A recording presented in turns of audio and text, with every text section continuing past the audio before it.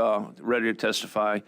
And the first person up this morning will be Thomas Hagberg, followed by Amy Doherty. So is Thomas in the room? Yes, he is.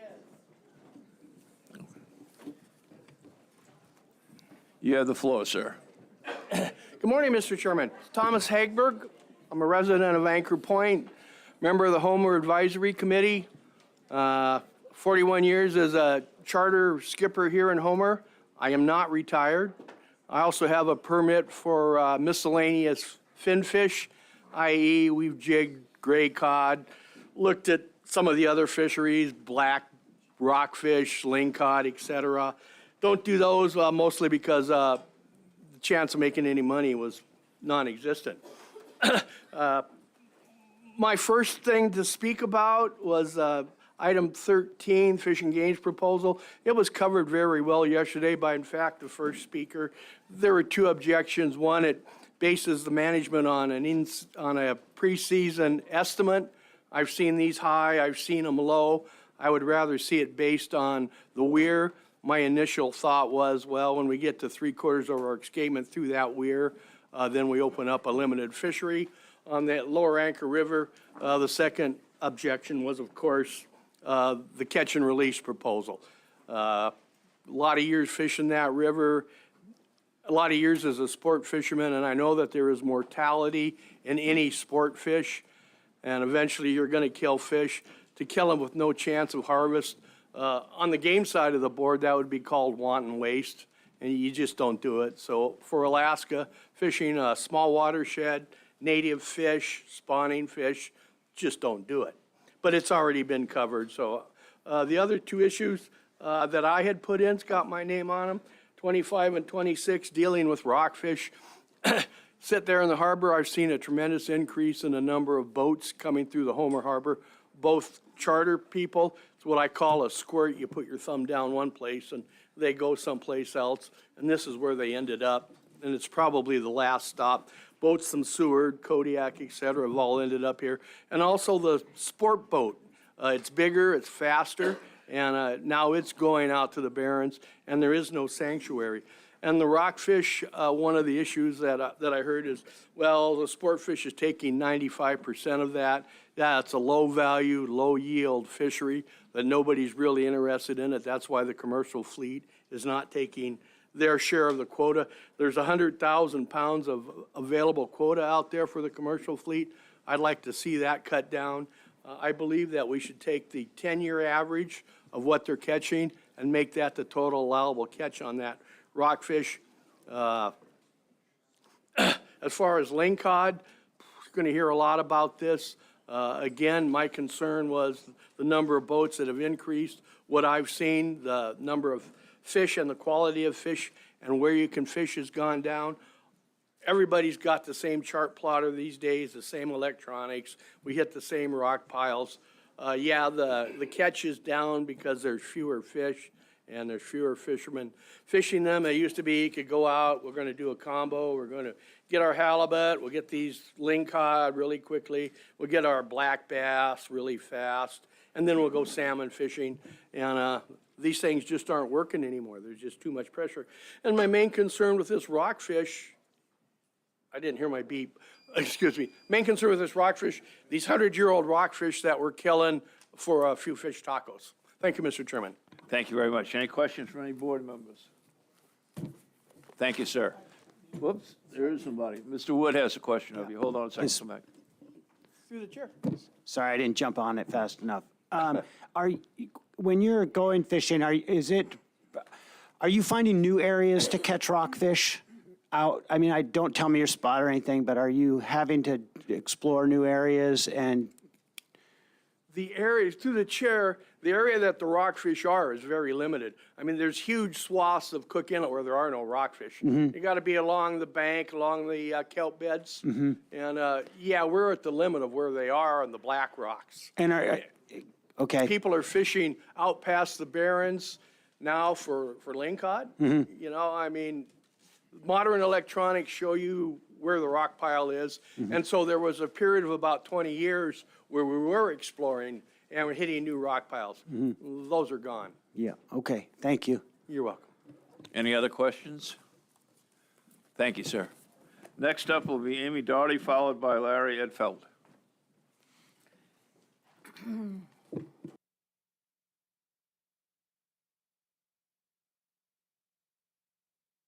Sorry, there we go.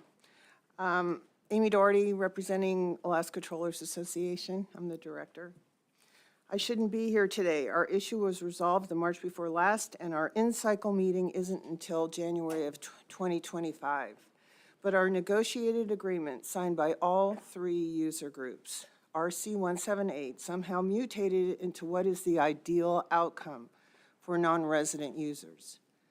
What Trollers, TSI, and Sago agreed to in 178 was that out-of-state harvesters would be held to their allocation and catch the lion's share of their Chinook in the spring when no one else was fishing kings. Because this handicapped Alaska resident sport, who mostly fish in inside waters, we agreed that resident harvesters would be held harmless. What we did not agree to was non-residents fish all year irrespective of abundance of charter and bareboat or king salmon, entirely unabated whatsoever, and hey, trollers will cover it. So we came out of the negotiations having maintained our 80-20 split, only to learn that in ADF&G's August 4th press release that sport was over by 15,000 kings, which ended up being over 17,000 kings. And then to learn that the reason for the overage was the mutation of RC 178, the regulatory mutation that entirely invalidates the concept of an 80-20 split. And the 80-20 split is the only safeguard that trollers have to incentivize the non-resident sector to manage themselves or seek the highest allocation possible in the treaty setting. So it's pretty messed up. We, with the resident sportsmen, are in the same allocation pot with an insatiable non-resident fishery. Basically, the only restraint on them are the bag limits and the in-season management, which disappeared this year. Both ATA and TSI have stated we would not have agreed to the regulations as mutated. And both our groups wonder why we have to fight at every turn to defend ourselves against the non-resident participation. This is Alaska, our year-round presence, our long history as a gear group, the established infrastructure throughout our small communities, and our very high resident permit holder ownership. And our state constitution should give us a priority. And I will say the first priority should be for the resident sport fishers in their quasi-personal use, quasi-subsistence fishery, and then our fishery for all the reasons I just stated. For now, though, we are looking to reinstate the language that's in RC 178, and which is Proposal 259, and there's also an RC that has been introduced. Thank you. Any questions from board member, Mrs. Swenson? Through the chair. Hi, Amy. So as I understand this, if the sport fishermen don't use all of their allocation, it passes on to the commercial side, correct? That's correct. Okay. So how many times in the past years, now this last year, they were over their allocation or over their numbers. How many times in the past have they been under and then the commercial side gets to uptake those? Yes. I think there have been different amounts that have kind of jumped over to our allocation, and I think how that occurs is that we can be managed down to 100 fish, and we might as well hit that cap in Pacific Salmon Treaty world. If we leave fish on the table as an aggregate, then there's a high likelihood the treaty folks will, from the other states, will seize it. So that's why we've been used as a tool to get any underage from not just the resident sport, or the non-resident sport rather, but also from the gill netters and seiners. So on the average, would you say you have benefited more? I mean, I know, unfortunately, in some respects, I don't know. you get the sport, if the sport's under, you get that allocation, but it doesn't go vice versa, because you guys are managed, as you say, right up to 100 fish. So for the long average, haven't you basically benefited more in that? And so that's why it's been talked about, you know, the long-term averages, it basically averages out. Well, And then wasn't this year just be an anomaly, maybe? yeah, I understand your thinking. I think when we start talking about averaging, the fact that we are looking back to last year is a problem because we didn't catch our allocation, nor did the non-resident sector. So that's the anomaly. This year, yes, we did see that there was a bigger take from the non-residents than ever before. And with the regulations as they stand, this is highly likely to happen again. And so based on the fact that we negotiated RC 178 and in its form, we believe we're trying to head off a trend. So that's what I can respond to you. Okay, thank you. Mr. Godfrey? Amy, just to be clear, what current RC addresses the concerns that you just expressed here? RC 12. 12. Thank you. Incorporates 178 straight across, no changes. It also incorporates the new tiers, the Pacific Salmon Treaty tiers, the new ones. Thank you. Any other questions? I want to be crystal clear. 259, tell me if I'm correct. The only change is adding back in those two words into the existing regulation. Is Yes, yes. that- Nothing further than that? No, there's nothing further. I mean, yeah, Okay. absolutely. Let's go to 257 now. 257 has not only that issue lacking, those words are not in 257 currently, correct? 257 has been incorporated also into RC 12, I straight understand across. it's an RC, but I'm trying to deal off of a proposal, okay? Okay. So proposal 257 as currently submitted does not have those two words in it, correct? Yes, that's true. Okay, so you would want those two words inserted there. Absolutely. The second thing that 257 does is deal with the tier system, establishing 7 tiers. Are you okay with that, or do you have any yeah. position on that? Oh, no, it's a necessity that we, apply the new tiers. Okay, last question, 257, do you have anything else that's not in there that should be? Or is there anything else in there that's in there now that should not be? No, there's potentially, we could dabble in that, but we're not. We're just saying we want the agreement as it stands. So there's no foul play whatsoever or no tricks. Okay, thank you. Any other questions? Mrs. Ray? Thank you, Mr. Chair. Amy, do you want this, would you like to see this dealt with later on here this year, or would you like to see it? I'd like to see it taken care of as soon as possible. Thank you. Mrs. Swenson? So now this is interesting because I didn't realize this. So in 257, as you mentioned, if it stays as is, then are these new tiers not built into this, and what ramification does that have?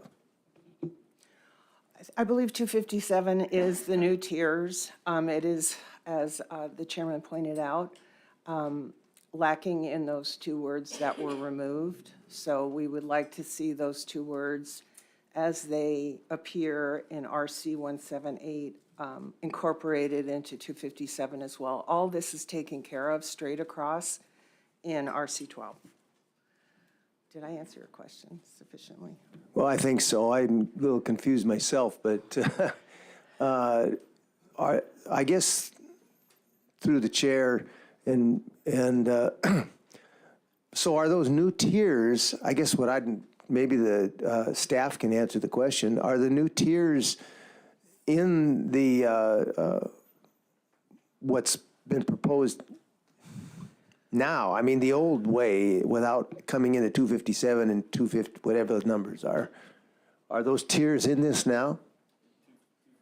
In 257, there are tiers, correct. Now, I don't want to further confuse it, there are also tiers in 258, okay? Okay, but are the tiers still in, if it stays status as it is now, are those tiers in it? I mean, I'm confused. But. Yeah, I'm not understanding your question. As the regulations are currently on the books, no, the tiers are not in there. Okay, Does that answer your question? yes. Okay. And correct me if I'm wrong, Commissioner? We can get to the tier structure later. I just got a question for Amy. So I heard you say two different things, Amy. One is that you want to maintain the resident commercial troll priority. So by putting these two words in, I'm just trying to figure out what that means in terms of me managing that fishery. You'd like me to manage the non-resident sport fishery to a differential bag limit, so there'd be differential bag limit for a resident versus non-resident on a charter boat? Oh, on a charter boat, I see what you're saying. Yeah. That's I'm just trying to figure out procedurally what you envision here or what you're asking for. Well, what I envision is definitely giving a priority to resident sport fishers based on the fact that they're feeding their Alaskan families. And I believe that the non-residents should be held to that 80-20, or rather the 20 in the 80-20. And that's basically what we're trying to reinstate, because removal of those two words, sport fishery, has basically invalidated that and allowed them to, the non-residents, to exceed what was determined as that 20%. And I know it's a floating number based on whatever the tier is. But adding the word sport fishery doesn't incorporate the concept of non-resident versus resident in there. To me, if those words are added in there, the direction that I'm going to be taking away from this board is that I'm going to be managing the sport fishery to the 80-20. And that's understood. And that's understood. And the last paragraph, I believe, in 178 speaks to the resident sport fishers as being held harmless and basically, not being constrained by. And it's actually kind of a moot point. They have been very consistent in their percentage of the sport fish catch. Anything further, Commissioner? I got to think this through, because the words addition sport fish in there would imply to me that I'm maintaining an 80-20% split regardless of residency. So now if you're asking me just to prioritize non-residents versus residents, that's a whole nother level within that allocation. So I just got to give it a little bit of thought. Thank you. Do you want to respond to what the Commissioner just put on the record? Well, I'm still of the belief that it's kind of a non-issue based on reality. They've been very consistent in their take, so really the issue is the non-resident catch within that sport fishery designation. Ms. Carlson Van Dort. So I see where the commissioner's headed with this, and I am inclined to agree that if you insert sport fishery back in there, that resident, that section L that was agreed to, that does become a bit moot. That's the moot point. That's what becomes moot, is that resident priority. So we have a couple days to think through this, but I would spend some time thinking about that, because especially that was an issue that I was focused on when this was Right. deliberated a couple years ago. So I think that that's something to consider, and maybe it isn't an issue. Maybe that's, what the board decides on or what the public gives us feedback on, but I see what he's getting at, and I would just appreciate some additional thought on that over the next couple days.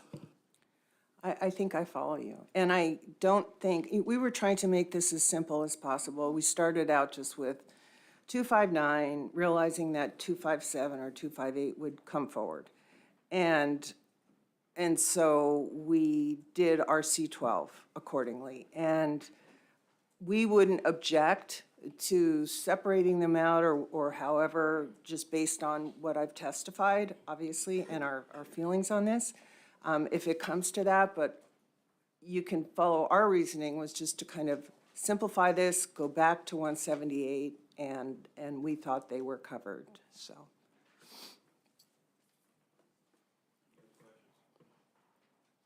Any other questions? Thank you very much. Next up is Larry Edfeld, followed by Matt Donahoe.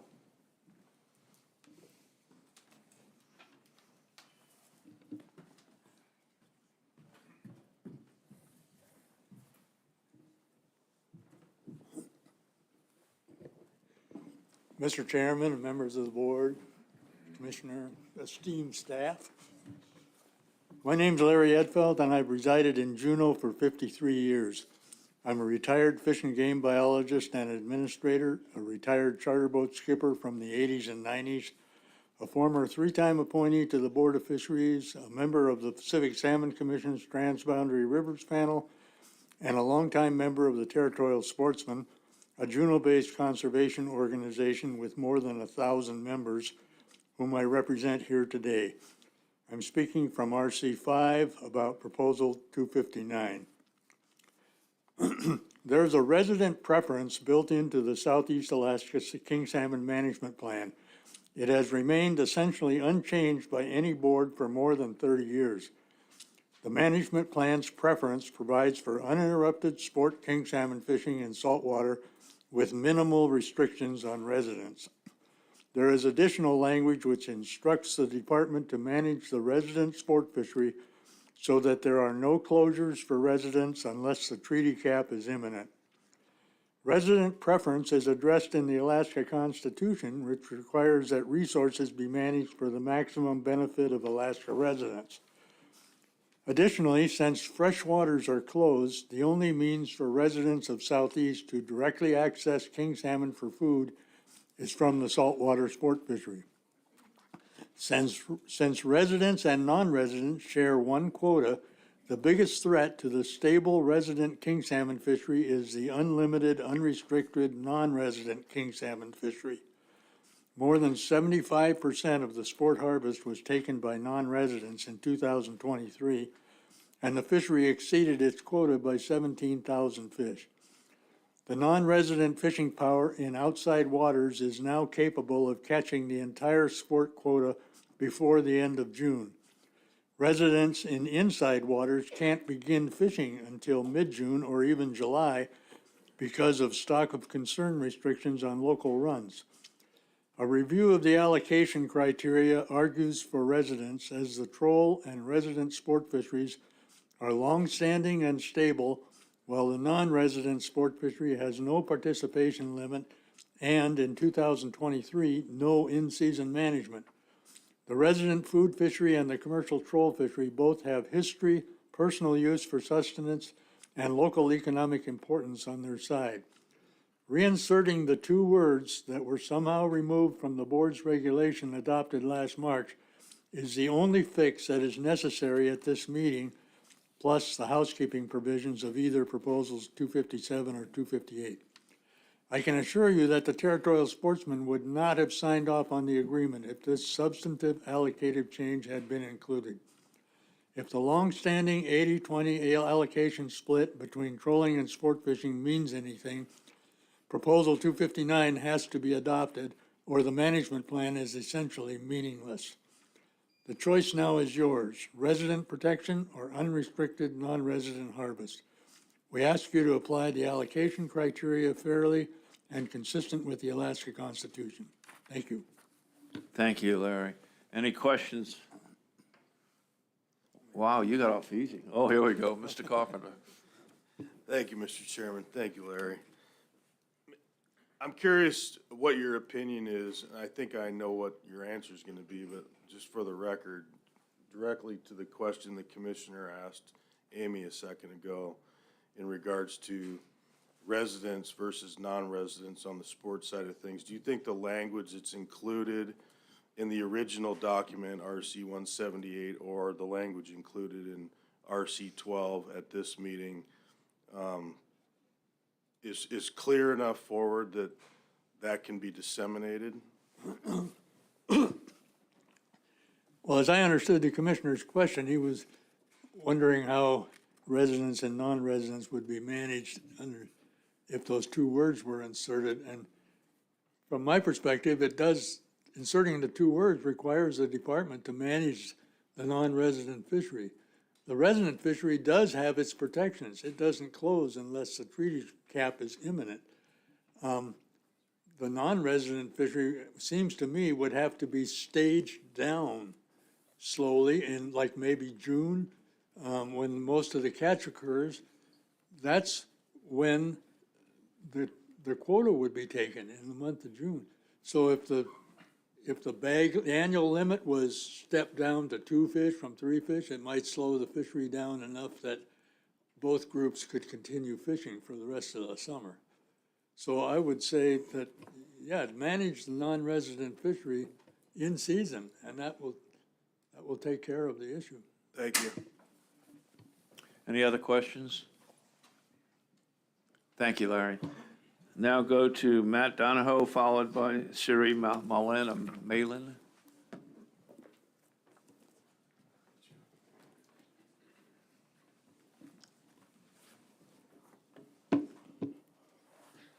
Good morning. My name is Matt Donahoe. I'm going to read this because you go crazy when you're on this side of the table. I'm the president of ATA. ATA is the oldest fishermen's organization in Alaska. I'm a 40-year resident of Sitka and a 50-year Alaska resident. I've been attending Southeast Alaska Region Board of Fish meetings since the early 1980s. My written comments can be found as PC 52. There is an attached table and graph there. I hope the board members will have a chance to take a look at. Just to quote from that, this is put together by the Sport Division. Since 1984, non-resident sport harvest in Southeast Alaska has increased on an annual average of 3.2%. And the graph speaks for itself. I've also submitted RC 12 in an attempt to synthesize Proposal 257 and Proposal 259. Earlier, representatives from the Southeast Alaska Guide Organization addressed the board. I was in the room with Captain Cook when RC 178 was negotiated and know the intent of RC 178. The folks from SEGO that addressed the board were not in the room. One of SEGO's representatives cited from 178 cited B5 that provides stability to the sport fishery by eliminating in-season changes. It was claimed that all signers agreed to this language, and that's true, we did. But what we agreed to was the elimination of that language, not the addition of it. That language had previously been in the management plan, and at the request of SEGO, we agreed to eliminate it, and it was eliminated. The executive director of SEGO claimed that the intent of RC 178 was to enable averaging over years and eliminating the phrase sport fishery from sport fishery harvest ceiling was just maintaining the intent of the agreement. If this is so, why was the phrase sport fishery harvest limit followed by a fixed number used 6 times throughout RC 178, while averaging was mentioned only once and never defined, which is the problem, was never defined.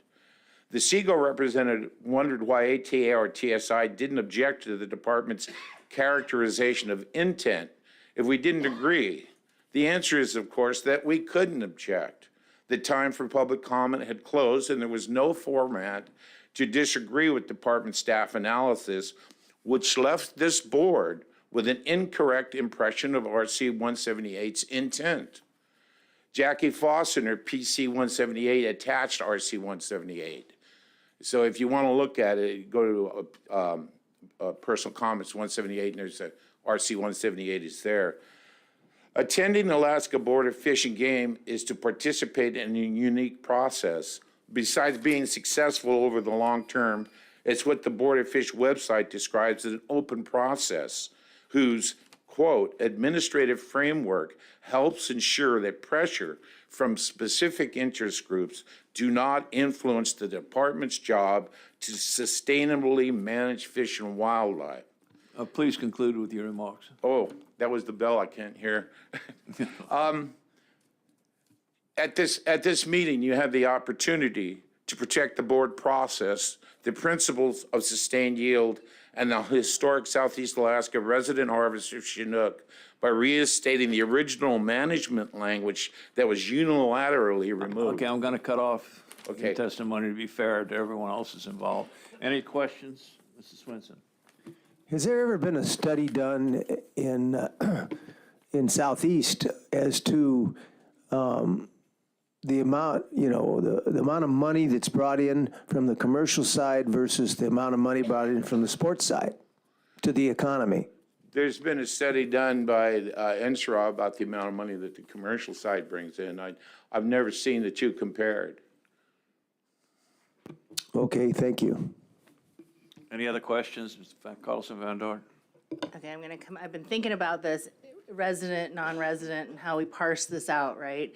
And with the word sport fishery in there. And so with the department, what is the intent from your organization's perspective? How do you get at that? Because what if you have, would you manage the charter fleet? What if you have, three non-residents that have booked a charter and you got an extra seat on that charter and that's taken by a resident? How does the department manage between the non-resident and the resident, given the language that we have right now with respect to the sport fishery, those two words, sport fishery? How does that impact? I'm not articulating well, but I'm trying to get at this issue of how do you manage between the resident and the non-resident if you just reinsert the word sport fishery into it, because it encompasses both. It's my understanding you have a different license if you're out-of-state resident than you do if you're a resident. The people that answer that would be the department, but 80%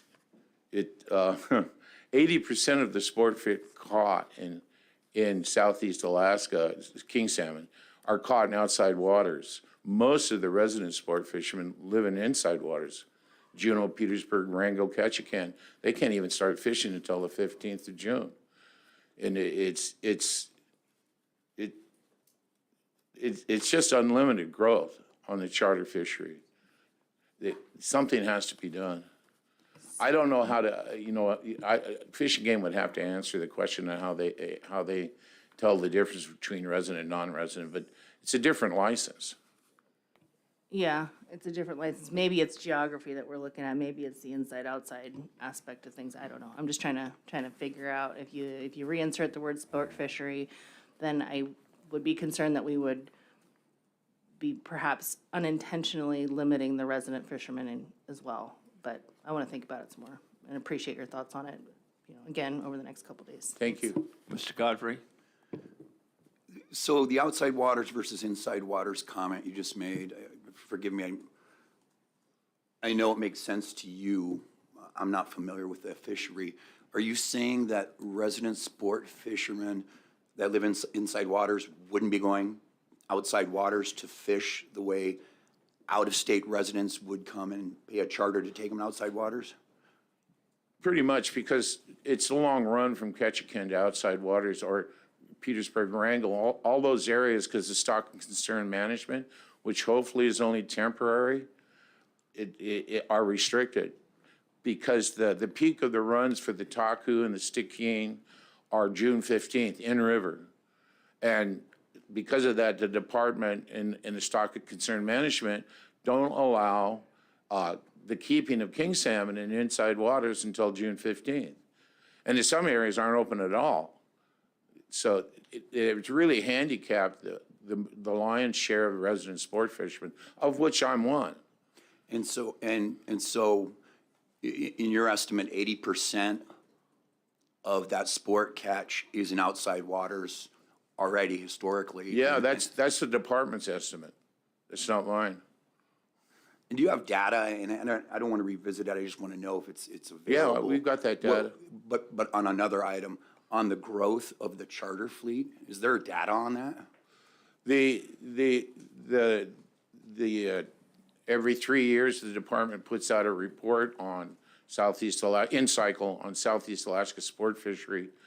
And in the last one, what was delivered at the 2022 Board of Fish meeting in Anchorage, they said that, I quoted the number, 3.2% annual growth in the non-resident harvest of fish since 1984.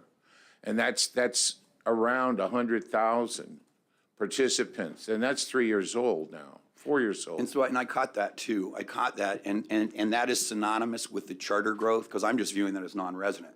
Suppose you came up and were staying with Well, friends or family. it's not and just going out. charter, there's what we call the bare boat charter.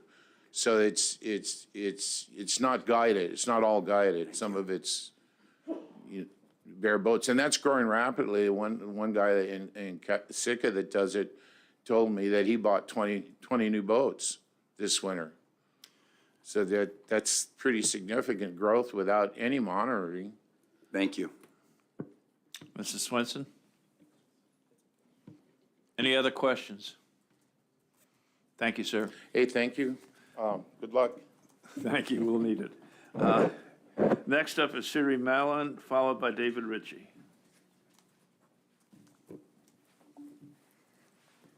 So is there a timer on this? Is there a countdown? 3 minutes. Oh, but there's no warning, okay. All right, I hate to. Oh, by the way, since you mentioned it, I asked our executive director whether we couldn't get the volume turned up, and he says that's not possible on the beeper, so. Oh, I think I can hear it. Okay. I'll move it over and they might be able to hear it better. Okay. Has my time started? I'm getting nervous now.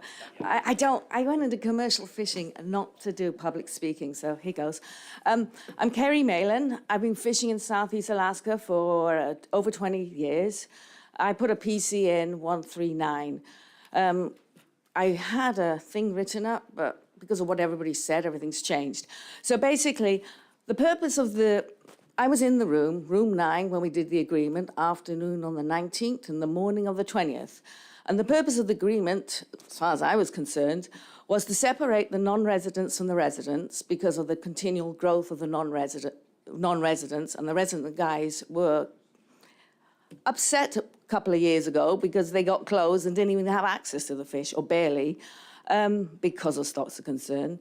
We lowered the guideline for the bag limits because the increase of the non-residents and the decreasing of the quota in treaty, and that's another problem. And also, it was to reinstate in-season management to align it with the treaty requirements and the Alaska Sustainable Fishery Policy. And also, as far as I've learned, is the cornerstone of Alaska management for fish and game. Southeast Alaska, out-of-state sports fishing people seem to be the only guys that are allowed to go over their quota.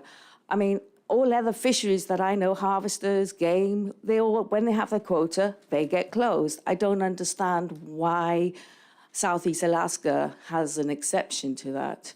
So I don't know what my time is, but I'd like to read something to you from RC 178.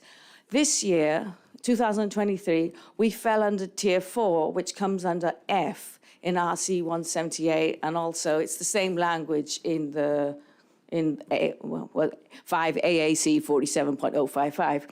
It says, when the Southeast Alaska winter troll fishery CPU is less than 6 and equal to or greater than 3.8, which is equivalent to the king salmon abundance index of less than or equal to 1.5 and greater than 1.2. This year, it was 1.4, so it fell under F. And then it says, the sports fishery harvest limit will be 39,900 treaty king salmon. And the commissioner may, by emergency order, implement the following management measures. And then it goes and lists what the resident bag limit is and what the non-resident bag limit and when they can catch it. All those may be changed. But what is important is that there was a harvest limit of 37,900. So on August the 4th, when trawlers were told that it's predicted that sports are going to go over by 15,000 fish, you guys won't be able to access your quota. That bothered us, and we got concerned, and that's why we're here. So I like taking questions more than public speaking, so thank you. Your timing is perfect. Oh. Any questions? Mr. Carpenter? Thank you, Mr. Chair. Thank you for your testimony. Thank you for the last part of your testimony. Can you tell me what page you read from in RC 178? Or was it letter F, did you say? It was F. I can count down the pages. 1, 2, 3, 4. Bottom of 4 and top of 5. Okay, thank you very much. And that is iterated throughout. That's number F, but it also is covered, the same language is covered in C, D, E, F, G, H. So for every tier, it's the same language. And that number there is the 20% allocation. So it was, for every tier, it was calculated out as 20%. And that, rather than put 20% in, they put the number in. Any other questions from board members? Thank you, Siri. Now go to, Oh, I didn't have a question. I just wanted to say thanks, Carrie. You always do a really good job, and I appreciate your clarity. yeah, I don't like the nervousness there, but thanks. thank you. Any other questions? Thank you. We now go to David Ritchie, followed by Chris Siles.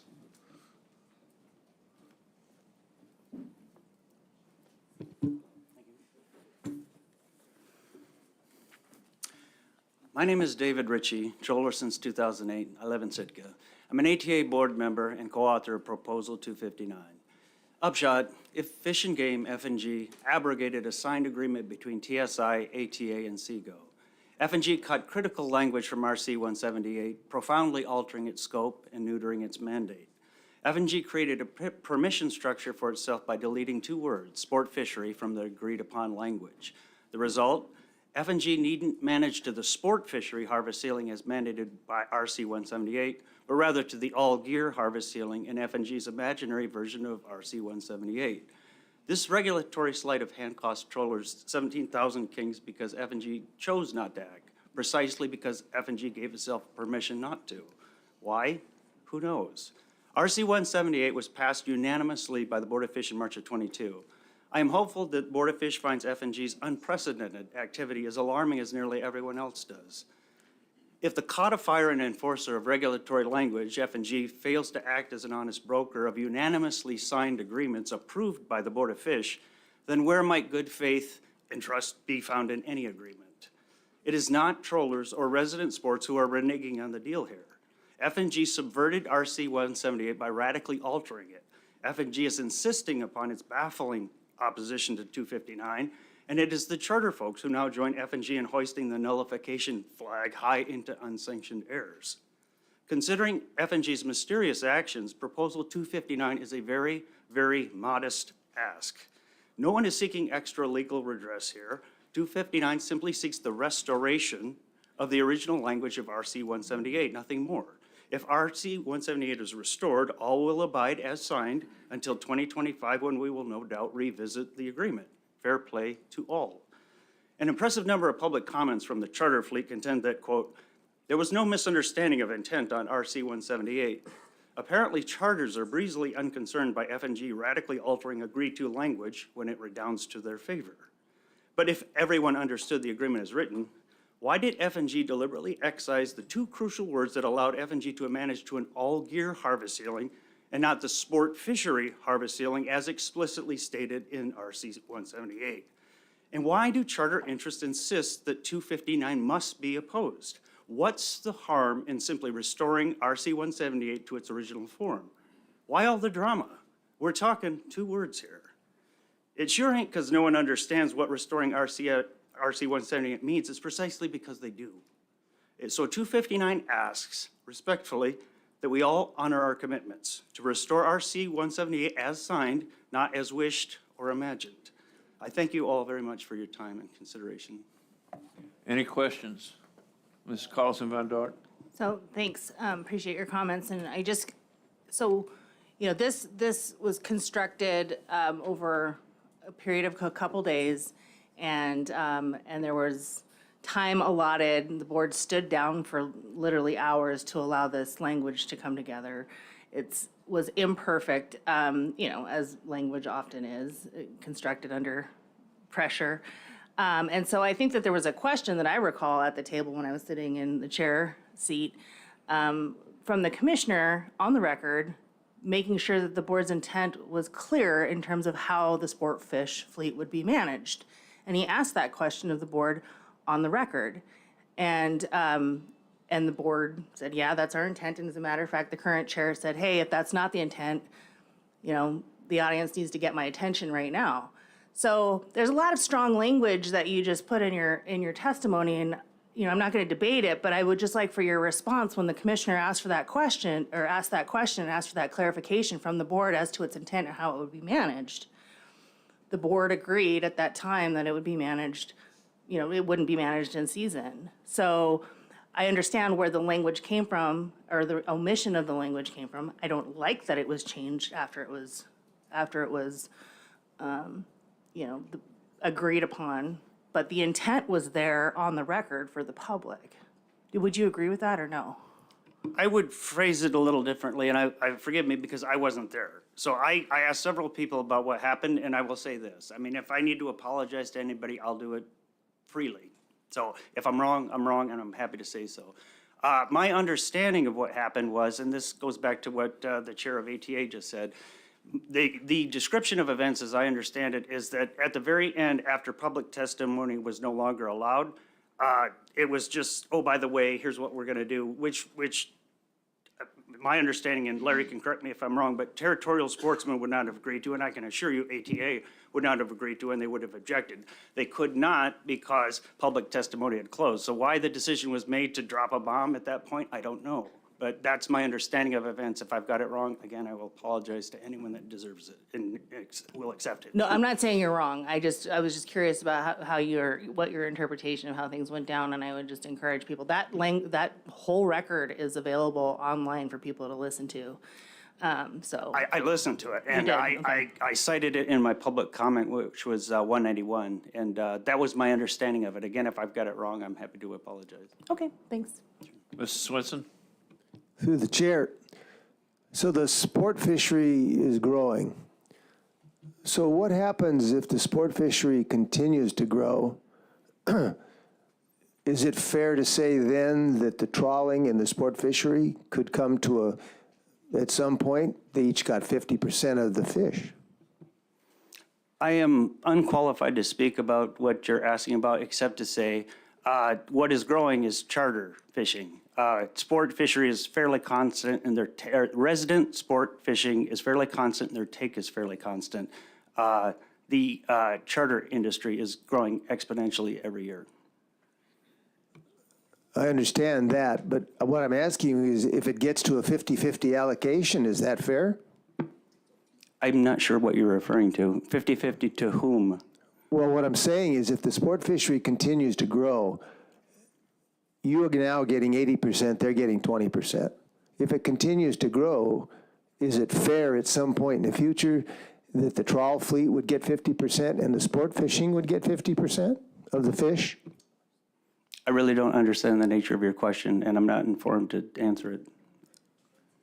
Let me jump in for a second. There was a proposal back then for a 25% split, which is along the lines you're asking now. Rather than 50-50, it'd be 25-75, if that helps you out in answering the question. If it doesn't, I apologize for taking the time. Oh, no, it's okay. I kept hearing trawl, and I don't understand what the trawl has to do with anything. Oh, I'm sorry, I meant troll. Oh, well, there's Troll fishing. All right, I'm Yeah, sorry. Trollers are poor folks that feed rich folks, and trawlers are rich folks that feed poor folks, so we're very different, yeah. Now, I think what this speaks to is a deal's a deal, you know? I mean, you can say, well, here's what I think ought to happen. You should advocate for it.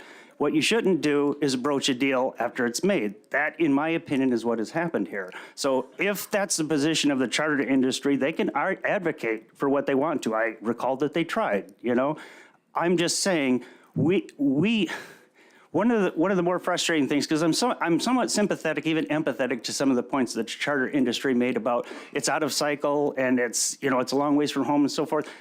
I would have more sympathy for that argument if 259 was transformative. It absolutely is not. It's restorative. All we're asking is the two words that were mysteriously removed be re-included. That's what we're asking. Okay, thank you. Didn't mean to cut you off. Any other questions? Thank you, sir. We now go to Chris Slice. Boy, I know I'm butchering this name. And then Alan Parks. Good morning, and it's pronounced cease, like ceasefire. Then I was correct. also- I butchered it. Thank Been you. butchered my whole life, so. Good morning. feel that. I'm here to testify on behalf of myself against proposal number 28. I've been an Alaska resident for about 28 years, and out of those 28 years, I've probably participated in the Pacific cod fishery with every gear type available and legal about 25 of those years. So this open access sablefish, Cook Inlet sablefish fishery that is proposing this reallocation of the jig quota of Pacific cod. I believe Mr. Hoppy gave the exact numbers yesterday, but there's very little effort and even less production from what I heard. Basically, I spent 25 years fishing Dutch Harbor, Kodiak, Western Gulf, and recently, less than a year ago, decided to stay home with my kids and bought into this local fishery. So it's kind of a big deal for me. All I can tell these guys is, if you're consistently catching more bycatch, meaning Pacific cod, than sablefish, then, move your gear and go find your target species. So, thank you. Any questions from board members? Mr. Carpenter. Thank you, Mr. Chair. So when you say you bought into the fishery, are you participating in the jig fishery in Cook Inlet? Is that what you meant? That's correct, yes, and pot fishing as well in Kachemak Bay in the winter. Okay.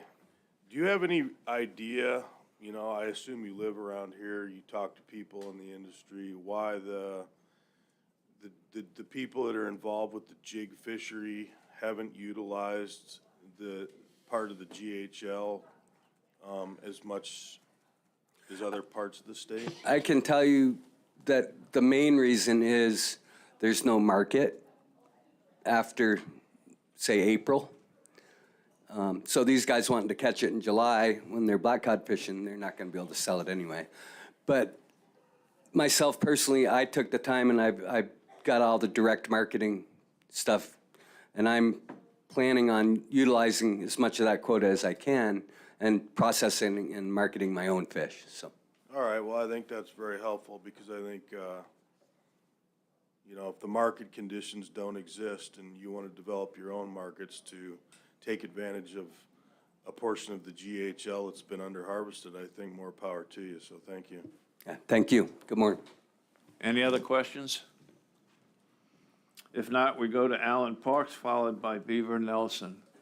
And while Mr. Parks is coming up, I'll just point out we've succeeded in getting through 8 testimonies, and we have 66 total, so just keep that in mind, folks.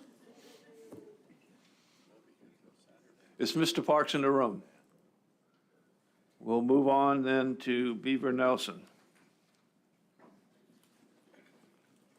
Is Beaver Nelson? There he is. Okay. Come on up, Beaver.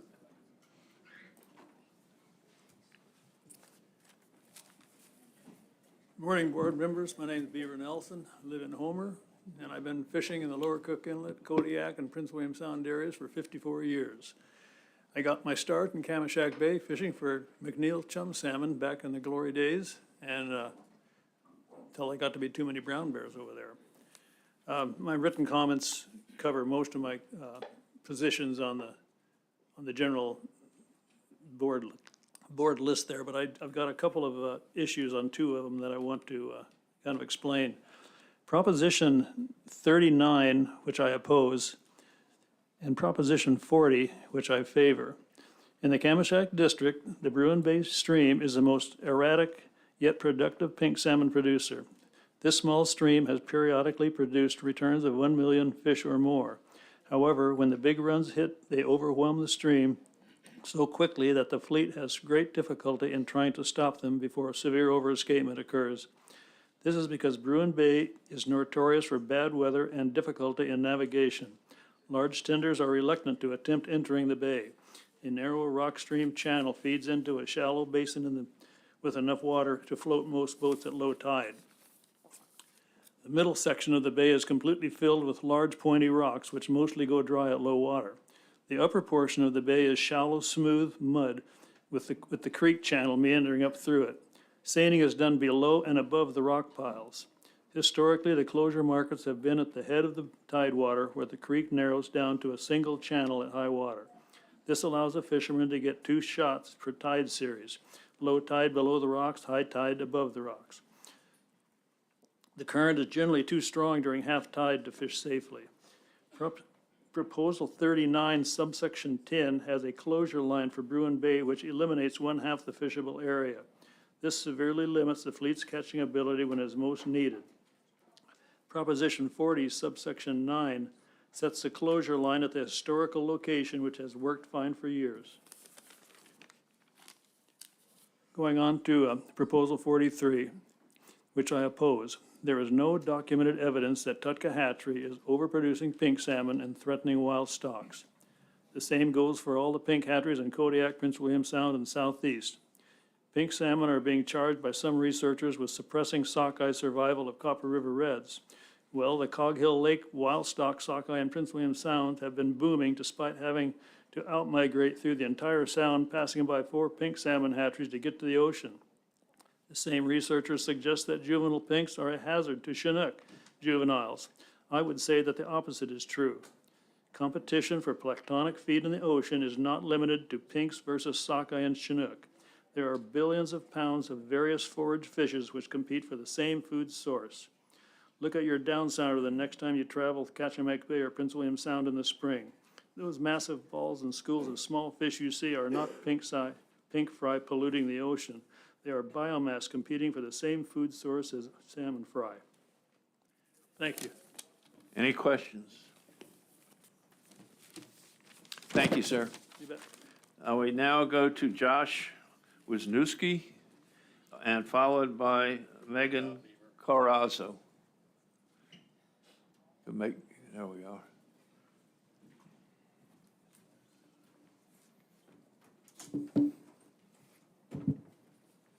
Hi, my name's Josh Wisniewski. I live in Seldovia. I'm a Kachemak Bay fisherman. I set net here in Kachemak Bay, Barabra Point, where I live. I halibut fish here in the bay, both as a commercial fisherman and as a subsistence fisherman, and participate in the jig fisheries. I've got a 25-foot boat, the Sable, that's based in Seldovia.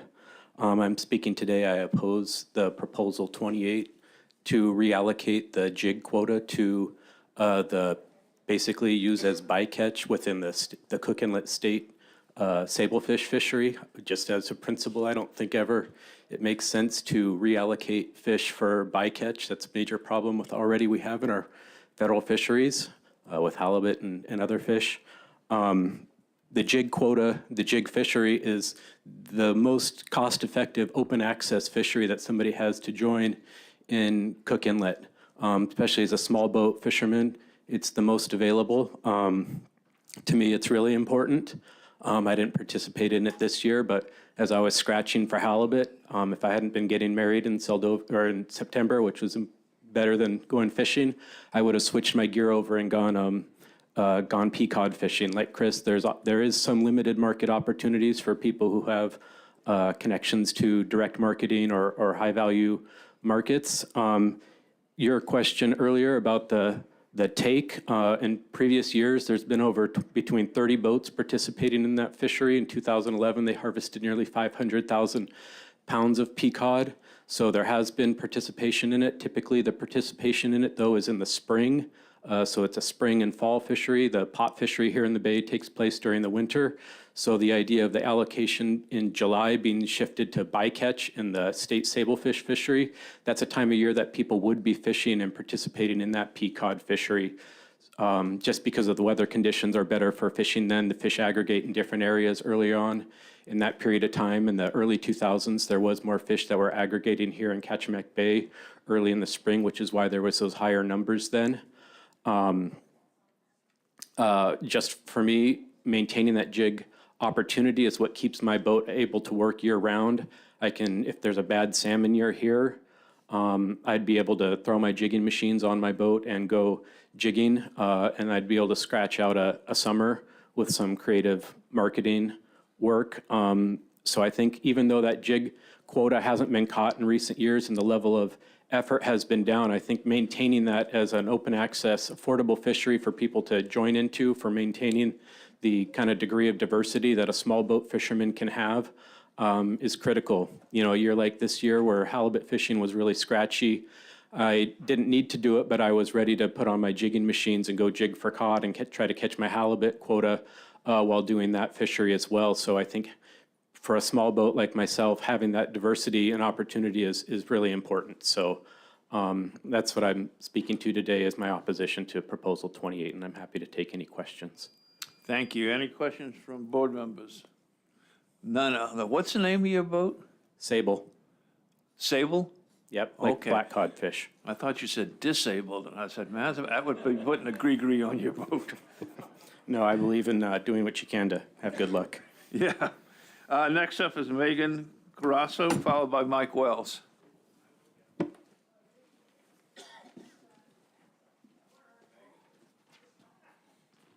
Oh, okay.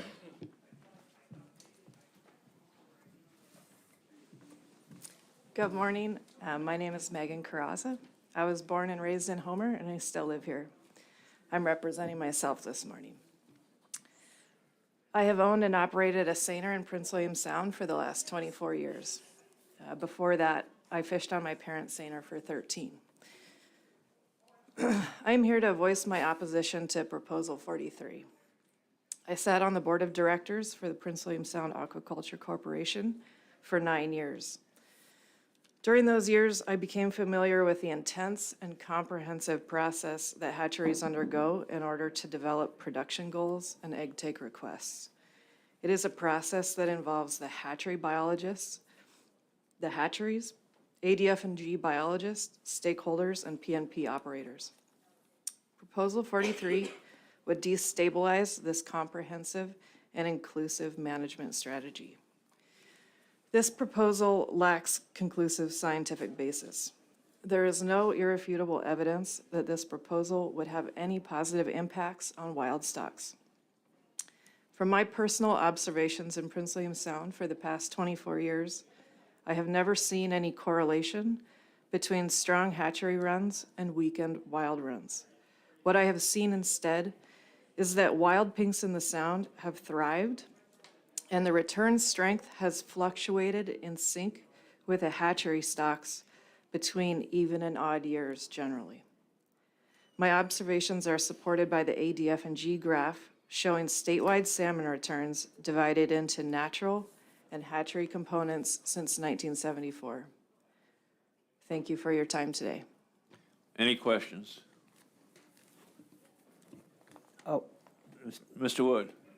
thank you, Chair. Sorry. I wonder, as I learn about this, do you also participate in the special harvest areas where you are selected by the hatcheries to go out and fish? You're talking about cost recovery. Yes, I am. Yep. Is that how you participate in that? So there used to be a traditional way where cost recovery boats were selected in Prince William Sound, and a group of boats would put in a bid to be in that group of 7 or 8, and that process changed. And now if, let's say Trident wins the bid for cost recovery fish, they select amongst their fleet who goes out and fishes. And people just usually let their fleet manager know if they're interested in participating. Okay. But it's not everybody that can go do it. You still have to be selected or fish for Trident.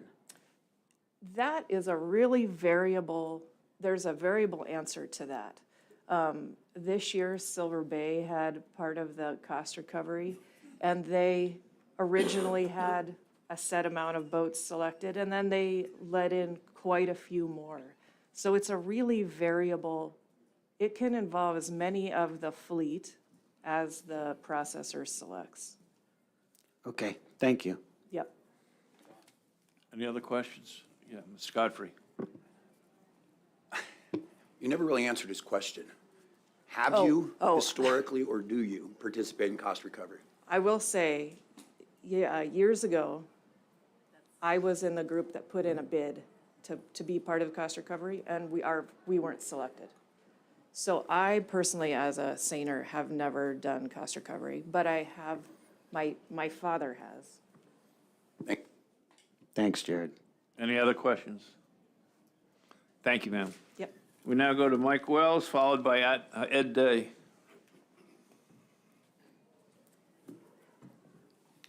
Would someone please close the door over here? Good morning. One moment, Mike. Excuse me.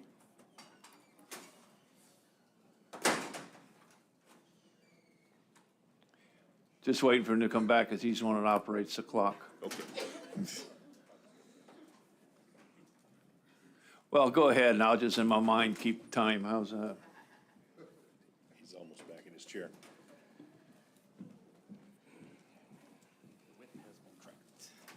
Okay, great. Go ahead, Mike. All right, thank you. For the record, my name is Mike Wells. I'm the Executive Director of the Valdez Fisheries Development Association, and we operate the Solomon Gulch Hatchery in Port Valdez. Chairman Wood, members of the board, thank you for the opportunity to provide public testimony regarding concerns with several Lower Cook Inlet proposals before you this week. VFDA opposes proposals 35, 36, and 43, and we've submitted written comments on these three proposals as PC 248.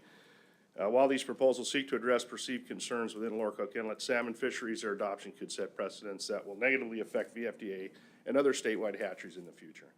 Proposal 35. This proposal seeks to solve a problem that likely does not exist and is otherwise managed by ADF&G using constitutional mandates and policies for sustainability of these wild salmon resources. We are opposed to creating exclusive conservation plans such as this for specific areas, which may create barriers for the department and hatchery operators to manage returns of both natural and hatchery salmon. Proposal 36. VFDA is opposed to any proposal that seeks to set in regulation a defined contribution to the common property fishery, regardless of the strength of the return, effects of current salmon market conditions, or budget needs. Hatchery associations must have the flexibility to address their financial needs, and the determination of whether a program's contribution to the common property is sufficient or not is a decision best left to the boards of those associations. Proposal 43. Proposal 43 is an attempt to reduce hatchery production by directed board action and has been submitted in like fashion at least 9 times over the last 18 years, most recently at the Prince William Sound Finfish meeting in 2021. The conditions by which the board found these proposals lacking a justification for adoption remain roughly the same, these being most prominently a lack of defined conservation concern linking the effects of hatchery salmon interactions with natural stocks, a general lack of clear board authority to amend existing hatchery permits, a lack of an agreement referenced within the proposals, or that an intervention in the administration of hatchery permits, a jurisdiction maintained exclusively by the Commissioner of ADF&G in regulating for the last 50 years, is necessary. No new information has been presented or conclusive scientific evidence introduced to show that wild salmon are starving and that direct links between hatchery production and low abundance of other salmon species exists.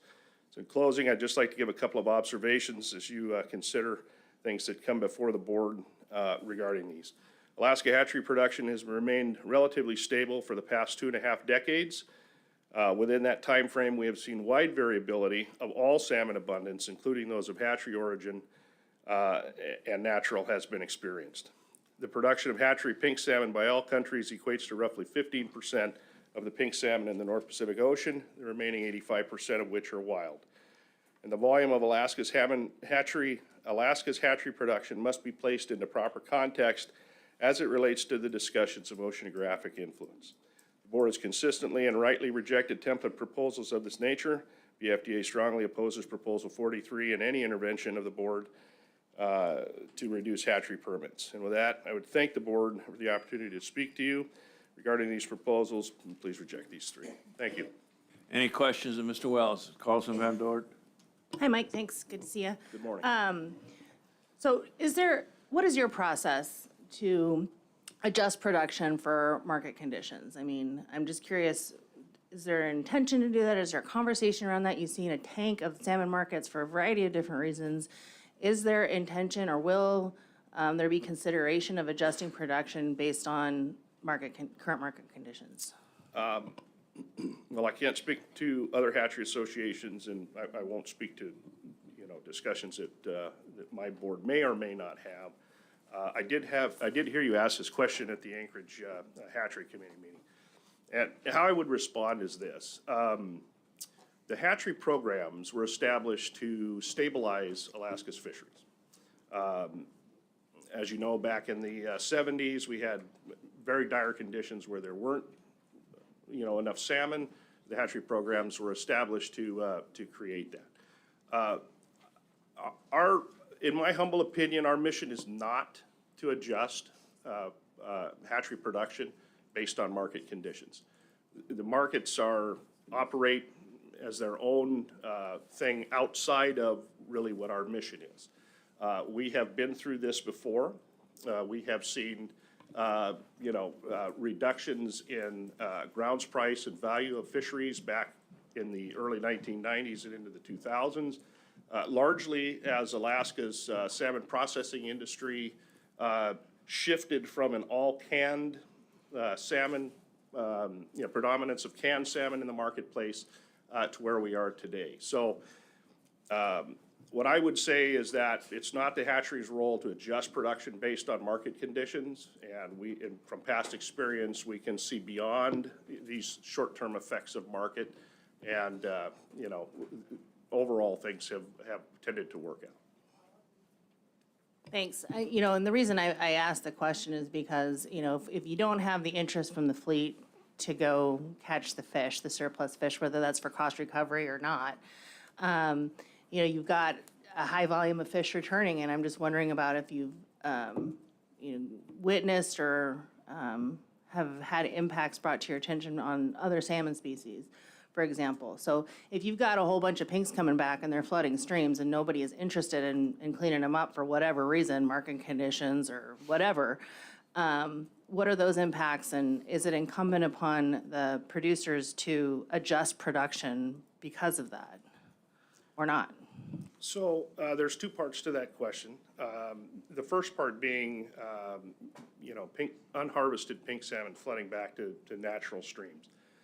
The hatchery associations really don't have any, control over how the department manages wild stocks, to ensure that those fish get cleaned up. With respect to the hatchery programs, this year, I believe a majority of those fish were harvested, and even in instances where they were not harvested, agreements were made to get those fish out of the water, sold to processors, maybe at no income, but the hatcheries made a very strong effort to make sure that any surplus fish came out of the water so that we didn't have problems with straying, which has been a concern of the department for years. Yeah, I'm just concerned because, we saw processors stop buying in September this year, and it sounds like you had some market, even if it wasn't a profitable market for that. But if that processing goes away, whether capacity, for whatever reason, they just don't want to deal with them. I'm just concerned about, what that looks like, and what I heard from you is that would not necessarily affect your production model. I don't think so. Okay. The hatcheries would make an effort to make sure that those fish were utilized in some form or fashion. Mr. Wood? So not only, my question is about, you just answered market, and how many people want, but if you have wild fish populations that are doing quite well, would it not, I mean, I can understand in some areas where wild fish populations are down that you'd want to put out some more hatchery fish to make up for that. But when wild fish populations are doing well in areas, wouldn't it be necessary to take your thumb off the throttle a little bit of the hatchery production? Well, so the concern with that is that, you know, there is huge variability in natural stocks. And as we've seen over time, you know, they can almost disappear. I mean, we've seen in Prince William Sound, you know, the production of natural stocks in the 70s prior to the hatchery programs, I think, which a lot of it was the impetus to create hatchery programs in Prince William Sound. And I'll get these years wrong, but it was, you know, 1970, roughly between 1975 and 1978, where we actually did not have commercial fisheries in Prince William Sound. So the hatchery program's mission is to stabilize that. So even though we've seen, you know, very good abundance of pink salmon as an example in Prince William Sound, you know, we know that wild production can fluctuate from year to year. And we've seen that in recent times with very low production, you know, even within the last 5 to 10 years where, you know, Prince William Sound returns have, you know, been down into the, you know, mid to low 20 million fish total between hatchery and natural stocks. Okay. I understand from that area why, you know, you'd say that. Like, right. I get that. But in terms of just hatcheries in general, like, it seems like we seem to lump them all together right now, and I think some need to be parsed out, and as a manager of one in Prince William Sound, it's probably different than being one right around here. Yesterday, we were given you know, the manager here gave us this paper of, you know, there's a lot more red than black on this page. So I'm just, if a hatchery isn't doing well and you start to ramp down or potentially eliminate, would that provide more benefit to a greater group of people than just the people or just the hatchery and the people that fish for the hatchery? You know, that's a hard question for me to answer, and you know, I think it's very specific to the region and the user groups within that region. And I'm for many reasons, I'm going to be very careful to not get involved in that's cool issues of this local hatchery. But you know, what I would say is that you know, we have an established process. We have a regional planning team process. You also have boards of directors for these hatcheries that are very diverse. And you know, if there are concerns with programs or production, you know, those are the venues by which those discussions begin. So. Yeah, I'm just thinking about, you know, if it succeeds on its own merits, it makes sense. But at some point, if it's not, then you cut bait. That's the end of my questioning. Thank you. Thank you, Mr. Godfrey. I acknowledge that you don't respond, your hatchery doesn't respond to my colleague's original question. That's not how your hatchery program would deal with low returns of natural stocks, wild streams, or depressed stocks. But if you could, just for my edification, I'm trying to wrap my mind around how this would even happen. You know, like in economics and nature, you have leading indicators, lagging indicators in nature. Suppose a depressed stock or low returns below what biologists estimated, that could be a lagging indicator of something that is unknown to us out in nature. It could be a leading indicator of just what it is, a depressed stock. We don't really know. But ostensibly, how would a hatchery respond to that? Because what's the run-up time on that? So if you're responding to multiple years of a depressed wild stock and trying to supplement that fishery, what is that, a 3-year run-up? You're responding right now in time, not knowing what the returns are in the next couple of years, while you're reacting today to that leading indicator. But you, practically speaking, whatever you do is going to impact for multiple years, right? So I guess if you were to do that, which you don't, I acknowledge, what would be the run-up time and the actual ramp up or ramp down in production? it'd be species dependent, Correct. yeah. Let's talk pinks. Yeah, pinks are a 2-year fish. You know, it would depend on the, it would depend on the change. It would depend on, you know, the availability of brood stock and, you know, and what the effect of that change would have. And so I'm sitting here thinking, 2 years, best case scenario, but behind the scenes, what you're doing, there has to be, you know, I've toured the hatchery facilities and it's pretty fascinating, but I'm sure there's more to it than just that, right? So I'm thinking the best you could do to respond to pinks with a short life cycle is 3 years. 3 years, if I'm responding today to depressed stocks, my impacts, whether I'm ramping up or ramping down, the best is 3 years. Is that realistic? Yeah, it's pretty close. Okay. Yeah, you know, I mean, you would have, you know, based on your release, you have a year, you know, in ocean, and then you would have a return, and that's when you would see an effect. Thank you. Mr. Bowers and then Mr. Zarui. Thanks, Mr. Chair. I just wanted to add some follow-up information to Ms. Carlson Van Dort's question. We require in the hatchery permits that unharvested fish in the SHA be removed from the SHA by the hatchery operator. So, and that is an acknowledgement of, you know, concerns for straying. If those fish are milling around for a long period of time in the SHA, you know, they are going to look for a place to spawn. And so we do require those fish to be removed. Thanks. Thank you so much, Mr. Zarui. Thank you, Mr. Chair. My question has been answered. Thank you. Any other questions? Thank you, Mike. Thank you, Oh, sir. I have one request to you. Yes, sir. That 85-15 split you spoke about out in the ocean, would you put into RC where you got that Yes. information so Yes. that I can look into it in the Yes, future?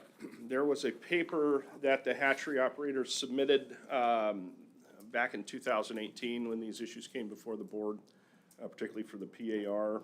It's titled "The High Biomass of Salmon." It was a work put together by Alex Wardemer and William Hurd, retired Okay. NOAA If you would just fisheries. RC that, I'd appreciate that. Yes, sir. Thank you. Any other questions? Thank you, sir.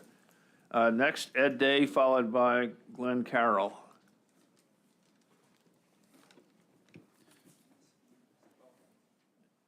Hello, Mr. Chair and Board. Thank you for this time. Tough spot for me now, following a lot of people, and I don't believe in repetition, but my concern is considering Proposal 43. I'll read a little bit of what I wrote. I don't want to waste your time with everything still fresh in your mind. Basically, I strongly oppose Proposal 43. My concern is that the white papers that are making the hatchery pink returns responsible for consuming the available food source in the ocean, getting blamed for affecting other species. For example, chum red returns in certain parts of the state, when in fact, throughout the era of pink salmon enhancement, there has been good to great other species of salmon returns. Furthermore, as written, 43 is written, it states reduction in hatchery production. With this in mind, for example, pink salmon cost recovery funds various sports fishing programs. The silver salmon production in Prince William Sound, which supports a large sports fishing fleet and personal use, would be basically non-existent. My family's been in Valdez for 100 years in 1927, and we had a small percentage of what cohos return there now. So the funding of that would go away, and that would also kill a large section of our income. The economic outfall suggested hatchery production reduction would be devastating to local communities, fishing families, charter industry, and personal use. I wrote some more stuff, but I don't believe in repetition. I pretty much concur with what you've heard before that, and I'm not gonna beat the same drum, but I think you guys get the idea. With that, thank you very much for your time. Thank you. Any questions? Mr. Wood? Do you participate in the cost recovery for the hatcheries?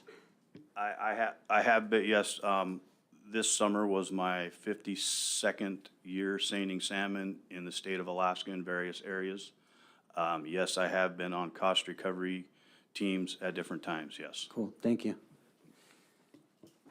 Any other questions? Thank you, sir. Next up will be Glenn Carroll, followed by Jane Miles.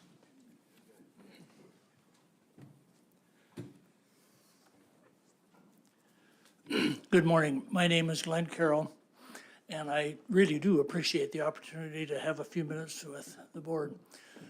As I get older, I find people listen to me less. And I told my wife the other day, I know somebody that's going to listen to me. I got 3 minutes before that board. And I appreciate the opportunity. And just simply one observation this morning. I fished, like Ed, I've seined in Alaska for over 50 years. Had the time of my life. I seined in 4 different areas, traveled around the state, and it was a wonderful way to make a living. This past summer, a friend and I went over to the Chinapoot Dip Net Fishery, which is right across the bay here. And you got to go up through a little channel to get up into there. And you better know the tide or the passageway. And as we're going in there, I was running the skiff and we swung in near the beach. And here's a pod of seals. And there was probably 100 of them. And they never even looked up when I went by with the skiff. And we came by them pretty fast. And as we listened to the deliberation yesterday, particularly the questions about escapement and allocation from everywhere from AYK to Ketchikan, one of the things that I did not hear being considered by staff or you guys, either one, is the increased predation that has come from the Marine Mammal Protection Act. I'm old enough to have remembered when that came into being, and it's one of the dumbest things that ever came out of our legislature, because it's not management. It's just simply saying, we want all these predators to grow to the place of their high carrying capacity, and that is not management. And I believe that when I was a kid, we used to hunt these seals. We'd get $30 or $40 for a pelt. We'd eat the liver and use the flesh for shrimp pot bait. And believe you me, you would not go buy 5 of them on a sandbar and have them just look up at you with no consideration whatsoever.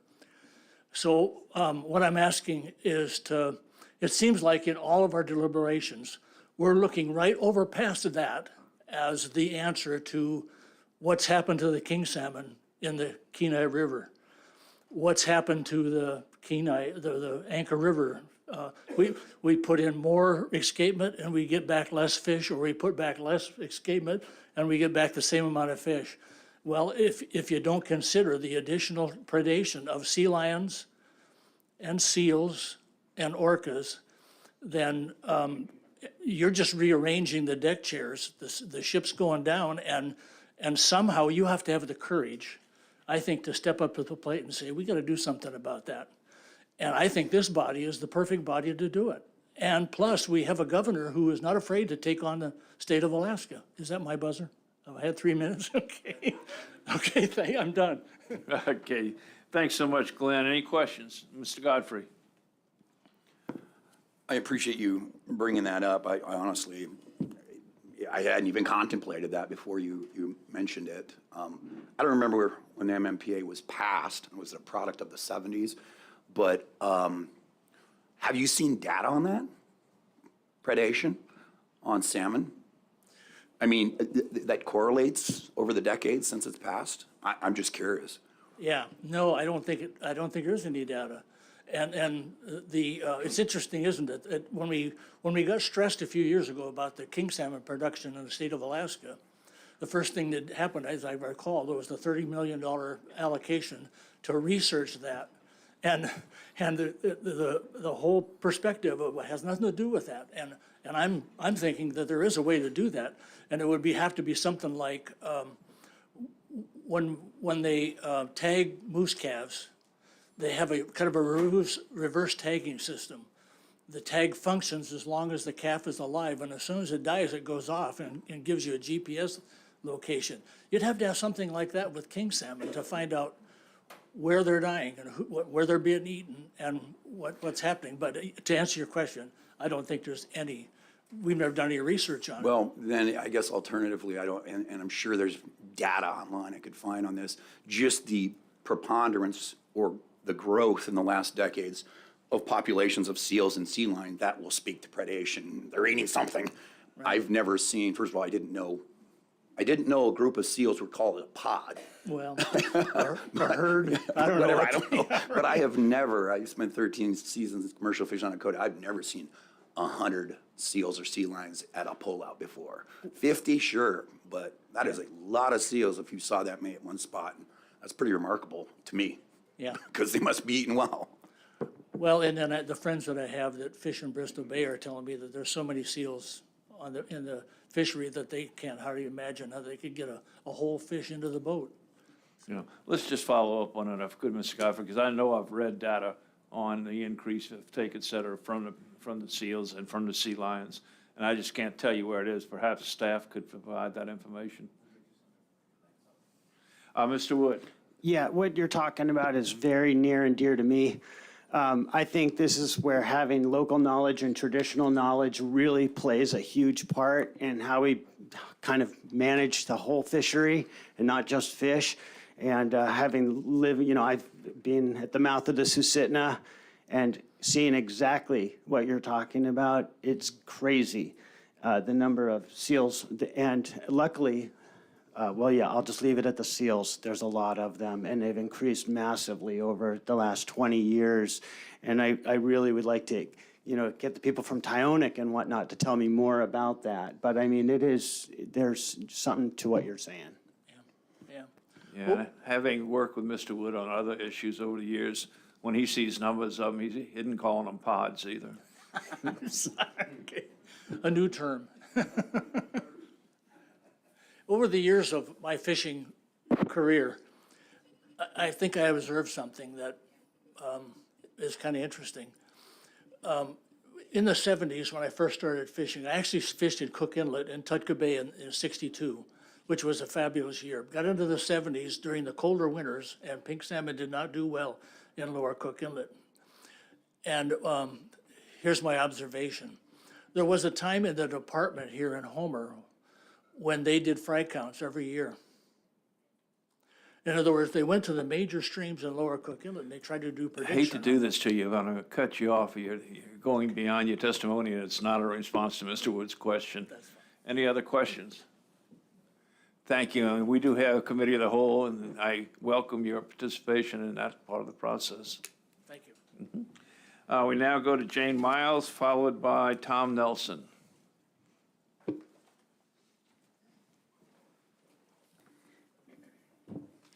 Mr. Chair of the Board, my name is Jane Miles, and first I'll say that I've seen seals on the anchor all the way up to the bridge when I'm fishing. My name is Jane. I live here in Homer. I have a skiff and fish Ketchimek Bay for winter kings. But come summer, I grab my fly rod and fish the lower peninsula rivers. Today, I'm speaking in favor of prohibiting the use of helicopters to transport anglers to the select Cook Inlet streams. These waters include Deep Creek, Anchor River, Steriski Creek, Ninilchuk, and the Kasilof River. I would like you to look at this photo, which I think is in your packet, of 2 helicopters, 10 people on a sandbar on Deep Creek, which is a very small little river. This picture was taken from the webpage of a lodge that advertises this kind of a trip if you pay $10,000. Well, I have personally have experience with the helicopters on Deep Creek and somebody else's helicopters on the Kasilof River during the steelhead season. In late April, a helicopter landed not far from me on the Kasilof. I couldn't believe someone needed a helicopter when you could walk down a slight slope, cross some snow patches, and start fishing. It just was ridiculous, and it was so noisy when it landed. This fall on Deep Creek, I had helicopters passing over me, coming and going to drop people like this off upriver. They're not flying very high, they're noisy, they follow the river, and it's an unpleasant experience and one that is not consistent with my type of day steelhead fishing. Deep Creek and the Anchor have many miles of accessible wading. Yes, you do have to be in fairly good shape and take the time to walk into these favorite holes where, if you're lucky, you might hook a steelhead and maybe land it and then move on to another hole. On the other hand, dropping 6 or 8 people by helicopter into one hole and letting them fish, catch, and release is not good for the run. Even if there would not appear to be a biological or sustainable concern with the use of these helicopters, there ought to be a concern about the diminished fishing experience for many of us. The board has the authority to prohibit helicopters and has done so on several streams, including the Kwidzak and the Alagnak. They should do this for Deep Creek, Anchor River, the Storiski Creek, and the Kasilof. I don't think people paying $10,000 or more need special accommodations to fish our roadside streams. They do not need helicopters to deliver them to these places. Thank you. Any questions? Mr. Godfrey? Is that a fact? Is it $10,000? Yes, Do you know that to be true? I know that their webpage quotes that. I didn't want to mention the name of one of the lodges. That's fine, but that's fine. do you have 10,000? If I do, I wouldn't be spending on a helicopter ride. So, have you spoken to your legislative representatives, your senator or representative about this? No, actually, I haven't spoken to Representative Vance. That's a good start. But you have the authority to. Yeah, but an omnibus approach like this, I'm just one board member. I generally think some things are better left for the legislature than this board to deal with, and a sweeping change like that. And it would be a very quick fix if a legislator was to do that and carry that bill, because you're going to find out real quick who's on the other side of that issue and how persuasive they are. But I'm not saying I'm opposed to taking something like this on, but I generally think certain types of regulation are better as legislation than for this board to deal with. But I was just curious if you had spoken and if you had, what the response was from either your ledge reps. Thanks. Follow up on that, the Department of Law has given us some admonitions on this particular proposal as to what areas the board has authority and what areas it does not. You may want to read that. That would be helpful in your discussions with your legislators. Mr. Wood. I was going to mention that. Well, that's available to you, written by Aaron. And then also, I was going to echo what was said, that going through a community council is important, comprehensive plan potentially in that area, and your legislators. We deal with that in our area as well, and I'm on a community council, so. Okay, thank you. Thank you very much. We're going to take the testimony of Tom Nelson, then take a 15-minute break. Tom Nelson?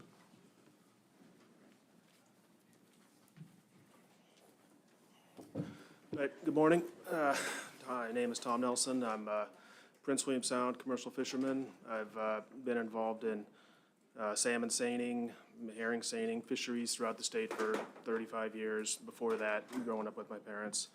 I'm mainly here to address Proposal 43, opposition to it. This is a proposal that in various forms has been put out to the board for many, many years, always rejected. It has far-reaching economic consequences throughout the state. Hatchery programs have been in place, for 50 years under their current state. Their department has authority over hatcheries, and there's a comprehensive process to go through permitting for this.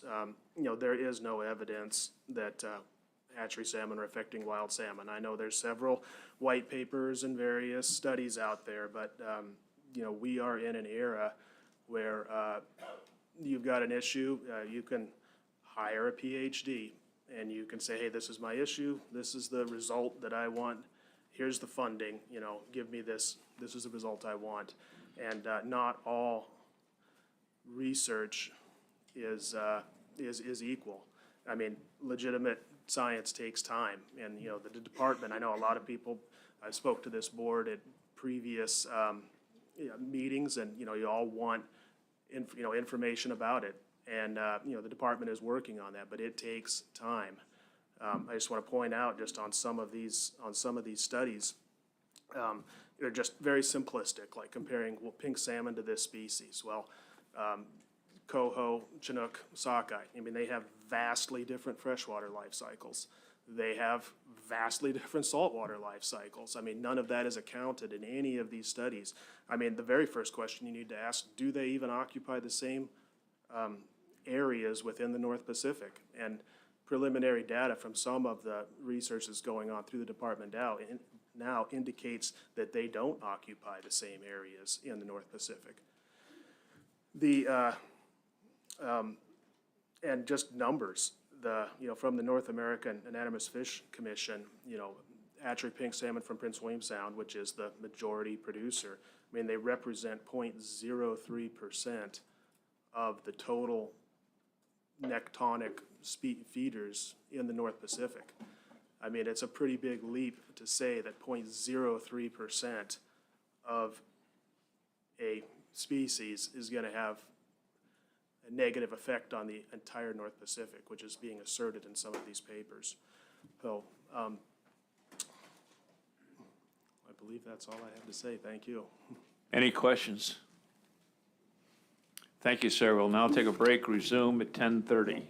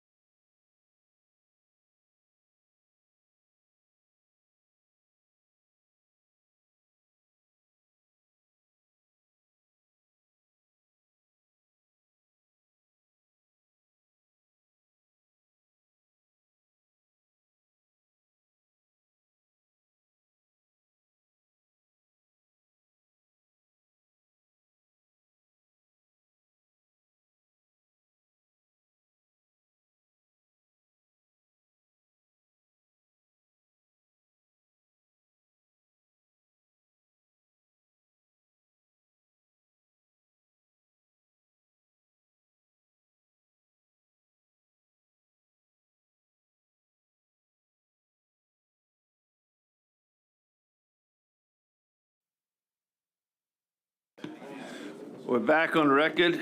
Next person up for public testimony is Richard Person, followed by Justin Adams. You have the floor, sir. Chair, members of the board, my name is Richard Person, lifelong Alaskan, East Side set netter for 59 years. Maybe I should say 58 because I wasn't one this year. I know this is the Lower Cook Inlet meeting, but I have some comments on some of the things that are being discussed here that affect my fishery as well. Instead of addressing specific proposals, I just want to communicate a message that will apply to a number of them, and that is reduce the saltwater king harvest. I have before me a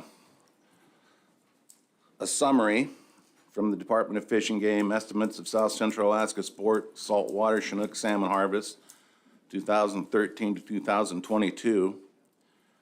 Let's just talk about the last 5 years. 2017, 33,960 fish.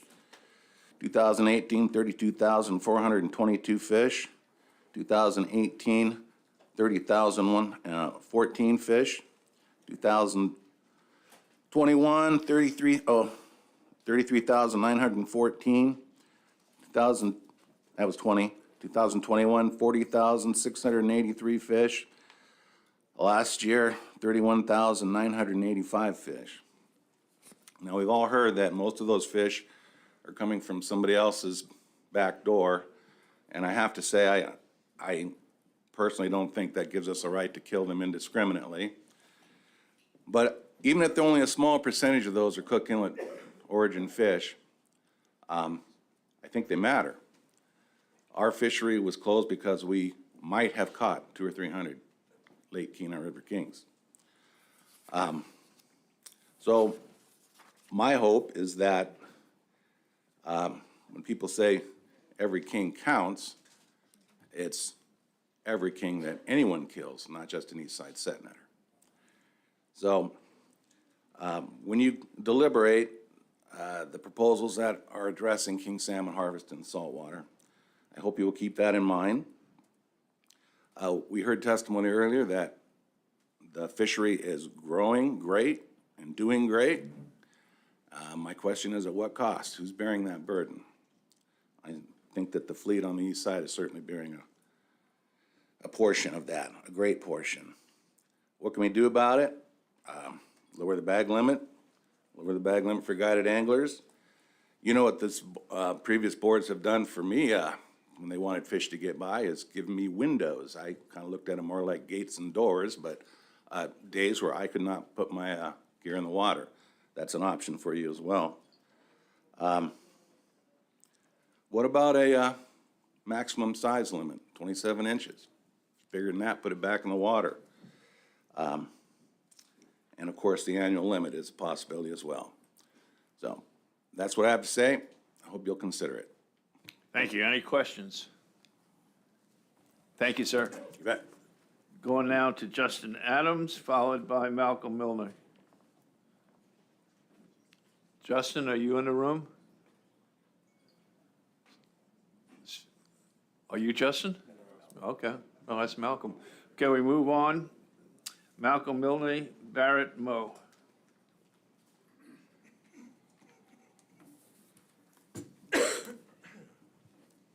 Okay, thank you, members of Mr. Chairman and members of the board. My name is Malcolm Milne, and I've lived and fished out of Homer since 1995. I currently own and operate the 53-foot fishing vessel, the Captain Cook. I fish out of the Homer Harbor here. I longline in the spring, converted to seining gear in the summer, where I participate in the Lower Cook Inlet seine fishery, and then I put the longline gear back in the fall. And I also participate in the oil spill response drills here.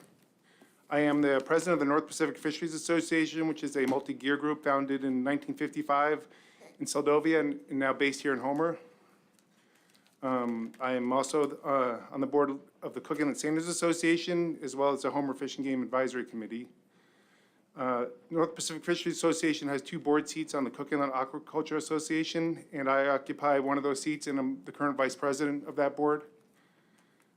So I have a little, Well, I was expecting that the CIA Executive Director, Dean Day, would be here, be able to testify at the meeting.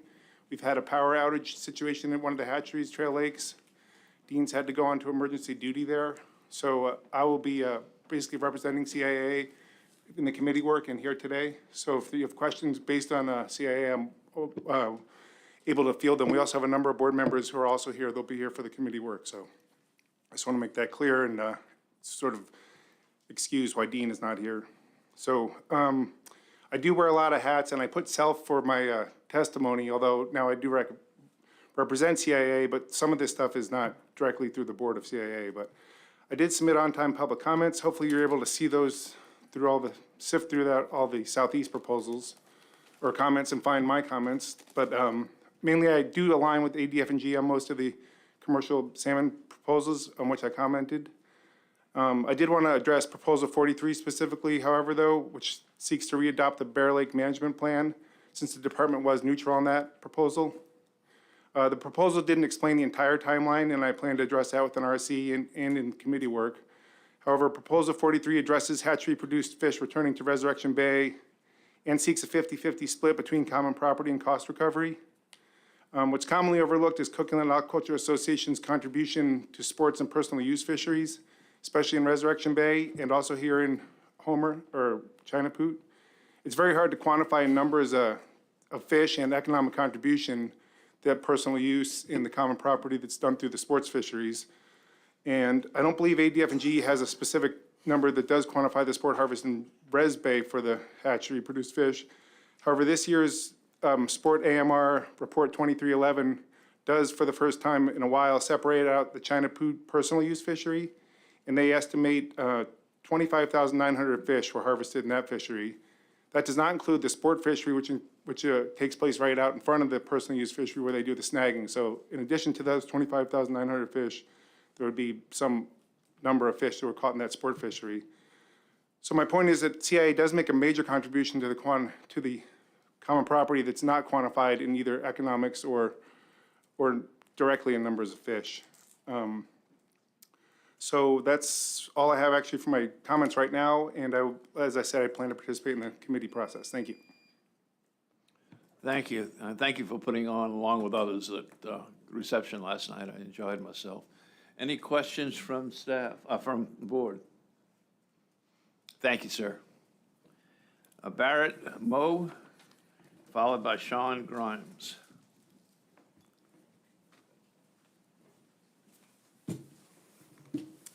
Hello, my name is Barrett Moe. I'm the owner of Lower Peninsula Power Sports here in Homer, a small business that's a marine service center. And just had a quick comment that I oppose the Proposal 43, limiting the hatchery. Behind all these, the commercial fishermen, the charters, the water taxis, the personal use fishermen that are using these fisheries are small businesses like mine. We also have to invest and support all these guys.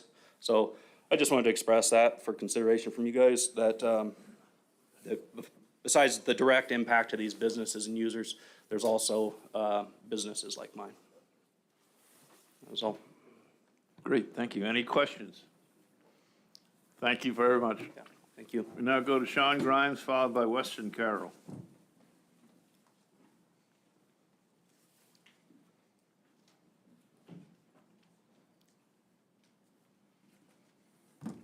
Hello, good morning. Hi, I represent a couple businesses in town. My wife And your name is? Sorry, my name is Sean Grimes. Sorry. Okay. I represent 3 businesses here in town that would be adversely affected by the closing of Chinapoot. My wife and I and 4 kids run the Tackle Shop, which is a tackle shack just down the road here, and then which has been in business for the last 3 years. And then we also, this last year, we operate and started up H2O Adventures. It's a water taxi business. And so, yeah, we, just a second. Shutting down Chinapoot would definitely adversely affect at least 40 or 50% of the water taxis business. I took tons of people over there this last season. It seemed like it was the majority of my my adventures. Took a lot of people over to Green Glacier, but it was mostly to China Poo, snagging and fishing, up, dip netting up the river. Excuse me. Yeah, I think that the one highlight of my season was actually watching people catch fish in that fishery and their responses from snagging. Snagging is not legal in the majority of the United States. It's not a typical means to fish. And so the look on people's face and their direct expression was, this is the best way to fish. This is my favorite way to fish. Homer represents a huge portion of halibut fishermen, but not everybody can make it out on a boat and go fishing. Not everybody has a stomach for it. And so China Poo presented an option for children and adults to go over there and catch fish. And I personally went over there at least once a day. Sometimes it was just to take folks over just for an outing, and or locals that had kids that needed to fill their freezer, and I just take them over and have them haul fish back. It was a blast. So yeah. So I think in conclusion, I feel like it would shutting down the fishery would adversely affect tourism in Homer. I think that it provides another option for people to get out and to do some fishing, and it doesn't create pressure on our halibut stock. So anyways, thank you for giving me a moment. Any questions, Mr. Godfrey? You saying that your clients really love snagging? Absolutely. Yeah, I've not seen, and they express it themselves. I mean, I've taken people that have fished the world, and they go there and they say that was the best fishing I've ever had. Especially if you can't, it's kind of good for the gamut of fishermen, because kids can catch a fish. So sorry. Thank you. Kids can go across the street from our tackle shop and fish the fishing hole, the Nick Dudiak Lagoon, but very few catch fish over there.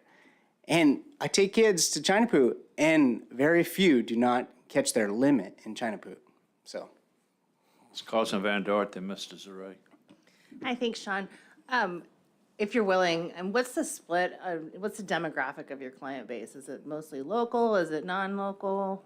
Non-resident, resident? I'm just kind of curious who's accessing. It was mostly non-locals, yeah, I would say. Mr. Zaray? Yeah, thank you, Mr. Chair. I'm pretty familiar with snagging, but what do you mean by snagging? I hear it a lot. I'm trying to learn a lot of things here. Down here, what's snagging? How do you do it?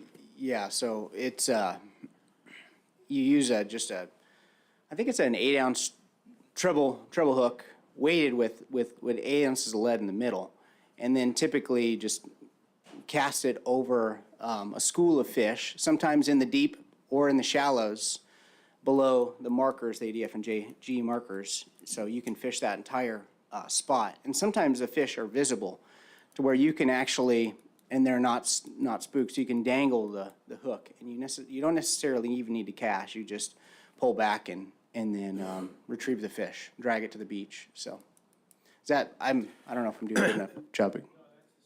Yeah. Excuse me. That is the same as, I understand it.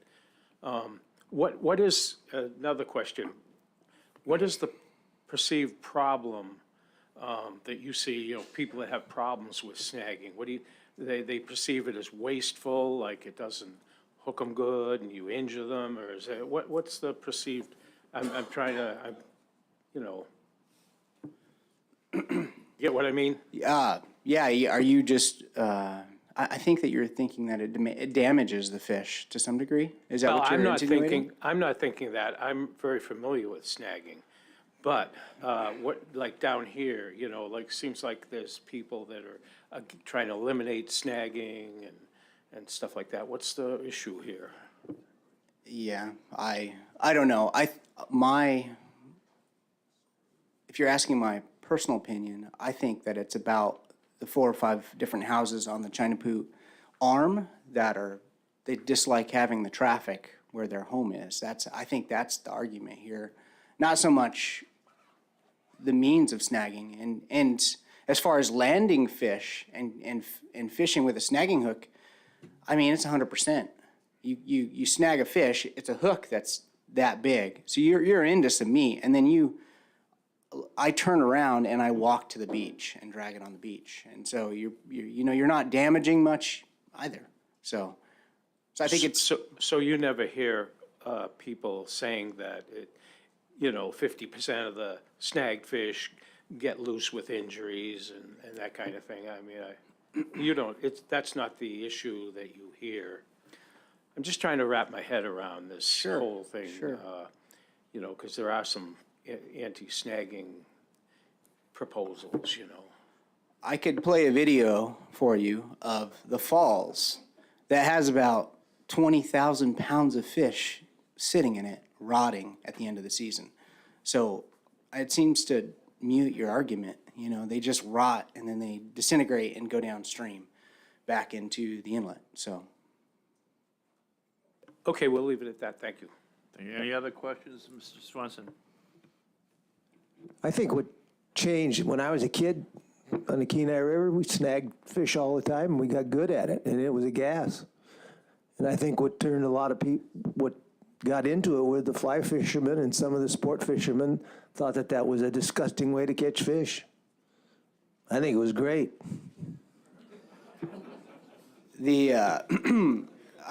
Like I said earlier, I'm speaking for the folks I took out were from all over the world, and all of the United States mostly. And the folks that were your age, they would kind of light up with that same expression of, I know I shouldn't be good at this, but I'm amazing at it. And they just loved it. So that's the young folks of the world, right? Yeah. We got good at it. Yeah, absolutely. Carlson Van Dort. I am a horrible sports fisherman, and I've been over to Chinapoot and was able to catch fish. So I feel that. That says it all. We'll move on then to folks. Weston Carroll and Keith Kelke.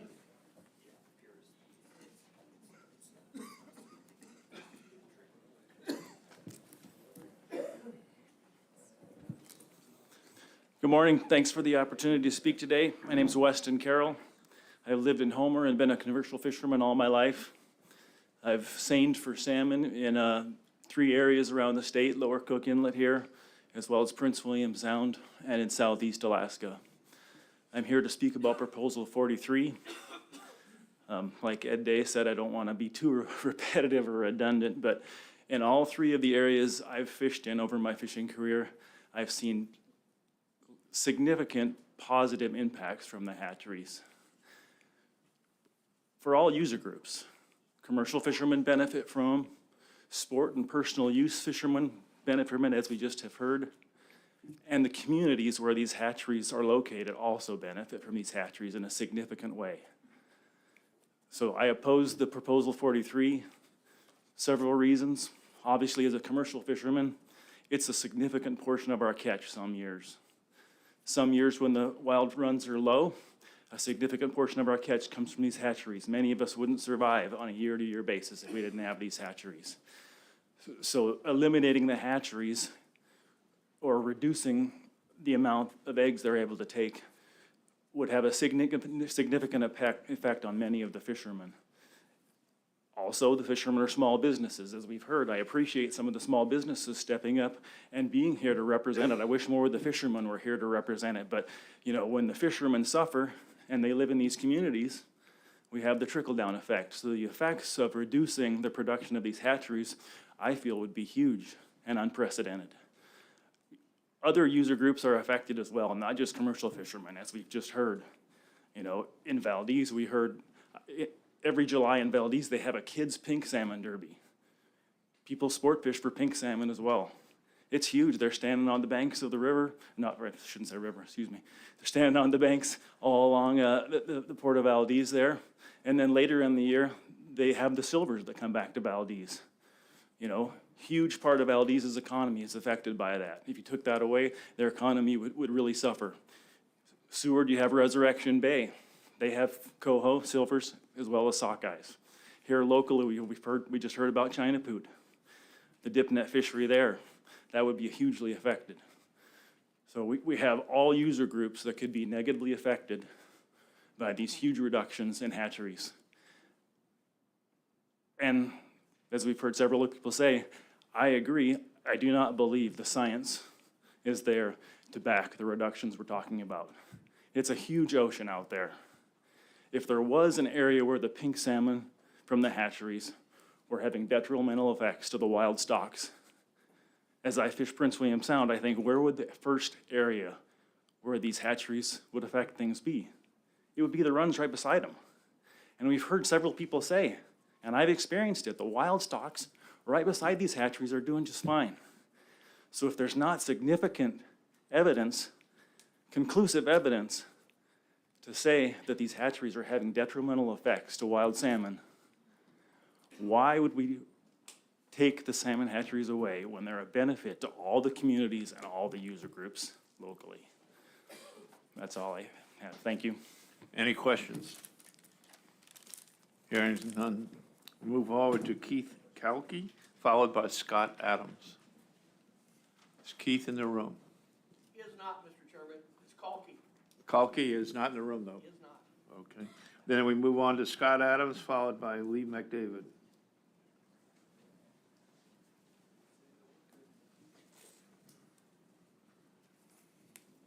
Good morning. My name is Scott Adams. Thank you for allowing us to come and partake in this process.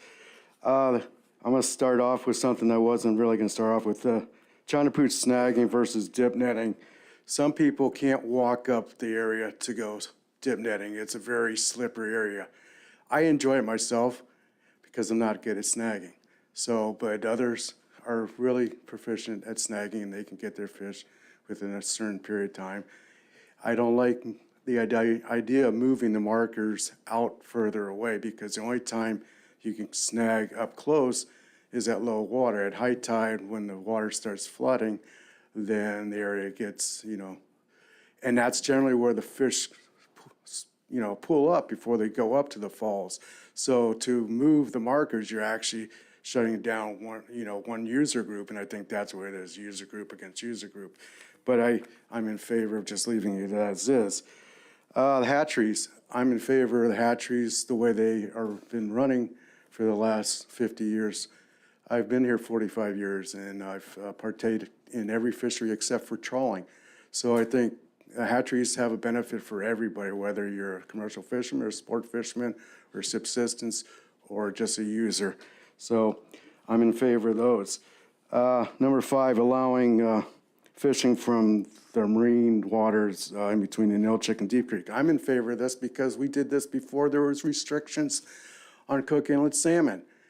And not just because you go to the river, you're going to fish for a king. And if you do, you have other things that you want to do. And that was one of the things that we enjoyed because I've hooked into larger fish within 10 feet of water off the beach than sometimes in the ocean. So it was something that we would enjoy, and I'd like to see it come back, and I'd also like to see the area larger because yesterday there was somebody speaking that it does get quite crowded. Modifying number 10, not modifying the king salmon limits and Cook Inlet winter salt fisheries. So I have a question because winter generally starts in November. Why are we have a September date? Is it because the numbers during the summer got high? Or is it wanting to make the numbers for the winter fishery look higher? Because September is fall. And I don't know who decided that it's winter, because when I went winter fishing, it was in November. Winter crab fishing starting in November. So I have a question on that. Number 13, create a management plan for the Anchor River and Deep Creek and Inlet. Fantastic. My granddaughter's 12 years old. She has yet to put a hook in the Anchor River, because they either have the 2 weeks open first, and it's either too cold, too muddy, or too high, and she has never had the opportunity to catch a fish. I just think that it's absolutely ridiculous. Modify the Ninilchik hatchery king salmon limits and season. Only thing I can say is no catch and release. Holy crow, that was fast. Was that 3 minutes? Wow. You're there. Okay, I'm So- sorry to say. Damn, I'll have to write some things in there, but, yeah, Well, thanks. We have committee of the whole process available to you as well. Is there any questions? Thank you, sir. Next, we go to Lee McDavid, followed by John Jensen. Lee, are you in the room? I believe that would be McDaniels, Mr. Chairman. He's not here. Okay, McDaniel? McDaniels. It's down here is McDavid, but okay. And he's not in the room. John Jensen, I know John's in the room.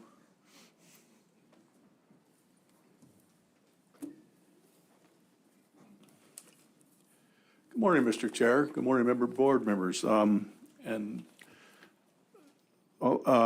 here to speak for the IMSRA today. I got the short straw at the last meeting because of our executive director had other things he had to do with RPT and stuff like that down in Southeast Alaska.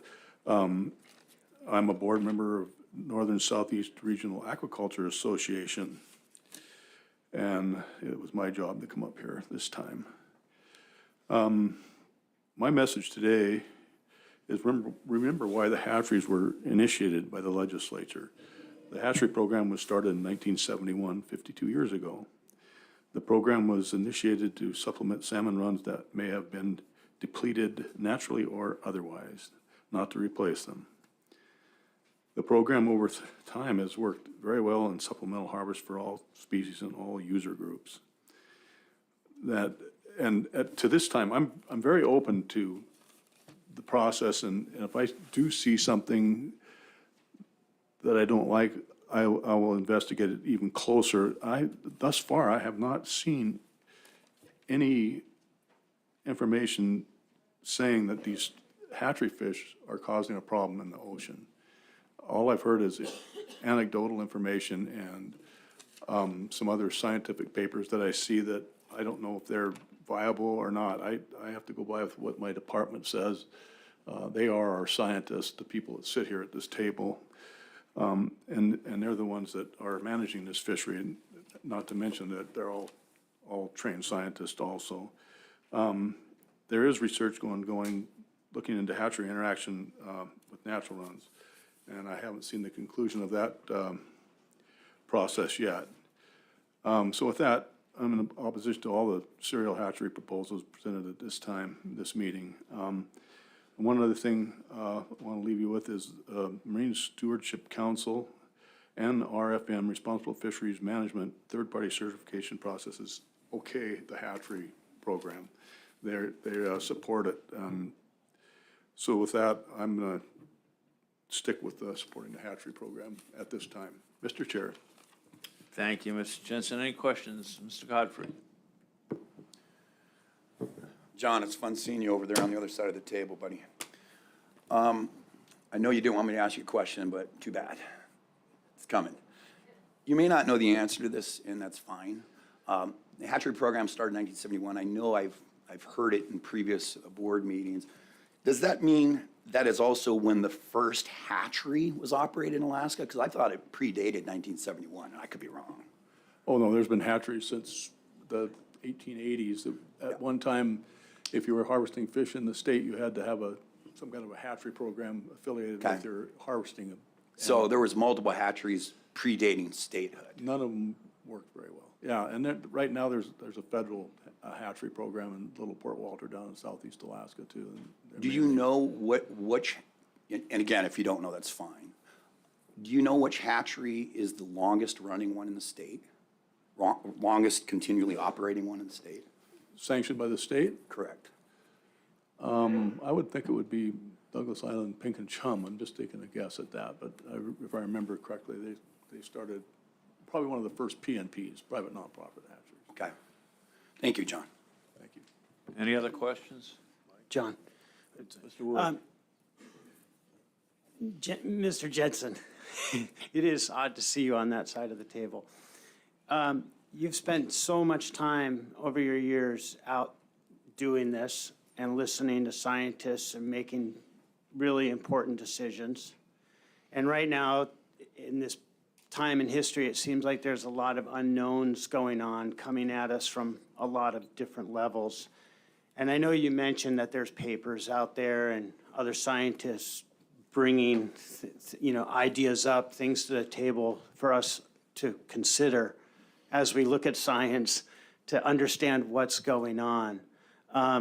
Doesn't it cause you to pause a second and think, what is this information out there and how does it affect this little piece of the pie? That's just a personal question. Absolutely. Yeah, I approach this with an open mind, and if I see something that looks like it's not right, I'll investigate further, and, my support could go away. It just, I have to see it and hear it from, variable, people that are, verified scientists and stuff, that I'm not Right. 100% one way or the other. Yeah, and it's not an all or nothing kind of deal. It's just like, take it a little at a time, take it easy. Yeah. Like, I believe in working our way through the things. thank you for the decisions you've made.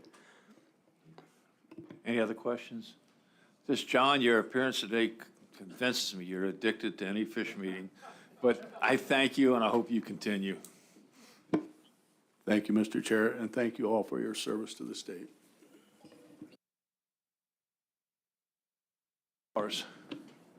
Thanks, Mr. Chair. Sorry, I was a little late on the button there, or getting my hand raised. I just wanted to add a little more information in response to Mr. Godfrey's question. In our annual hatchery report that we provided at the hatchery committee meeting, in Appendix A1, there's a chronology of salmon fishery enhancement in Alaska, and we can share that with you if you'd like more detail, but it's a nice detailed chronology. You bet. And before we go to Mrs. Sandoni, you raise a valid point. We did not complete our presentations during that hatchery committee, and Mr. Nelson is round robining requests to see who wants to do what in that regard with the department and with board members of the remaining ones that were not covered be set by special meeting or some other mechanism. So if you haven't talked to Mr. Nelson about it, please take the chance to do so. Mr. Gene Sandoni, followed by Penelope Hayes or Haas.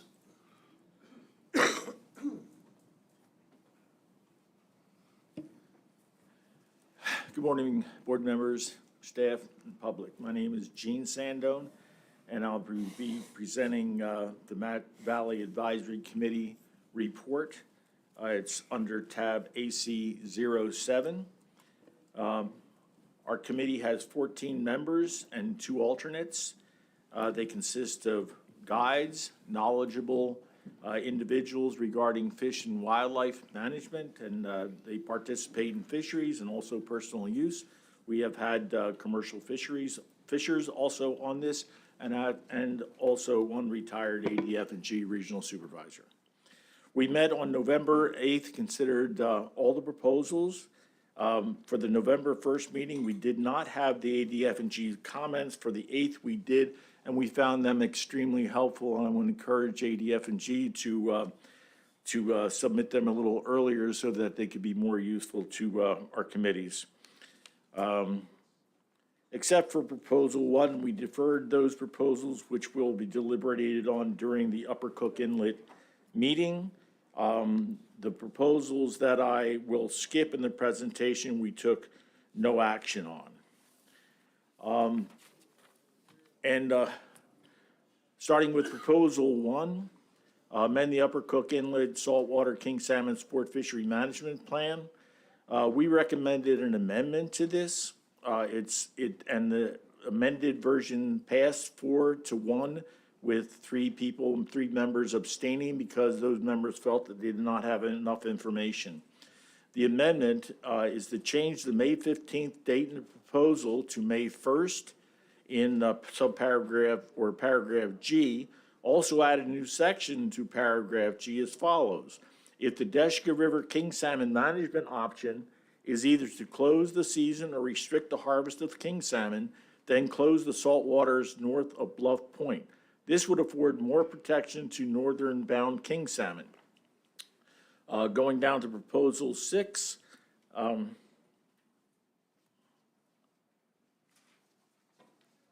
I'm sorry, moving around too much. Create a management plan and establish a guideline on harvest level for Lower Cook Inlet summer saltwater king salmon sport fishery. The Matt Valley recommendation was to support 8-2. There's a possible concern for Pacific salmon, treaty salmon. Appropriate to have a guideline harvest level. It's not unreasonable to share the harvest. Some members expressed a concern about the allocation between commercial and sport fish, and some members wanted more information on the genetic composition of the harvest. Proposal 7 prohibits snagging and spearfishing for king salmon in Seldovia Harbor Lagoon until June 24th. We supported this 9-1. The people supporting it said snagging impacts sport fishing. There's a safety concern. More benefits accrue from a longer sport fishery. Use snagging as a late option to clean out the remaining fish that tend not to bite. People opposed need detailed map, more information. Proposal 9, review management options in Cook Inlet winter salt water king salmon sport fishery management plan. We supported this unanimously. There's a needed discussion on the GHL bag limit and possession limit. Proposal 10, modify the king salmon limits in Cook Inlet winter saltwater king salmon sport fishery. We oppose this unanimously.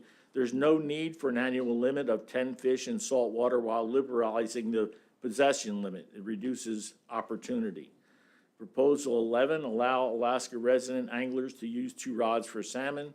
We oppose this unanimously. Also, we felt like it increased effort. Proposal 13, create a management plan for Anchor, Deep Creek, and the Nilchik River king salmon sport fisheries. This was opposed 3-7. The people in support said it was more structured in the plan, sustainable opportunity when appropriate, proactive to protect wild stocks, and codifies the actions taken by ADF&G where runs or lows. Those who oppose said there's not enough information regarding the SEG changes. There was a comment that ADF&G continues to lower the SEG. AC considered recommending that the board create an in-river or optimal escapement goal for these rivers and streams. Proposal 14, modify the Nilchik River hatchery king salmon limit and season.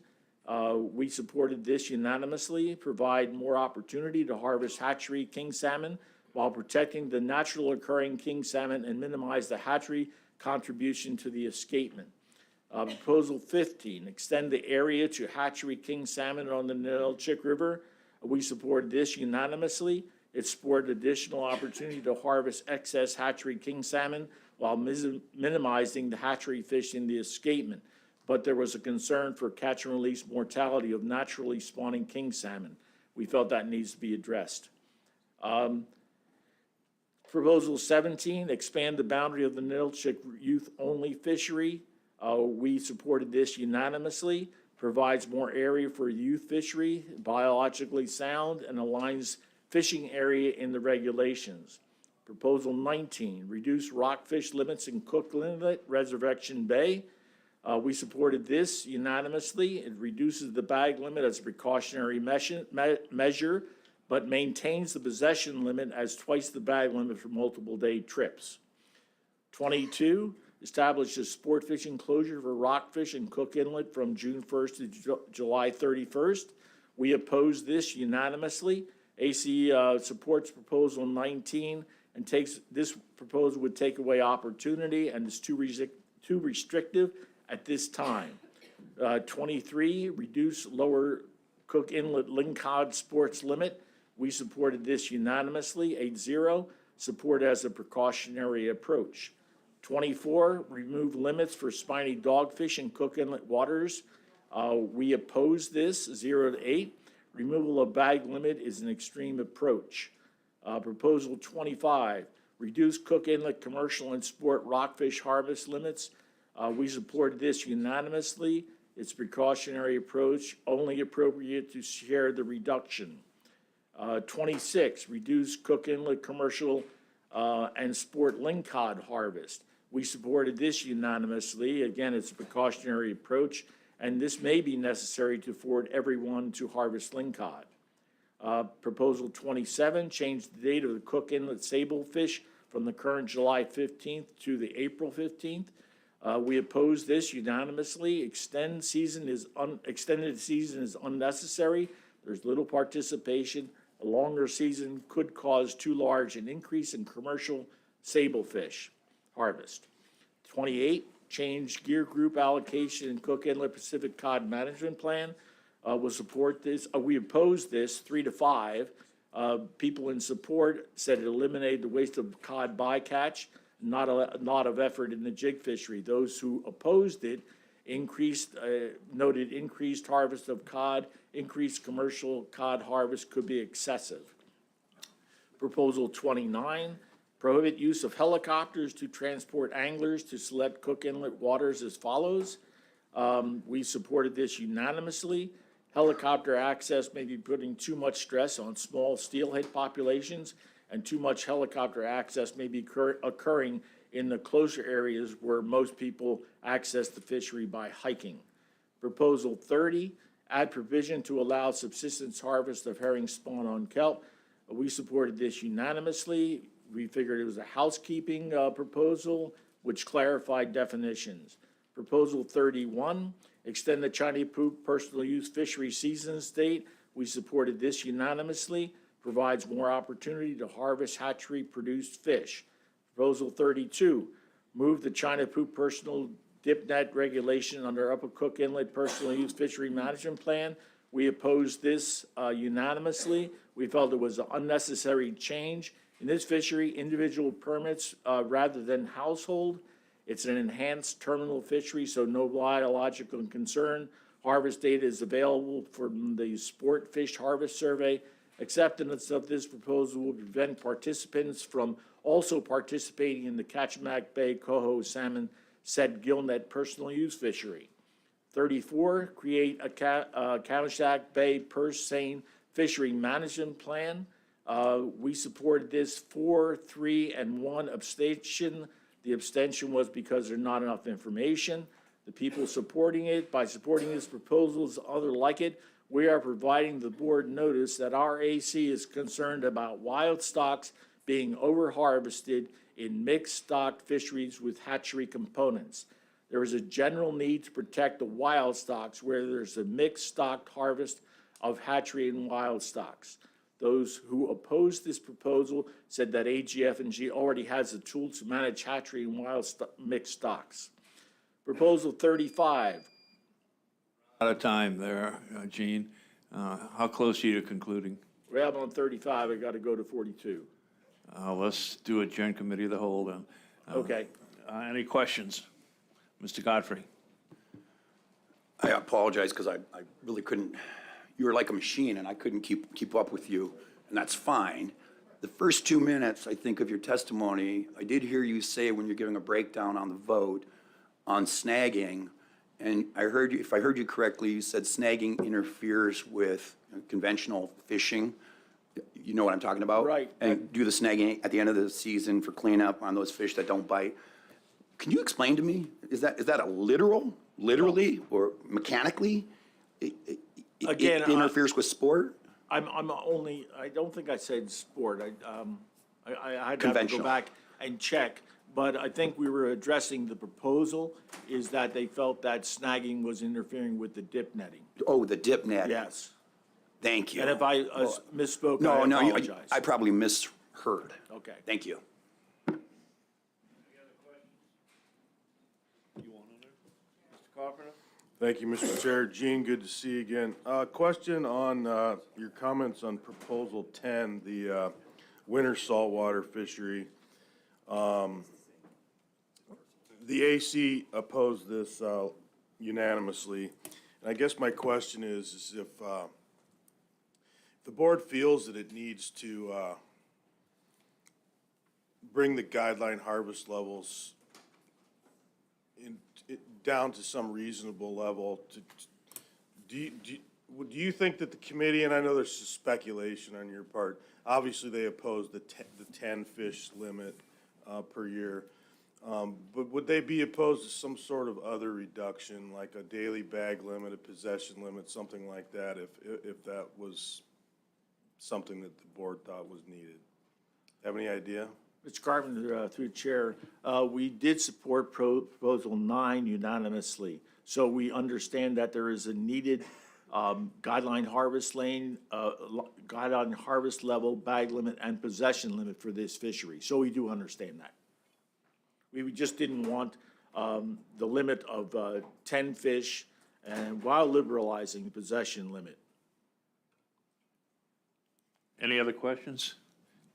Ms. Carlson Van Dort. Hey, thanks, Gene. So I'm looking at the Matt Valley AC committee minutes from, which is AC 7. And I noticed that you had 23 through 43 in here, but not 1 through 23 or 1 through 22. No, they should be there. Okay. I've got a copy and it's in my copy. Okay, well, it's not in our packet, so we might want to investigate that because I'd kind of like to refer to that at some point. Thanks. Art, if you'd follow up on that, appreciate it. Any other questions? If Penelope will bear with me, I didn't notice it, Gene, but your request to testify for yourself as opposed to AC is skipped up to down to number 47. We're going to give you the opportunity here while you're up here. Yes, that'd to be go fine. into your own personal. Okay. My name is Gene Sandone. I'm from Wasilla, Alaska. I'm retired ADF&G Regional Supervisor for Commercial Fisheries Division. I also am a private consultant for some clients in the AYK. I'm here to speak regarding Proposal 1. And I support the AC, the Matt Valley AC, in their support of this, support of the amendment. And I want to draw to your attention RC 032.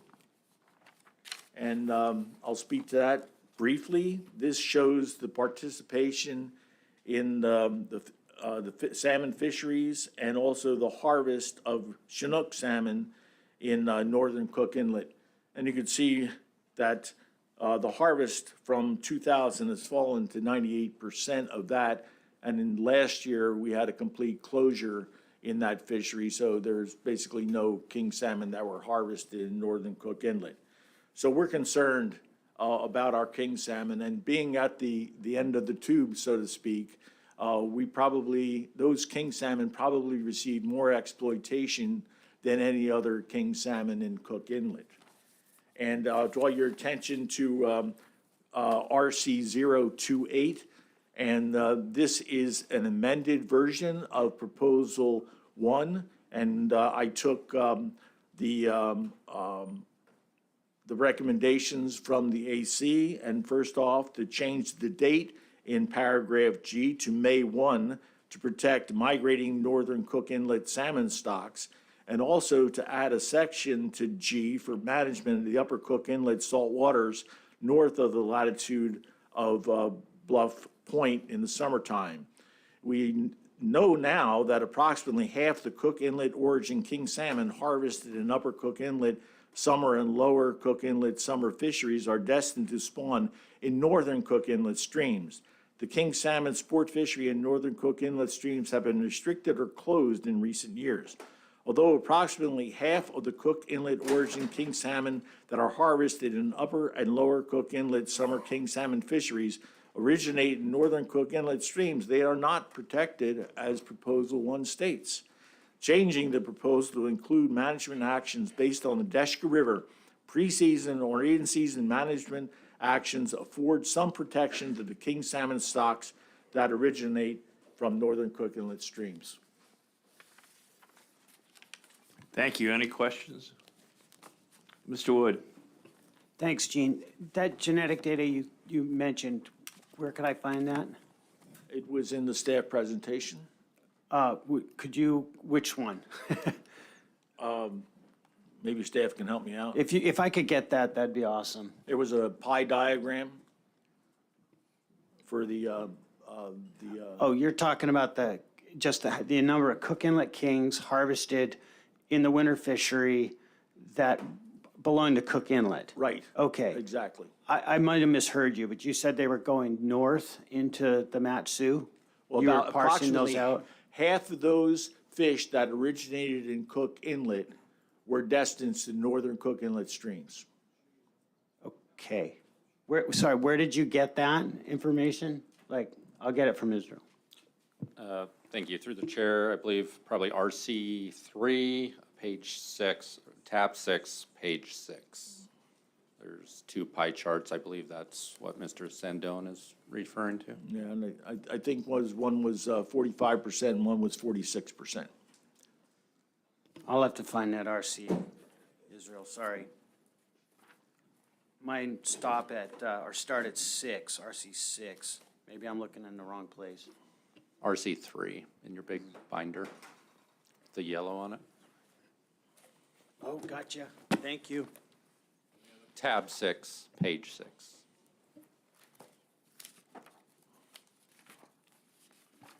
Are you going to have questions depending on what you see there? Well, I guess I'm sticking with my same question is how do you know they're going up into the northern district?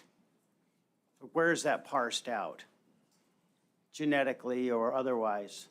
I assume, it's Fish and Game's data. They presented the pie chart with, I think, average numbers of fish for those years.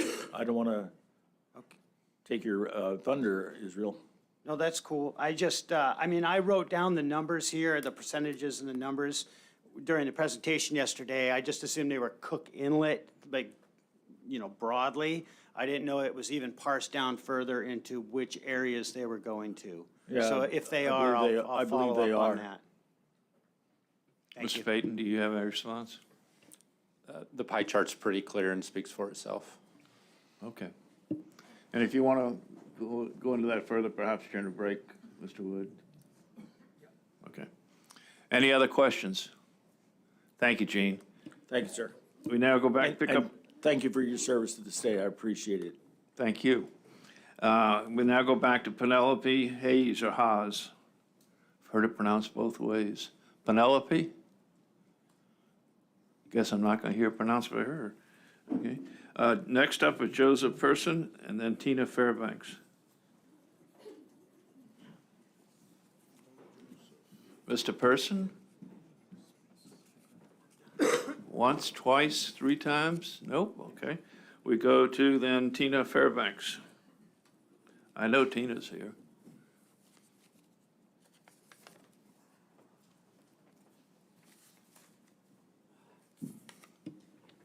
You have the floor. Good morning, Chairman Wood, members of the board. My name is Tina Fairbanks. I'm the Executive Director of Kodiak Regional Aquaculture Association. KRAA operates 2 Pacific salmon hatcheries in Kodiak and conducts salmon research and monitoring on Kodiak and Afognak Islands. We serve nearly 600 commercial fishermen permit holders, as well as countless sport and subsistence users in the Kodiak region. I'm here to provide testimony in opposition to proposals 34, 35, 36, 41, 42, and 43. Today, KRA's comments are on the record as PC 121. Today, I'd like to emphasize that these proposals are pretty similar to proposals you guys have seen. Some of you newer board members have not seen them and aren't aware of their repetitive nature, but we've seen them at a variety of Board of Fish meetings, work sessions, and whatnot over the last 5 years, beginning in 2018. This has necessitated countless hours of time and resources for the board, the department, aquaculture associations, and various stakeholders in order to provide information and testimony for the board over and over again, really. But I think what I'd like to say today is that repeated submission of these proposals don't give them additional merit, and that each time these proposals or similar proposals have been before the board has opted not to act on those proposals or make any move against the hatchery production or programs because the proposals themselves have generally lacked merit or have offered nothing in the way of improvement to regulation or operational efficiency. So these same things are true today. And in fact, adoption of any one of these proposals could cause serious harm to hatchery programs and set dangerous precedent for the process that's established for hatcheries. You guys have heard about this. I'm not going to tell you anything new, but it's important that you hear it from all of us. In the past, I've been asked, why am I here? Why do I testify outside of my region? I have provided both facts, numbers, details in the past, and I've also just included that what happens to one of us happens to all of us. You know, our programs are governed by a very extensive process that persists throughout the state in regions with hatchery production. Time is always short, and I always have a lot to say. So I just want to go ahead and put on the record that KRAA opposes proposals 34 through 36, just because they would create unnecessary and burdensome regulation. They don't achieve anything in terms of improved management or operation, and they would not be a benefit to the fisheries overall. And I'm done way faster than I thought.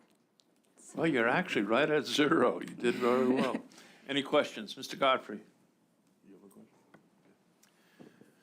Hi, Tina. Thank you for your testimony. In your years working in the hatchery industry, outside of biological reasons, have you ever heard a criticism or critique of the hatchery program that wasn't grounded in biological issues?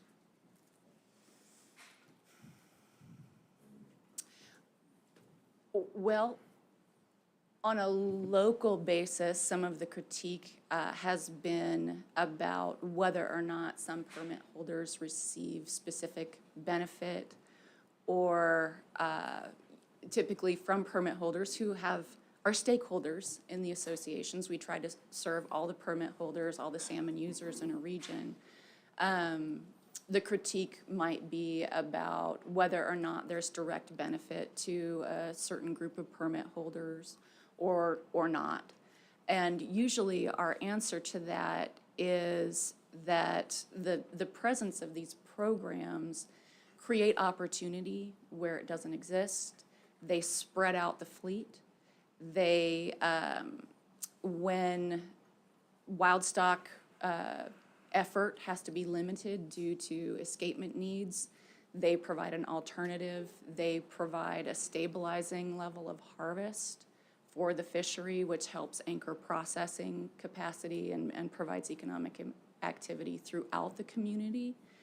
And then, you know, if there's critique that comes from other users about access or limitations, you know, we try to indicate where we have programs that benefit non-commercial users, where we have subsistence programs or sport programs, where we can contribute to habitat efforts or other improvements. Sorry. Does that answer your question, Mr. Yeah, Godfrey? that does, and I appreciate it. I'm not asking you to illuminate, you know, on the record your opponent's positions. I'm just trying to better understand the redundancy of, and the repetition of all of these proposals year after year.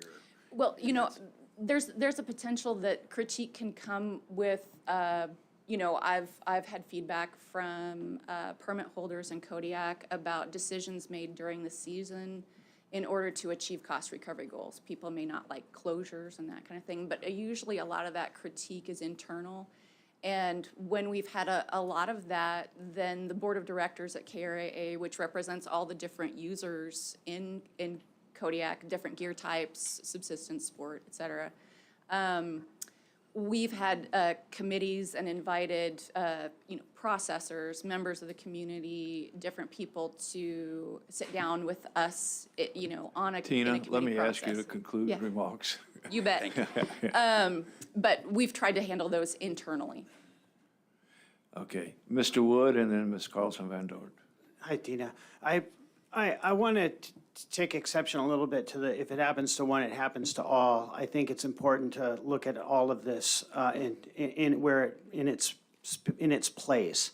I also want to say that it helps me as somebody new coming into this for this to keep coming up. So you say this may be redundant, but things do change over time, and I appreciate this coming back up and being able to learn about what is going on here. I remember about 6 years ago in Anchorage at the Egan Center, the room stood up and it was led by Clem Tillion, who was one of the original people that was into the hatchery program. And he just was profuse about how amazing the hatchery program was. The whole room was there agreeing with him.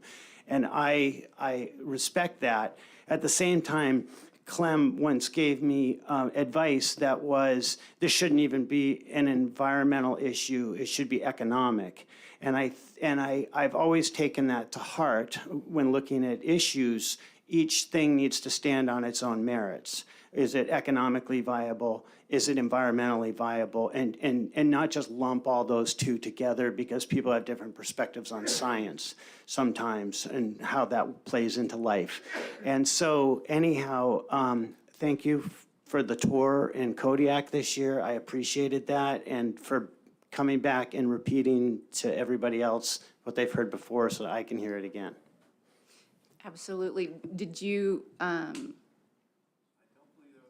okay. Ms. Carlson Van Dort. I have a question. Hi, Tina. Has your organization experienced challenges meeting your cost recovery goals? In the recent past, no, we have not. Define recent past. Are we talking 2 years, 5 years, 10 years? What are you talking about?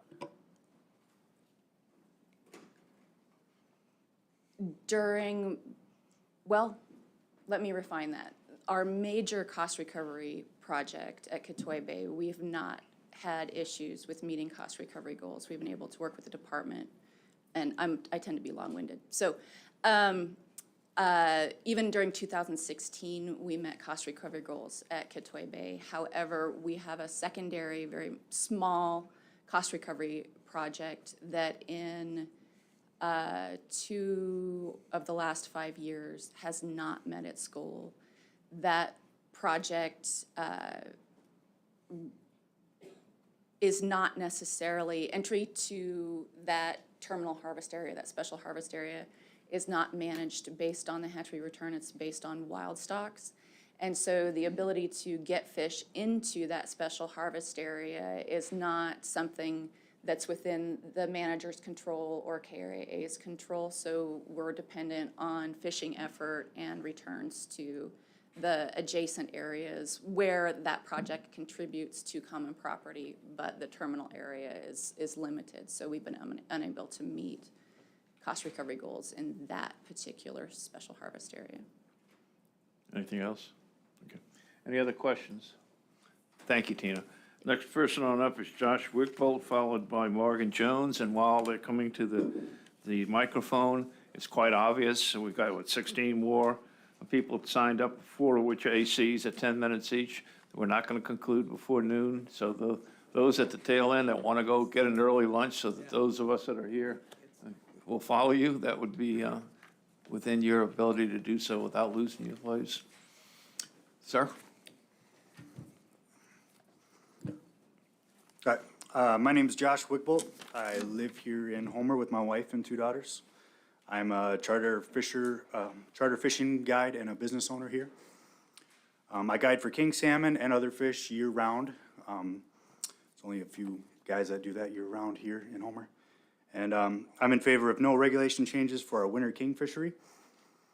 Creating a 10-fish annual limit would really only affect a handful of boat owners, not just guides. Probably wouldn't really affect guides much, just because I usually don't take one person more than 5 times throughout the winter. So it's really only affecting a few handful of boat owners in Homer here who keep their boats in year-round and just really like to fish, like myself. Likewise, going to a 1-fish daily limit would cause significantly less people willing to pay for a charter during the wintertime. When there's only about a dozen or so of us charters that run in the wintertime, this would take away fishing opportunities for people who don't really own boats. Just the cost of what it would cost to do a charter, and you're getting half of the fish, because we really only fish for king salmon in the wintertime for those charters. Just not as beneficial to those people. And from everything I've heard from Fish and Game about the winter king fishery, it almost has no effect on the Cook Inlet stocks. It's less than 1% are Cook Inlet fish during the winter king fishery. And since it's so mixed, it has very little effect on any one fishery either. And because of that, it leads me to believe that most of the kings that we are catching are from stocks that are doing well, because there's more of those fish around. So, and just how mixed it is. And with many other species getting cut back recently, it seems foolish to me to cut back on one of the few fisheries where all the data from their reports that have really no areas of concern. And therefore, I'm in favor of raising the GHL to give more people the fishing opportunities during a time where there's really very few available during the winter here in Homer. Any questions, Mr. Carpenter? Thank you, Mr. Chairman. Thank you for your testimony. Good to hear your perspective as a charter operator in the winter. Like you said, there's not very many of you guys doing it. Yep. Question, you said you're in favor of, raising the GHL to whatever level, seems reasonable. And my question is, because we know that there's a small percentage of king salmon that are either harvested in the winter fishery or the fisheries in Lower Cook Inlet, that are intended for certain rivers on the Kenai Peninsula that have, not been doing so well lately. And do you think that that's a fair thing to do when you take into consideration the restrictions that have been put on other user groups throughout the year? I guess that's my question. I would think so. Like they said, the percentage is less than 1%, and the GHL is, I think, 5,500 right now, something like that, for the winter king fishery. I think that's right. So that's less than 50 fish spread between how many rivers in the Cook Inlet area? So it's maybe a couple fish per river. I think it's safe to say 2 fish is going to make a big difference in any one river throughout a winter. And even in that, it's not even on a single year, because we catch at mixed ages as well. So it could be one fish from one year's stock and one fish from another year's stock. It just doesn't seem to be right to restrict it when it really has almost no effect on any of the rivers there. Mr. Godfrey? You certainly don't have to answer this question I'm about to ask you, but it would better inform my perspective if you do. And I'm just curious what your success rate is. So just for argument's sake, if you take out 20 clients on 20 trips over the winter, is it 20%, 50% that they catch a king? Success rate, I would say, is fairly good, that we catch a limit, especially in the fall or early winter. And then it gets a little bit tougher as we get later into the winter. As it gets really cold, like especially those really cold days, is less successful, where you're getting maybe half a limit or just a couple of fish per day. But yeah, in the early winter, it's usually more successful. Thank you. Yeah. Director Payton?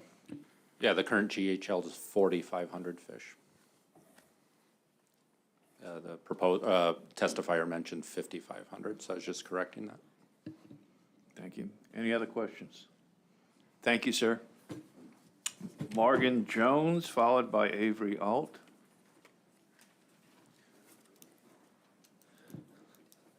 Morning. My name is Morgan Jones. I'm local here. I was born and raised in Homer, and I started fishing with my father when I was very young, and got on deck with him seining when I was in 2001. Then I bought my own seiner in 2009, and I started fishing Lower Cook Inlet in the summer of 2010. I'm a personal use sport and subsistence fisherman and an Inlet tribal member, as well as a Homer ACM member, and I'm on the Cook Inlet Seiners Association. I'm here to speak to a few proposals. 37 and 38 are what I haven't heard a lot about, And those are to allow Drift Gillnet to participate in cost recovery in the SHAs in the Lower Cook Inlet. And that was a effort by some of the AC members who were some of us who are seine fishermen and some of us who are gillnet fishermen to allow drift gillnetters access to the CIA cost recovery, because there are some of the complaints that we've heard from upper inlet fishermen is that they don't get revenue, and this they're not accessing that revenue. Some of the written comments were speaking to king salmon catch. I've fished down here many years and inside China Poot, mostly in the bay. I've never caught a king salmon inside the China Poot lagoon. That being said, it opens up, the SHA opens up quite a ways out. I don't know, I've never fished outside. Can't speak to outside, that far out. So yeah, I think that was a good faith effort by seiners and the AC to try and spread the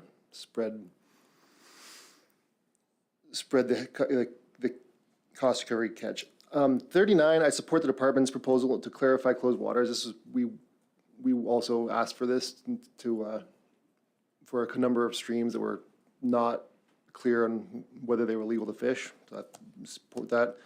And then 40, on the hatchery proposal, specifically 42, 43, my only point is that I would like to make is that the hatcheries support a diverse group. Res Bay is one of the first sport fisheries where people can harvest large, a fairly good number of red salmon by snagging off the beach, a fairly easy access fisheries, and it happens in late May.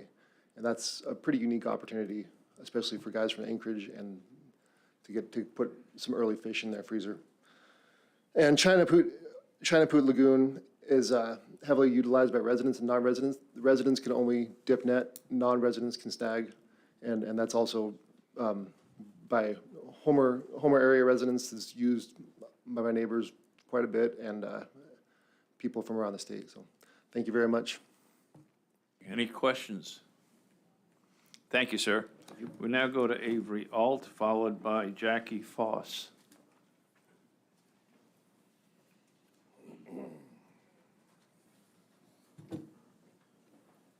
Hi, good morning.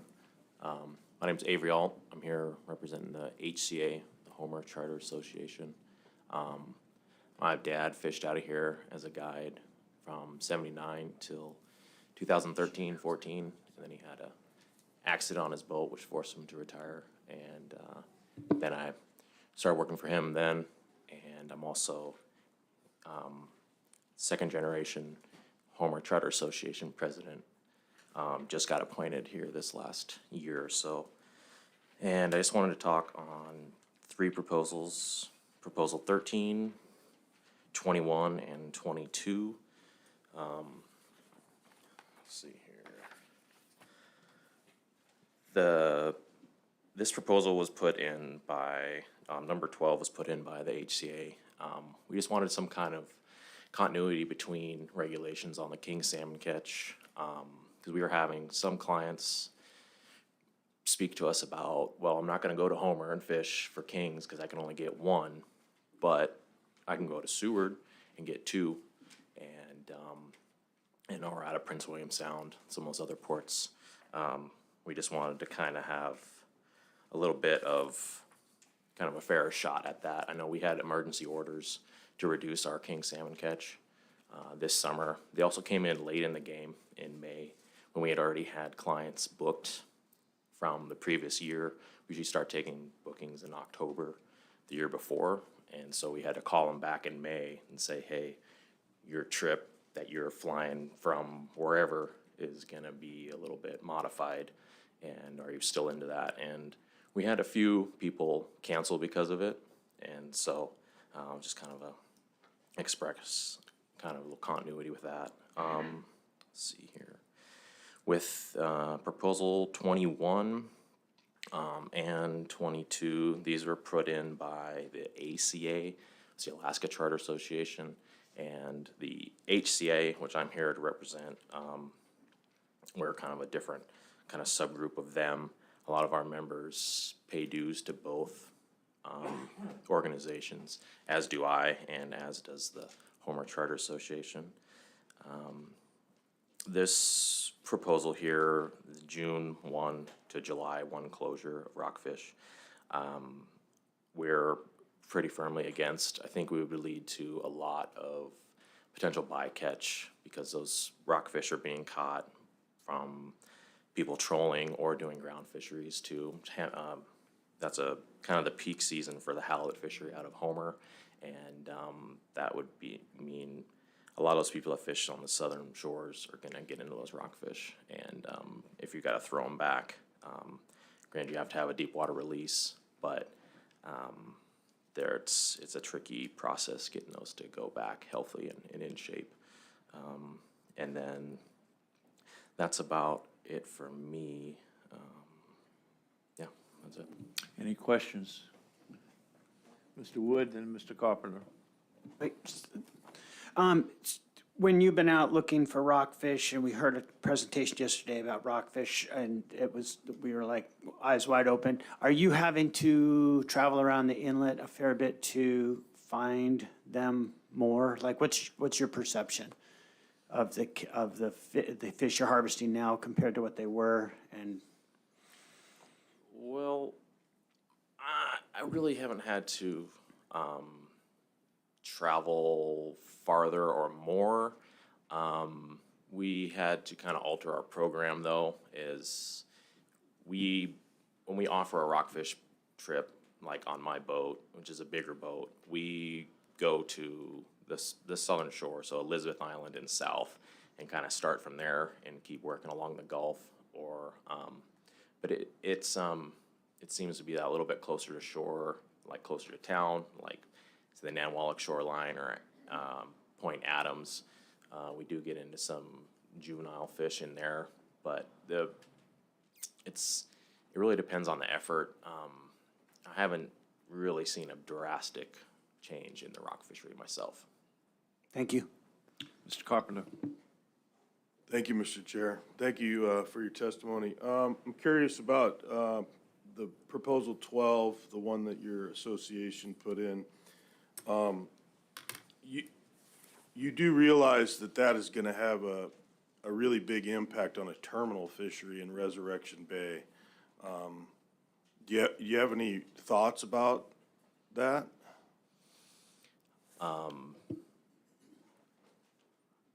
No, I haven't.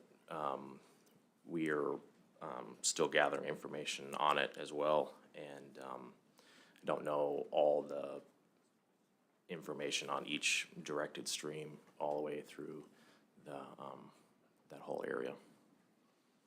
Maybe just to follow up, if I could, Mr. Chairman. So I heard you say that you were kind of looking for some continuity between this area and the Resurrection Bay area, the Prince William Sound area. So is your suggestion that the bag limits for these type of fisheries should be very similar all across the state? Is that what you're suggesting? We were just trying to protect ourselves from the emergency order because it happened kind of during our season. And I know emergency orders are kind of a different program, but it would be nice to have some sort of closer bag limit because they also have like a different winter bag limit as well. And it was more along the lines of the emergency order that what really caught us by surprise and was leading our clients to go to other places, and it was just completely out of our hands. Any other questions? Carlson Van Dort. Hi, thanks, Avery. So, yesterday, were you here for the presentations? Yes, it was. Okay, great. So we saw some presentations with respect to rockfish that showed a very significant increase in, the sport take on rockfish. And I asked the question of the department at the time whether or not it was sustainable. And, they walked just up to the line of saying that, it was not. I don't think it is. And my question is, do you think that the take of current rockfish is sustainable? And does your organization have a position on that specifically and/or on conservation and sustainability specifically. Yeah, we do have a stance on it. I think, as the graph showed, granted, this year, we had the emergency order that dropped us down from 5 to 3 rockfish, so those numbers are different. It had plateaued kind of, or the amount of catch had plateaued the last couple years. I think that fishery's been fished really hard for years, and these boats and all these people are fishing are getting more advanced. And I think rockfish, lingcod, and yellow eyes are easier for people to get. And there's more pressure on them, definitely.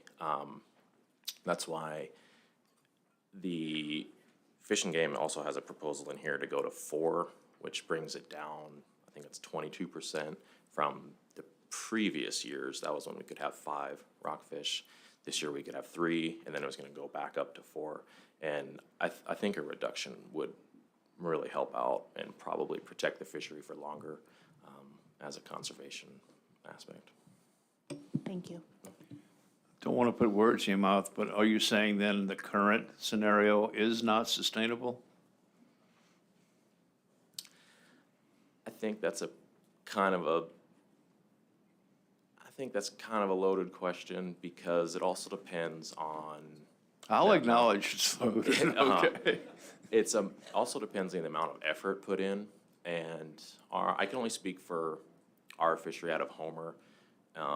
It seems to be that there's more bigger boats, faster boats, more outside money, and coming into this small port. Okay. And they're gonna go out in long range and to get after these rockfish. So I don't know. I can't really answer that. I'm sorry. Okay.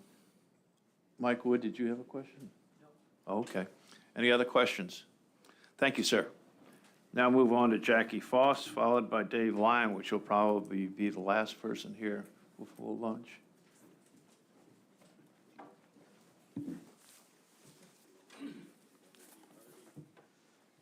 Hello.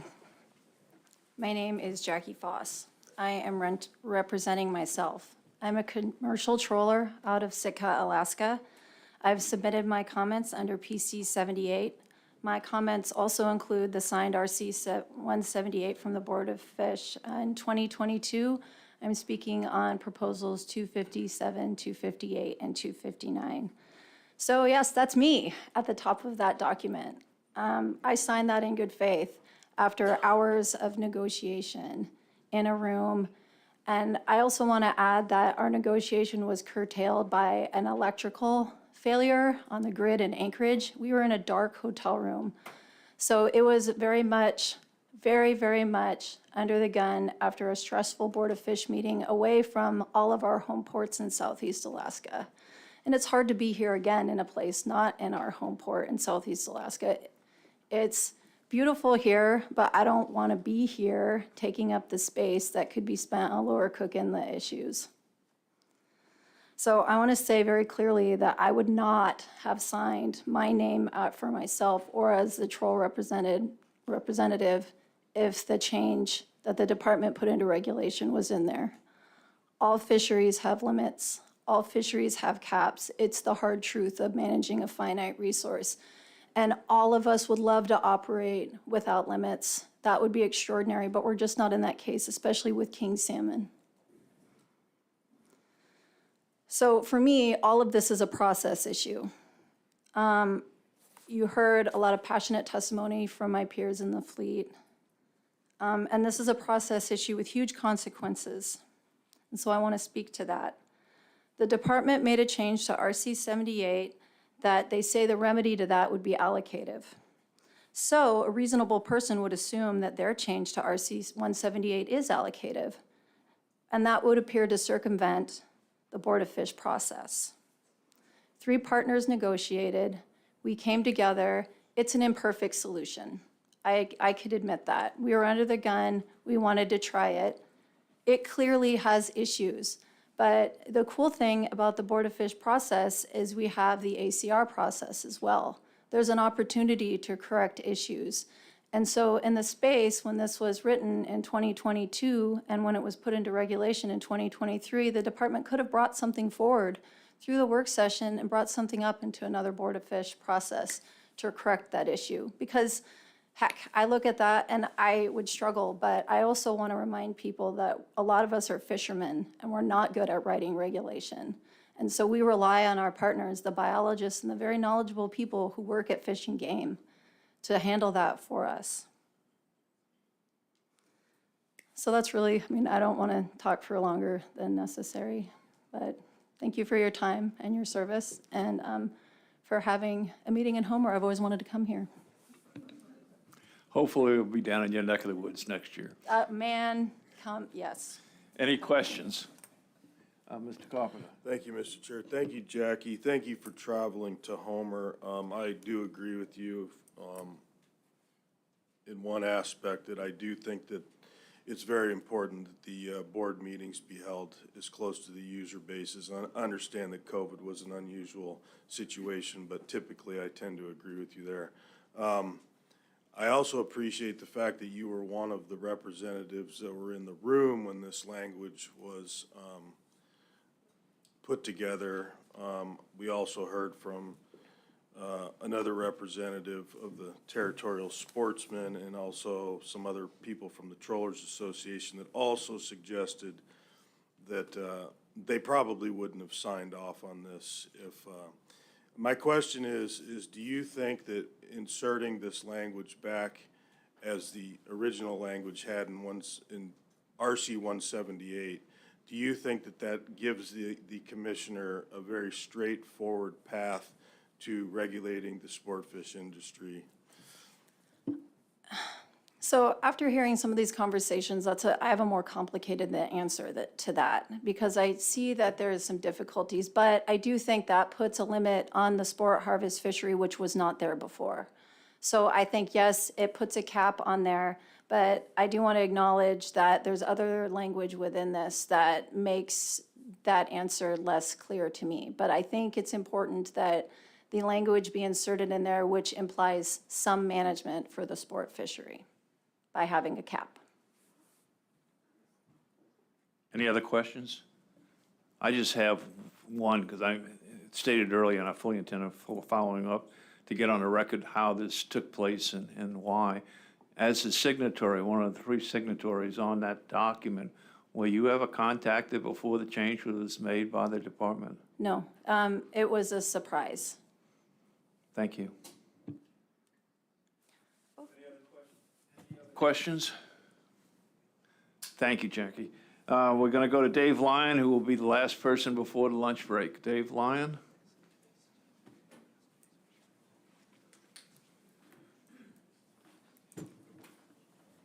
Good day, members of the board. My name's Dave Lyon. I've lived in Homer for over 30 years. I've been involved in sport, charter fisheries the entire time. I've worked in the harbor almost the entire time. I've worked for the department doing creel surveys in the past, all specifically related to king salmon. I'm the head of the chair of the Homer AC, but I am representing myself at the moment. I just wanted to bring up a couple of points, really numbers about the king salmon discussion. One, the GHL doesn't really mean anything right now. You hit it, you go over it, there's no repercussions, there's no effect. So it's in essence, it's a meaningless number.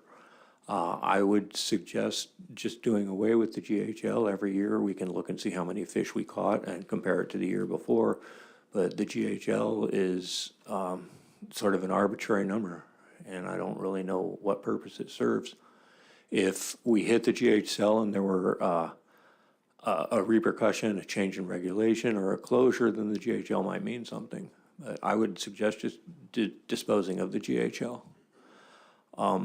When we talk about the percentage of salmon being caught in our fishery being less than 1%, I think it's important to realize that that means it's not statistically, they can't quantify it. It could be 0.01%.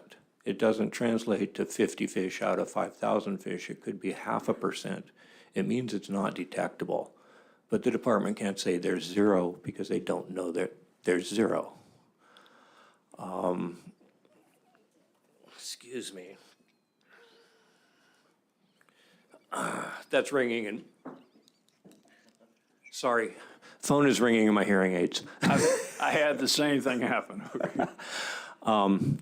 But I would also like to see parity in the regulatory process for the king salmon.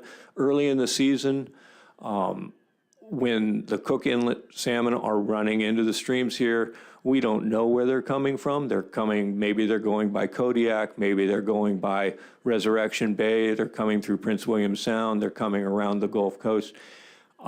If we have to have a limitation put on us due to protecting those fish, these other mixed stock fisheries should also have the same limitation because they're fishing the same mixed stock. And I just think that the regulations between these areas should be analogous because we're fishing for the same fish. An early season protection for spawning fish towards Cook Inlet should extend beyond Cook Inlet because those fish come from beyond Cook Inlet. The other thing I wanted to touch on was the China Poot fishery. There's a regulation, a proposal to move it into the upper Cook Inlet personal use area. I oppose this, but what I would support would be creating a Kachemak Bay personal use or personal use area that included China Poot and the silver salmon set net fishery. So you could have a permit for either the Kenai and Sealoff, or you could have a permit for Kachemak Bay, the two fisheries here, the dip net and the set net. Thank you. You have a question for Mr. Godfrey? I do. So I want to go back to that 1%, or it could be 0.5%. Please elaborate on the record and pretend you're explaining it to an average 10-year-old, if you can. When the department does their analysis and they cannot prove zero, they're going to have a number. And they're going to pick a whole number, and 1 is the lowest one there. So less than 1% could mean anything from 1% to nothing. But you can't say nothing in science because you can't prove it. Well explained, thank you. Any other questions? I would just request staff, when we do either committee of the whole or deliberations, and when we get to these GHL questions, that they respond to the presentation here as to what the purpose of the GHLs, how they're put together, et cetera. So, any other questions? If not, we'll stand at ease until 1:30. Thank you.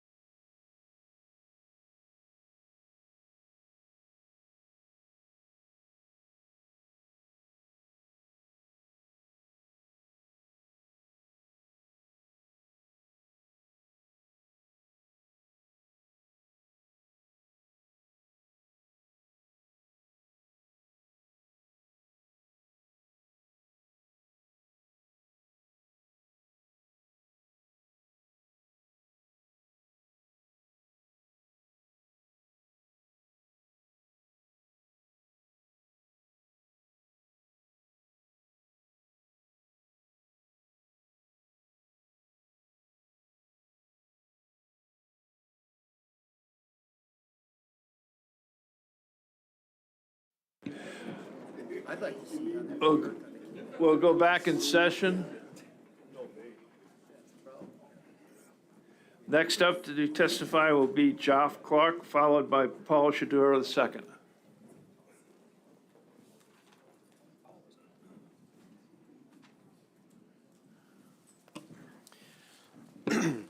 Good afternoon, Mr. Chair and members of the board. My name is Geoff Clark, and I'm the General Manager of Prince William Sound Aquaculture Corporation. I'm providing public testimony today in opposition to proposals 35, 36, and 43, and you can reference PC 188 for PISWAC's written comments. Proposal 43 asks for a reduction of hatchery salmon production based upon a purported promise from year 2000. None of the associations have been able to corroborate a record of that. Proposal 43 also claims without any scientific basis that there is an overproduction of hatchery pink salmon. Each time there's an assertion of overproduction of Prince William Sound hatchery pink salmon, it is imperative to remember estimates of hatchery pink numbers in the ocean for context. Best estimates from Ruggeroni and Irvine in 2018, a paper that they provided, and the North Pacific Anadromous Fish Commission for years 1990 to 2015 shows that total Prince William Sound hatchery pink salmon biomass averages less than 8% of the total North Pacific Ocean biomass of pink salmon annually. When you include adult and juvenile chum and sockeye biomass, total Prince William Sound hatchery pink biomass averages less than 2% of the total biomass. When you add estimates for pollock, cod, herring, flatfish species, squid, and so on, Prince William Sound hatchery pink biomass is estimated to average less than 0.03% in the North Pacific Ocean food chain. Altering hatchery pink production when hatchery proportions are so low already would not yield any desired results for the authors of Proposal 43. PISWAC continues to support the department's scientific review and evaluation of information to ensure well-informed decisions. PISWAC adamantly opposes unscientifically verifiable hatchery proposals such as 43, where the consequences for being wrong would bring harm to so many subsistence, sport, personal use, commercial, fishers' families, and coastal communities across regions of Alaska. PISWAC supports ongoing scientific research and efforts identifying research that will help bring answers to the challenging issues of this time. Salmon are cyclical in nature. PISWAC and the State of Alaska Hatchery Salmon Program was born out of salmon return disasters in the mid-70s when salmon runs were in decline throughout the state. Fast forward 49 years later, and in the past 10 years, Prince William Sound has seen 5 of the largest wild pink salmon returns on record. These hatchery programs have been benefiting Alaska and the world for going on 50 years now, and you've heard the actual numbers. There have been many market and return cycles in those 50 years. To knowingly bring harm to so many that we serve, I would implore you to bring all the information to the table. And I would say that the department scientists are the best for that. PISWAC respectfully asks that you as board reject proposals 35, 36, and 43. Thank you. Any questions? Seeing none, thank you, sir. Before the next witness comes up, I meant to make an announcement, or more so a request. My observation thus far is that members of the public have come up to testify, and they have adhered to the 3-minute and adhered to being pertinent to the issue before us. I would ask my fellow board members, when you're asking questions, be very specific, and if they start going off the subject, try and bring them back to that subject, because I don't know what it is you're seeking to gain, so I'm hesitant to narrow down the conversation. But we have a lot more work to do, and we need to be cognizant of the time restraints. So with that in mind, the next person up to testify is Paul Shadura II, followed by Renee Allwood. Is Paul here? Paul's not here. Okay, Renee Allwood, followed by Quinn Allwood.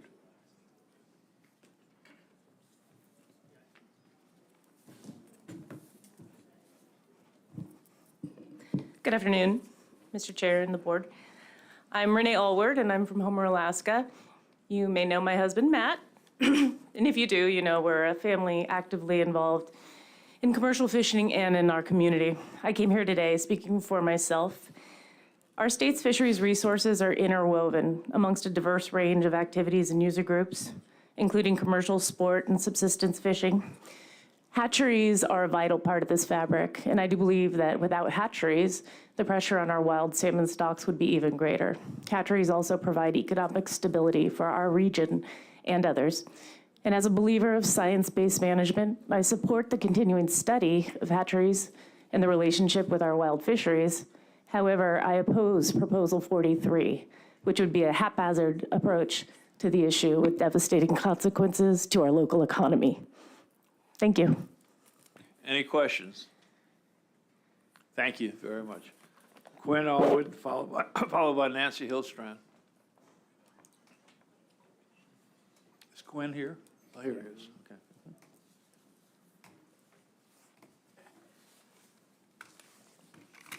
Okay. My name is Quinn Allward, and I'm here speaking in behalf of myself in opposition of Proposal 43. I first started seining in Lower Cook Inlet at age 6 and have seen how hatchery fish have helped keep local fishermen financially afloat.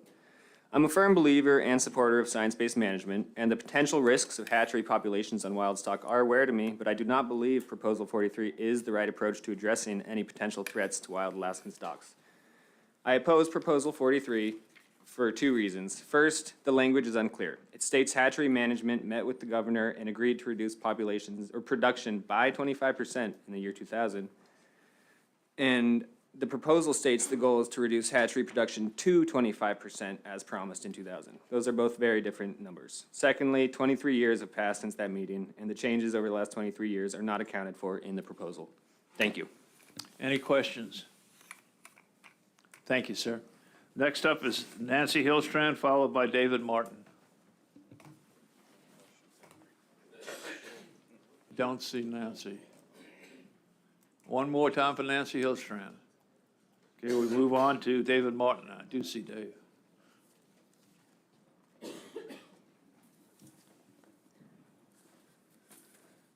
Thank you, Mr. Chairman, board members. My name is David Martin. I'm from Clam Gulch. I have been involved in this Board of Fish and Game process for many decades, along with being on the Cook Inlet Aquaculture Board, Central Peninsula Advisory Committee, Cook Inlet Fishermen's Fund, United Cook Inlet Drift Association Board.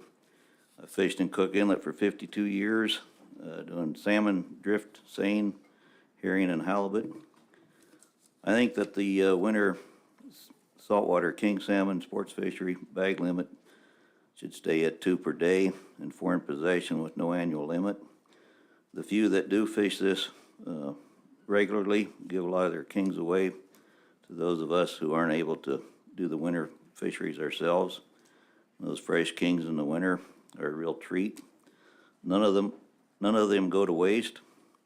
The Ninilchik king fishery should be catch and keep, no matter if it's a wild or hatchery king. There shouldn't be any catch and release. The catch and release mortality is much higher than what the department thinks. A high percentage of the released fish die and don't have viable eggs. I oppose Proposal 15. Extending the area further up the Ninilchik River will put the fishery on the spawning beds and on the private property. I am in favor of Proposal 19, reducing the rockfish sports bag limit, and the data supports doing this. I'm in favor of Proposal 24 to remove the limits for spiny dogfish in Cook Inlet waters. There are millions of these spiny dogfish and little to no harvest, and there are numbers seem to be growing. There's no need for limits with the current low harvest and high population numbers. The spiny dogfish also are a big predator of salmon. I oppose Proposal 25, the commercial harvest of rockfish is less than 50% of their GHL. I support Proposal 29 to prohibit helicopters fishing on the spawning beds of these small streams. I oppose Proposal 32, leave management areas as they are for the personal use fisheries. I oppose Proposals 35, 36, 34, 35, 36. We already have guidelines from the mixed stock policy and other policies based on science and genetics for hatchery production and cost recovery in special harvest areas. I oppose Proposal 41. The special harvest areas were established by the proper public process. I oppose Proposal 42. This would close the enhancement program. I strongly oppose Proposal 43. Leave it as it is. Anti-hatchery propaganda shouldn't dictate hatchery policy or override reliable scientific and biological data. I also have some information on the seal populations. I'll just present it now. The Kenai River is brought up on the seals. There's a rookery on, fish up in the, I heard it. Thank you. Thank you, Dave. Any questions? And you know the system well enough to be able to participate in committee of the whole. Appreciate it. Thank you. Any questions? Thank you.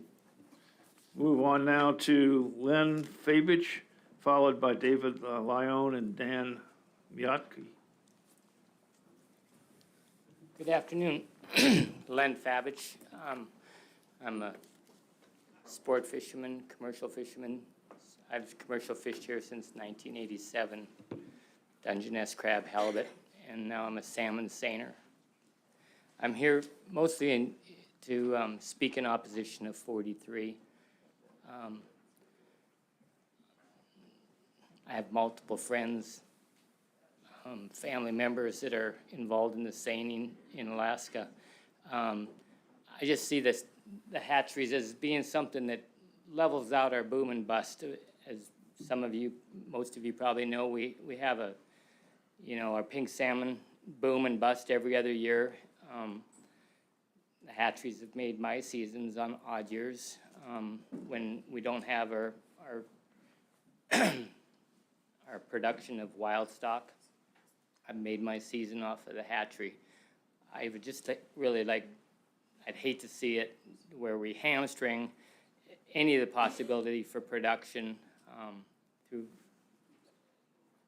43 by limiting the number of fish that are presently being sought after at the hatchery. It's a fully encompassing revenue source. I look at pink salmon as a revenue source for multiple user groups.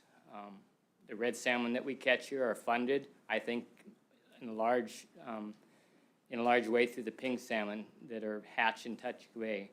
It benefits a huge number of user groups, which we've seen here today. The sport fishermen, the subsistence fishermen, personal use fishermen, commercial fishermen. It's phenomenal to see the amount of effort that goes in at Tutchka Bay by sport fishermen going in there to catch red salmon, pink salmon, same with China pout. All that comes from that pink salmon funding resource, a good share of it. I'd really hate to see 43 accepted, just because I see it as our cash funding source. So anyway, thank you. Thank you. Any questions? Thank you, sir. Next, move on to the Homer AC, Lynn Lyon. Pardon me? Statewide. Oh, Lyon, okay. And why? Dan Metke. Thank you. I'm Dave Lyon. I'm representing the Homer AC. I'll be running through our sports fish proposals. Starting with one, of course. Proposal 1, we tabled and ultimately took no action on. Proposal 2, we opposed, 7-1 with an abstention. I might note that most of these abstentions were from folks who felt they either were involved in the issue and shouldn't vote, or did not have enough information. 3 was we opposed, 6-2, 2 abstentions. 4 opposed, 7-1.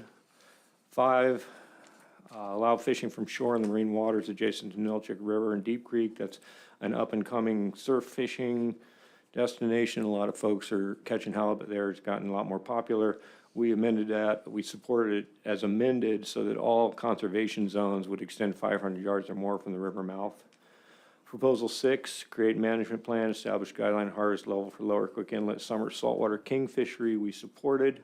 7, prohibit snagging and spearfishing for king salmon in Seldovia Harbor and Lagoon until June 24th. We took no action based on our support of Proposal 8, which was to prohibit snagging in Seldovia Bay. 9, we supported to review the management options in Cook Inlet winter saltwater king salmon sport fishery.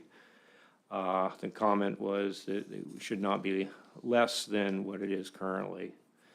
10, we oppose 6.1, modify king salmon limits. Might note that I believe this was our proposal, and ultimately, after input from the public, we did not support it. I think that we put it in sort of as a placeholder to make sure it would come up for discussion. 11, allow Alaska resident anglers to use 2 rods. We oppose that. Was 4-4 with 1 abstention, which came out as opposition. Supported 12, 8-0 unanimously. 13, we supported 8 unanimously with no catch and release, and would like to strike paragraph 3 in that proposal. 14, we supported unanimously. 15, we supported, one of the comments was there would be habitat loss for wild fish. That was in the opposition. 16, we supported. 17, we took no action. 18, modify rockfish bag and possession limits. We supported wholly. Reduce rockfish limits in Cook Inlet, Resurrection Bay. 19, we supported.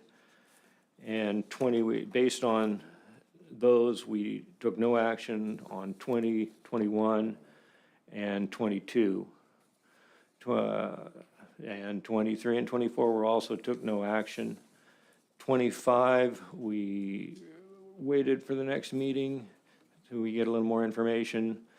We ended up opposing 25, 12 to 1, and 26 we also opposed. 11 to 1 with 1 abstention. 27, we supported 12 to 1 with no opening until July 15th. 28, change gear group allocation. It's commercial, but I've got it on my list. We oppose that. 10. 30, we supported. 12, there were 13 of us. It was 12 to 1. 34, took no action, and that's your next. So we're going to go back to 33, and on 33, we supported redefining the Ketchikan Bay personal use dip fishery area. I think in our discussion, we were hoping to get some more net user information in the end to help support what that's providing to our community. Number 34, create a Kamishak Bay purse seine fishery plan. We didn't go into that.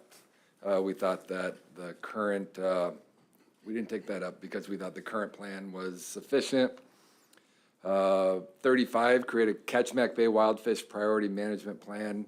And that justification was being proposed, exists in other regulations.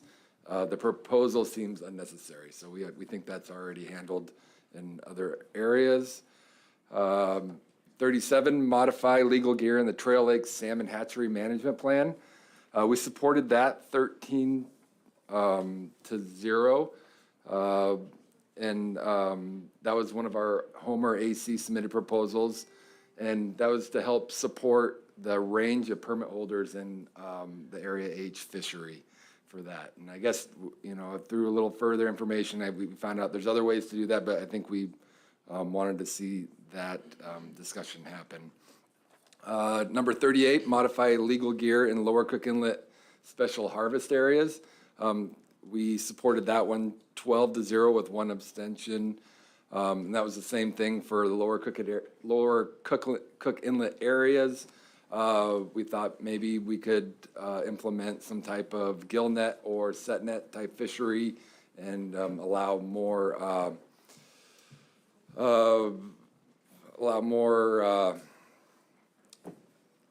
them to access that fishery in that cost recovery avenue. Number 39, amend the list of waters closed to commercial fishing for salmon in Cook Inlet. We supported that one 13 to 0. We thought that was a good, get some of those GPS coordinates out there and more defined lines for the fishermen. On number 40, we took no action based on proposal 39. 41, to close a portion of Tutka Bay to commercial fishing for salmon. We took no action on that based on 39 also. Number 42, readopt the Bear Lake Management Plan. We opposed that one, 2-7. We weren't completely familiar with that plan, and I'll read it here. It was pointed out that proposal 42 did not mention that in the December 2013 Lower Cook Inlet Board of Fisheries meeting. Proposal 84 was adopted unanimously as amended and created a permanent management plan without a sunset clause. ADF&G staff confirmed that the plan was put into regulation in 2014 and remains in place at this time. For that, and then 43, we opposed also. We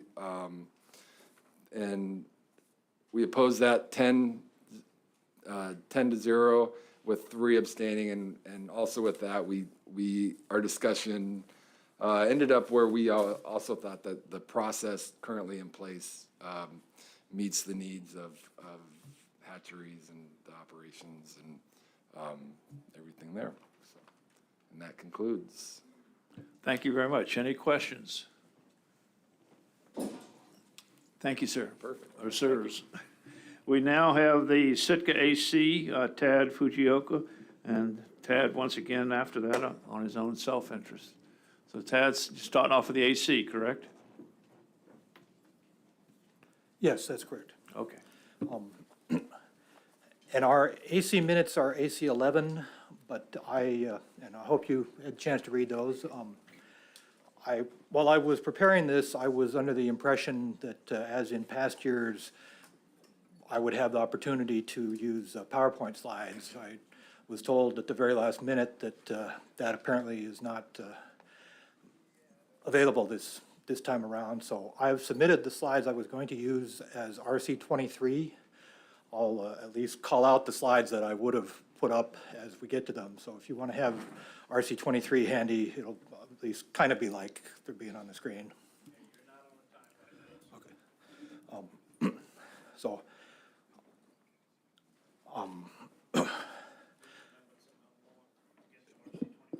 okay.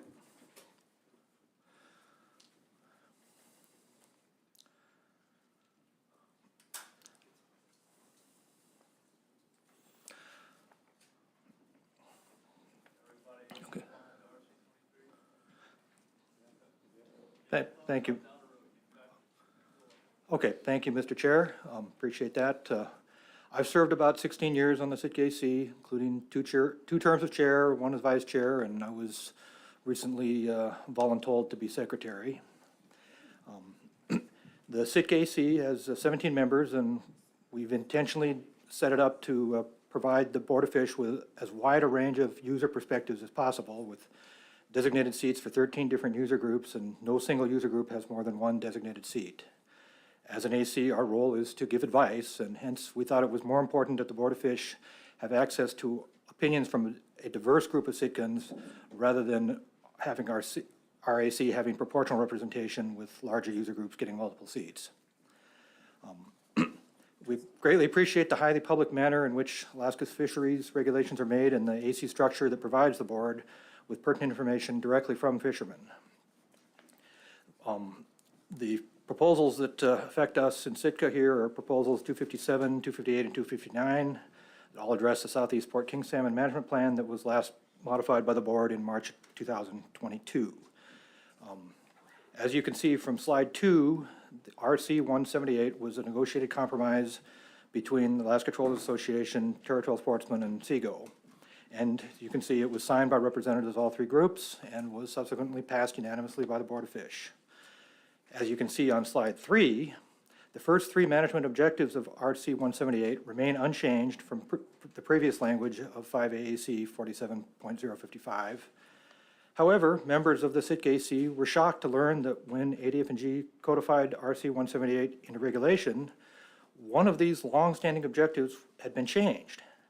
By deleting the two words, the sport fishery was no longer regulatorily constrained to the sport harvest limit, as you can see in slide 4. The department's new wording instead allows the sport fishery to continue unabated until the entire all-gear southeast king quota has been caught. This change makes the sport allocation meaningless, just as a recent testifier said of the Winter Cook Inlet GHL.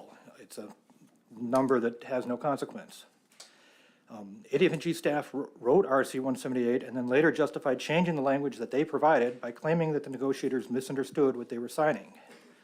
Written testimony from territorial sportsman Ron Somerville in PC 219 and recent oral testimony from ATA signatory Jackie Foss in PC 78 clearly indicate that they understood the topic and furthermore would not have agreed to the language that the staff had substituted. In particular, if you turn to slide 5, you can see Ron's quotes from Ron's letter that no one proposed that in-season restrictions would not apply to non-residents, and no one indicated that the sport fishing quota would be exceeded. There might be some disagreement between how ADF&G staff and the gear group representatives understood the negotiations, but nonetheless, a signed written agreement should always take priority over any verbal interpretation. If you could imagine a legal system where written contracts could be superseded by the interpretation of a third party, that would just be chaos for our society. This change is an affront to the public Board of Fish process that ACs all over the state and myself as a 16-year AC member are so proud of. To avoid future chaos, the Sitka AC strongly urges the board to assert their authority and restore the language that the board approved in March of 22. If you turn to slide 6, the word sport fishery needs to be reinstated in objective B2, and the language of all the other tiers, C, D, E, F, G, and H, need to be amended to clarify that the sport fishery harvest limit will be equal to the sport allocation, i.e. 20% of the hook and line allocation. After these two most important changes, the Sitka AC thought about how to achieve the 3 objectives of the management plan. And slide 7 lists those three objectives. Sitka AC realized that in order to meet objective 2 of not exceeding the sport fish harvest ceiling, the fishery would have to either be managed very conservatively from the beginning or else managed in season. Highly conservative management would be inconsistent with objective 1 to attain a harvest of 20% of the combined hook and line allocation. The third objective requires that any in-season restrictions be limited to non-residents. Thus, any in-season restrictions essential to the simultaneous fulfillment of these objectives need to be limited to non-residents. It's important to realize that in-season management was clearly intended and expected to occur as the negotiators specifically agreed to delete earlier language that would have prohibited it. If you turn to slide 8, you can see the language that was deleted that would have prohibited in-season adjustments, but the negotiators agreed to delete that. This was part of a compromise process. What remained was that there were to be no closures. Restrictions, yes, but not closures. That's a fundamental difference. While 5 AAC 47.055 provides the commissioner with the authority to take any necessary management measures, the only such measure specifically used elsewhere in RC 178 is the non-resident annual limit. So if you turn to slide 9, you'll see that the Sitka AC felt that this should be the tool used by the department to achieve objectives 1 and 2. The department sport fish representative at our AC meeting specifically asked that the board fish give staff direction on how to meet these objectives, and we've heard the same request from staff here today. So we recommend that the board provide that direction by adopting the wording shown in this slide. Again, this is not a change in the plan, but rather just a clarification of how to simultaneously meet all 3 objectives. Any other alternative must be measured by how well that alternative meets the 3 objectives. In particular, the method used in 2022 and 23 in which in-season management deliberately wasn't used despite clear mid-season indications that the sport harvest would end up far from the 20% target, fails to provide any reasonable expectation of achieving the 20% target in any year or even on average. For instance, in 2022, the sport harvest was only 13.9%, which was the lowest in the past 2 decades, lower even than the 2020 COVID season. That's because in 2020, despite very low angler participation, the department realized that that was going to result in a low harvest, and they were very aggressive in in-season management to boost limits in 2020. And 2023 is we've been told, the sport harvest was 29%, which is almost half again the targeted level. It would be very naive of the Board of Fish to expect that such wide swings around the 20% target would balance each other out, either in the short or long term. It'd be like if an NFL kicker misses one field goal wide left and then he misses the next one wide right, would you say that on average he was on target? The next big aspect that we addressed was the word average. There was considerable disagreement amongst members of the AC and members of the public at our meeting about how the word average in the first objective of RC 178 was expected to work, or if it was even appropriate or needed with the sport fishery managed to the sport allocation. Regardless of how anyone understood average to be calculated, everyone agreed that there was no expectation or intention for the sport catch to reach 29% of the hook and line allocation as it did in 2023. You can see in slide 10, the majority of the SITC recommends the board simply delete the word average from objective 1. But if the board doesn't want to do that, a minority of the AC was satisfied with simply defining it to be a 5-year rolling average. One way or another, the word needs to be either eliminated or defined, otherwise it will remain a source of confusion and ambiguity. Lastly, the resident sport fish representative on the SITC pointed out that while the 5th objective of this management plan allows for any sport allocation that is projected to be unused to be transferred to the troll fishery, there is no provision to allow unused troll quota to be caught by the sport fleet.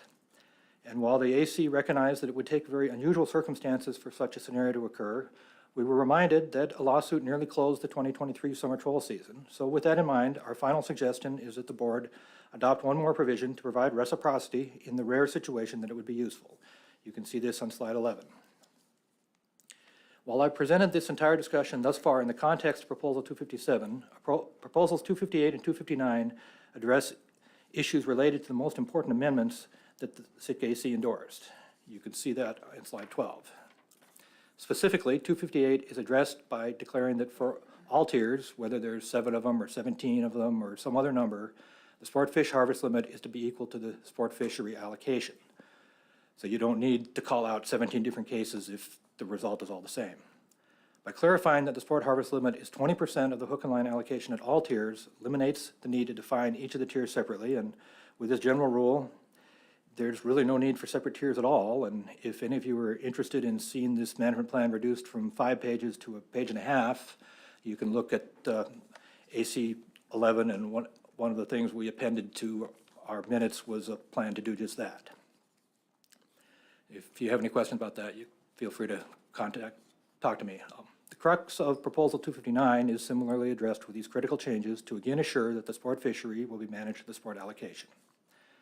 To wrap up, the SITC feels very strongly that the Board of Fish needs to assert their authority and restore to 5 AAC 47.055 the fundamental concept that non-resident sport fishermen should not be given allocated priority over resident users with longer fishing histories in violation of a stakeholder agreement.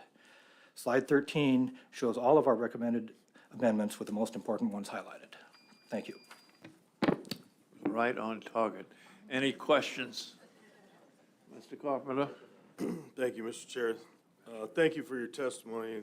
I actually really appreciate your AC's minutes and the brief, description in the comments section, which is a little more elaborate than what a lot of others do. It kind of gives you a little bit better context of what the discussion was.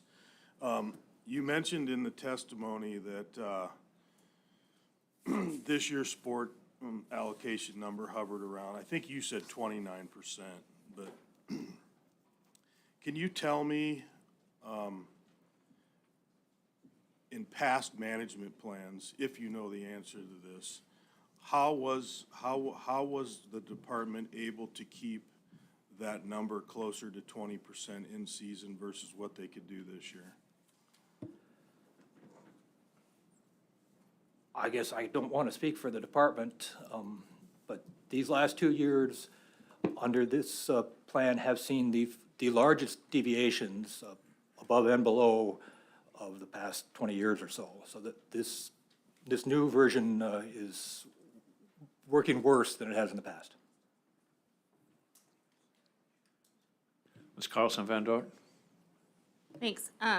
It might be in the Sitka minutes, but how did the AC vote on the presentation, the elements of the presentation. Did you guys take a vote on that? You said a majority and a minority.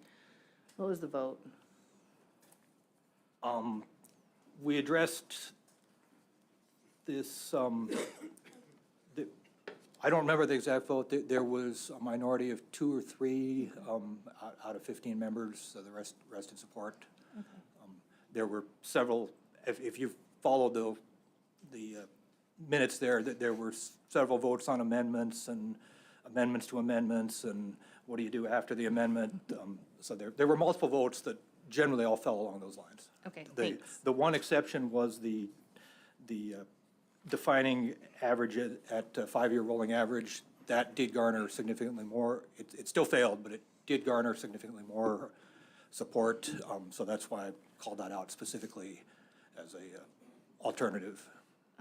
On that point, so I'm just curious how the AC talked about the 5-year rolling average on a 3-year plan. So how would you get a 5-year rolling average on a 3-year plan that sunsets? Well, you go back to the previous 4, I guess that would be. Under a different plan? Right, 2022, 21, 20, and 19, and then you're going to throw 24, manage 2024 to make it so that that 5-year average comes out to 20%.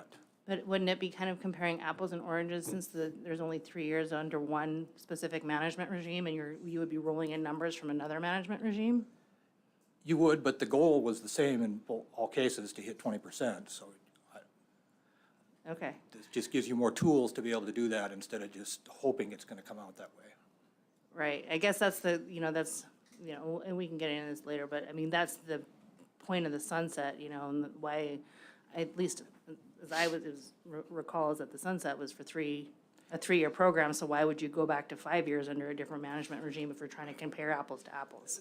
5-year was the motion made by the AC Okay. member that we voted on. If the board would prefer a 3-year, I think the vote would be the same on the SIC AC, whether it's 3, 5, 2. Fair enough, I was just trying to figure out what the thinking was there from the AC. And then my last question is, and I don't know if you can answer this or not, but do you know why that allocation was left on the table in 2022? So if the sport fleet was at 13.9, I think you mentioned, in 2022, did the troll fleet use that percentage of the allocation as was intended? And if not, why not?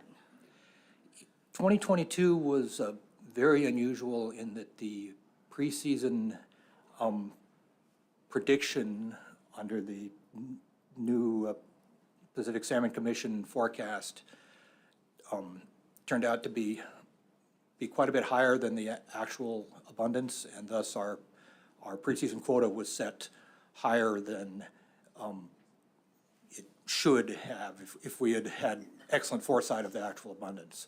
So the quota was unusually high there, and it was hard to catch fish that year for everyone. The trollers did not catch the overage. Trollers barely managed to catch their full allocation, and it was an anomaly. I don't expect that to happen again. The commission has since changed their method, and they claim they're going to be able to forecast better. Forecasting is hard, but this was a particularly unusually bad miss. So if that was an anomaly, do you think that 2023 was an anomaly also with the excessively high overage? I hope so, but I don't, because it was a new and supposedly better method, I would think it's not as much of an error as, we won't know the official actual abundance until next March or so, is that? I think so, but if the commission is accurate in saying that their new model is better than their old model, then it presumably is not as much of a miss. Okay, thank you. Commissioner? I just want to make a few corrections here. The model that the commission uses to assess the actual abundance of fish in the river, I mean, in the southeast fishery is a model. It's not an actual number. There's errors associated with the preseason forecast, and there are significant errors associated with the postseason abundance estimate that they provide. So both of them have significant error associated with them. So to say that the preseason is off, you could just as easily say that the postseason is off. And you're right. I think from the state of Alaska's perspective, we still believe that the multivariate model approach that incorporates not only preseason algorithm-based models as a way to predict what's going to be as abundance should be verified with some kind of on-ground fishery experience, and that's lacking from that Chinook model. So,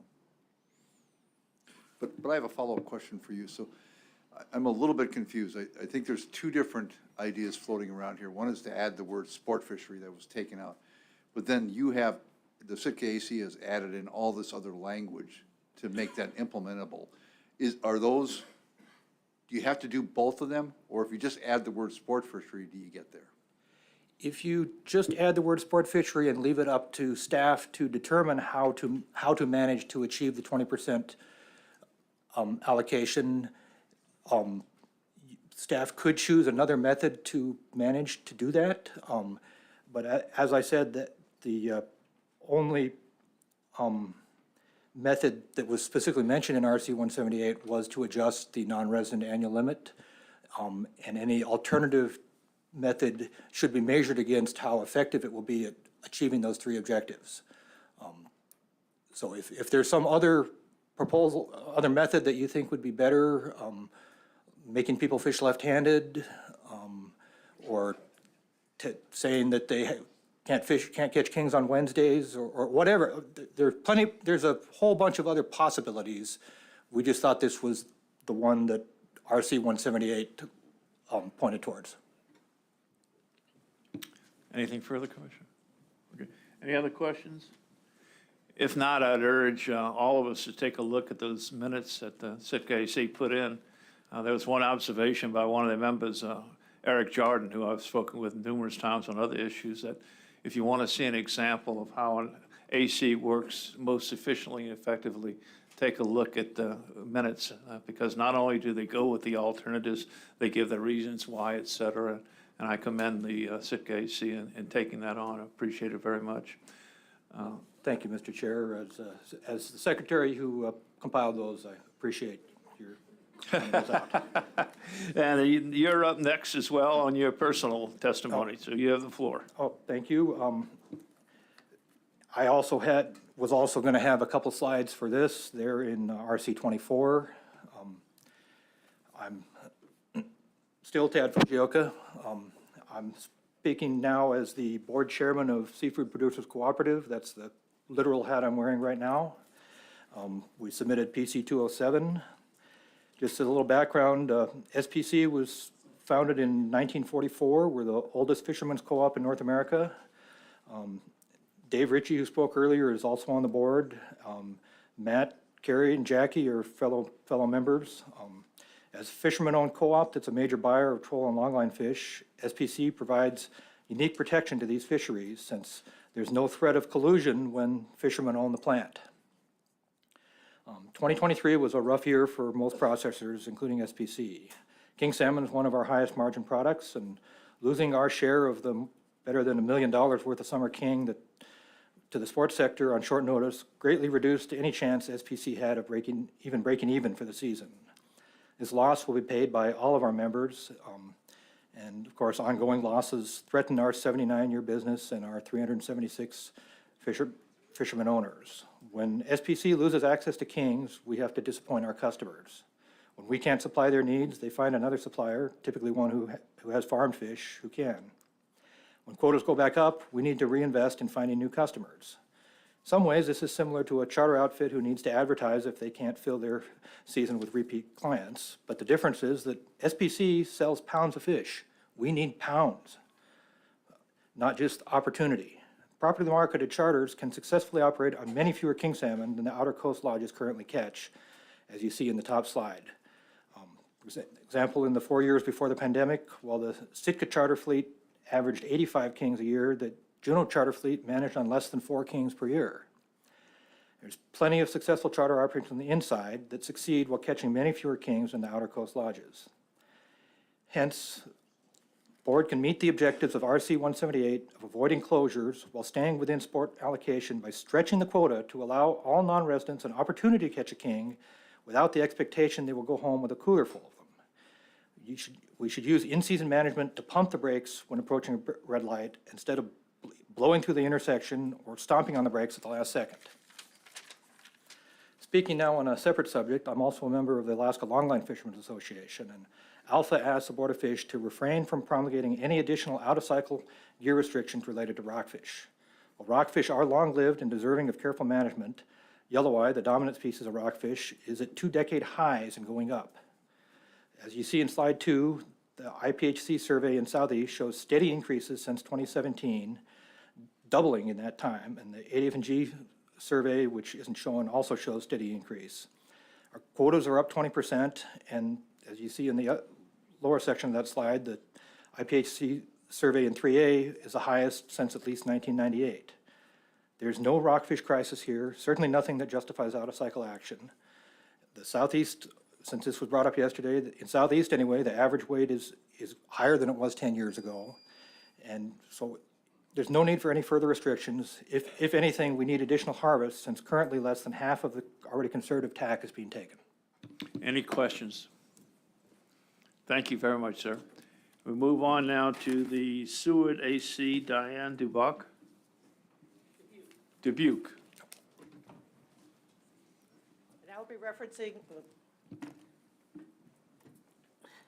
I'll be referencing RCs 16, 17, 18, and 31.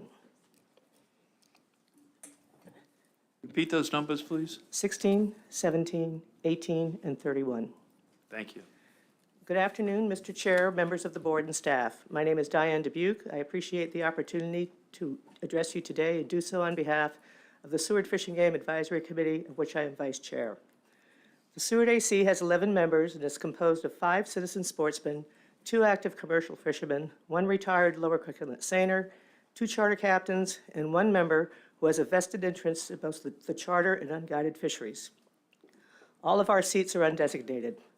Our RC met on Thursday, October 26th, with a quorum of 6 members to discuss proposals being put forward for the 2023 Lower Cook Inlet Finfish meeting. In the interest of time, I'll focus my discussion on proposals 12, 18, 25, and 26, and 42. For a full review of the action we took on various proposals, please refer to our minutes, which is RC 15 in your book. Proposal 12 seeks to modify the North Gulf Coast King Salmon Management Plan.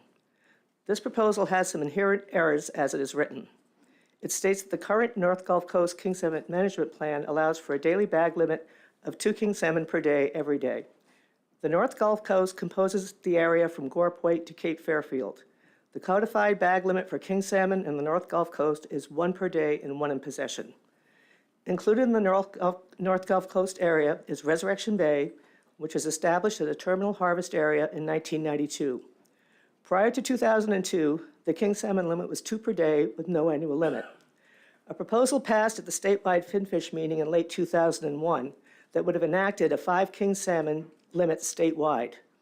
Seward, Homer, and Kodiak rallied and each constructed a local area management plan. In Resurrection Bay, we went to a 1 fish limit between September 1st and April 30th. Homer went to a GHL, and Kodiak went with an index. We went back to the board with a motion to reconsider during the 2002 October meeting, and they did so. This led us to the bag limit and possession limits now in effect at Resurrection Bay. The department stocks an average of 310,000 smolt in Res Bay annually. We have no natal king salmon streams. The harvest is an effort, they call it a put-and-take fishery in a terminal harvest area. In Table 1 of the Sports Fisheries of the North Gulf Coast report, it represents the amount of effort or angler days. The North Gulf Coast is broken out from South Central and statewide. Angler effort in South Central averages 1,280,321 angler days. Angler effort in the North Gulf Coast averages 93,984 angler days.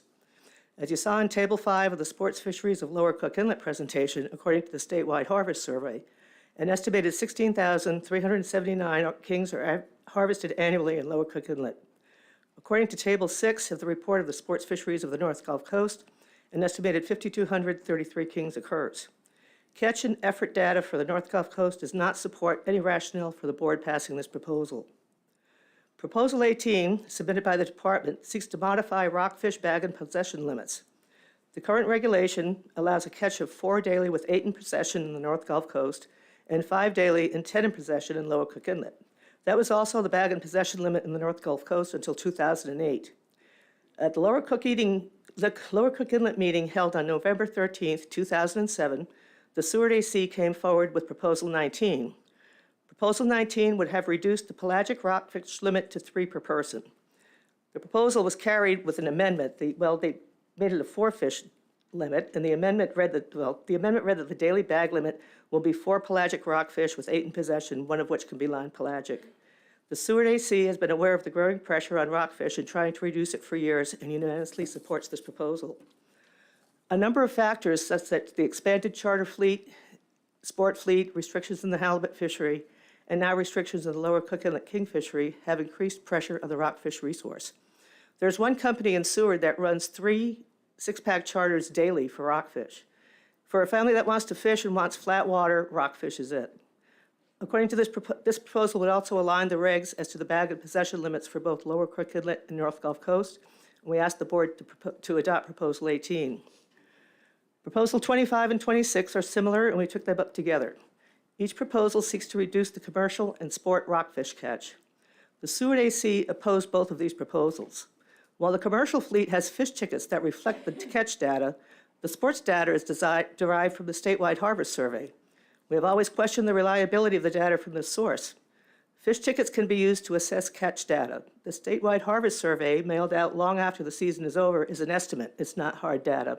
We ask the board not to support 25 and 26. Proposal 42 would replace the Trail Lakes Management Plan with the original Bear Lakes Management Plan. The Bear Lake Management Plan was put forward by Cook Inlet Agriculture as Proposal 15 at a 2004 Lower Cook Inlet meeting. The proposal passed with an amendment that read, "The department shall manage the commercial harvest of enhanced Bear Lake sockeye salmon surplus to in-river escapement requirements for a 50-50 allocation and the numbers of fish between the commercial seine fleet and Cook Inlet Agriculture." That's RC 15. In January of 2009, Cook Inlet went to Southeast Alaska and Yakutat miscellaneous shellfish meeting in Petersburg. Cook Inlet Agriculture came forward with an emergency petition to replace the Bear Lake Management Plan with a Trail Lakes Management Plan.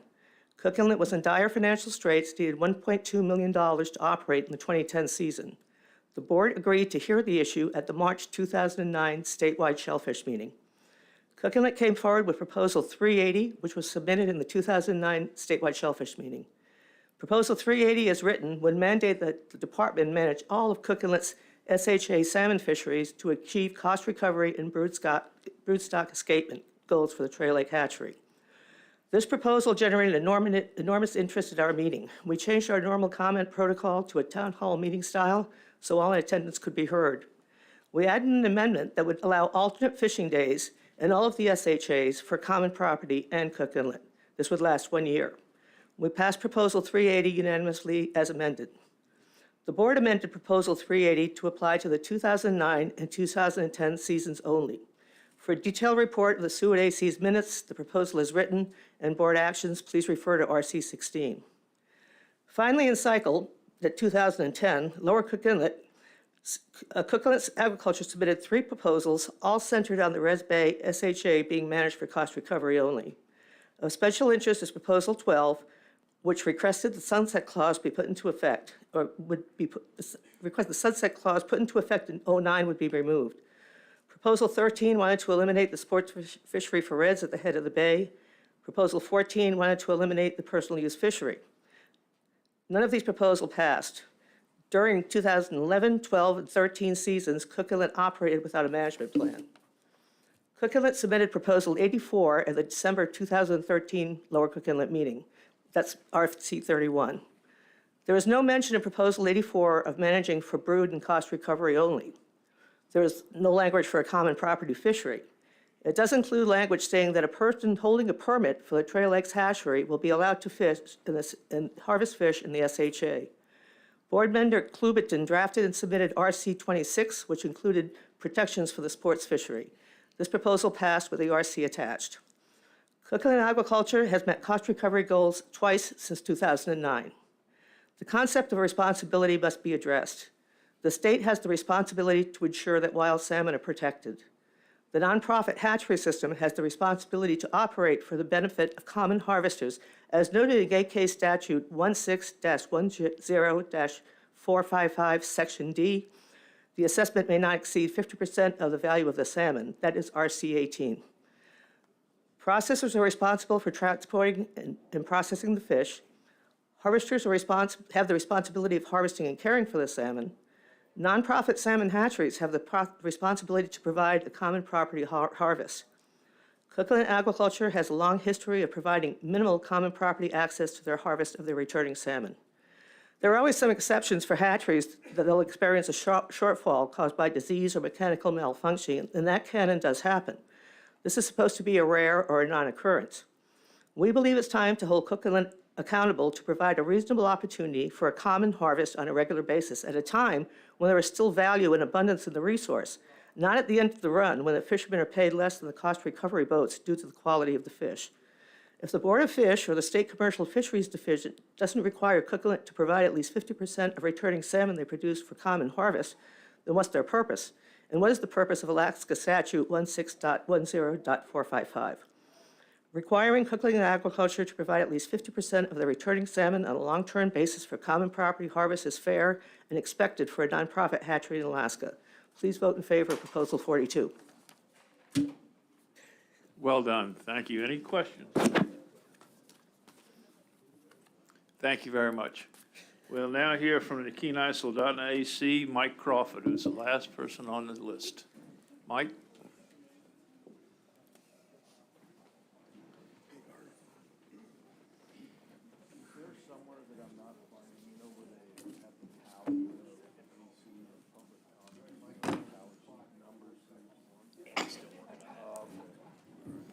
I heard that, Doug. Whenever you're ready, Mike. Good afternoon, everybody. My name is Mike Crawford. I'm the current chairman of the Kenai Soldotna Fishing Game Advisory Committee. We're loosely based in the Soldotna Kenai area for obvious reasons with that name. We think we're kind of unique in the advisory committee process in that we have assigned seats in our bylaws, and those go by user groups. So we have 3 commercial fish license holders on our AC. We have 3 fishing guides on our AC. It doesn't matter if you want to call yourself a hunter and want to sit on the hunter seat if you're a fishing guide or a commercial fisherman. You have to sit in the commercial fishing seat or the fishing guide seat. So this was put in place before I was even on the AC, maybe 25 years ago. So it's been there for a long time, and it's worked very well for us. It certainly has led up to some interesting conversations at times. Of note, we're kind of waiting for the Kenai River King Salmon Stock of Concern Action Plan from the department. That's coming out, I've been told, soon, hopefully, and then we can make some better educated decisions on some of these proposals that are in front of us. But based on what we know now, these are some of our thoughts were in our minutes, which is reflected in RC 8. Sorry they weren't on time. I was down south shooting birds, so couldn't have a meeting before the deadline. Proposal 1, this would amend the King Salmon Upper Cook Inlet Summer King Salmon Plan.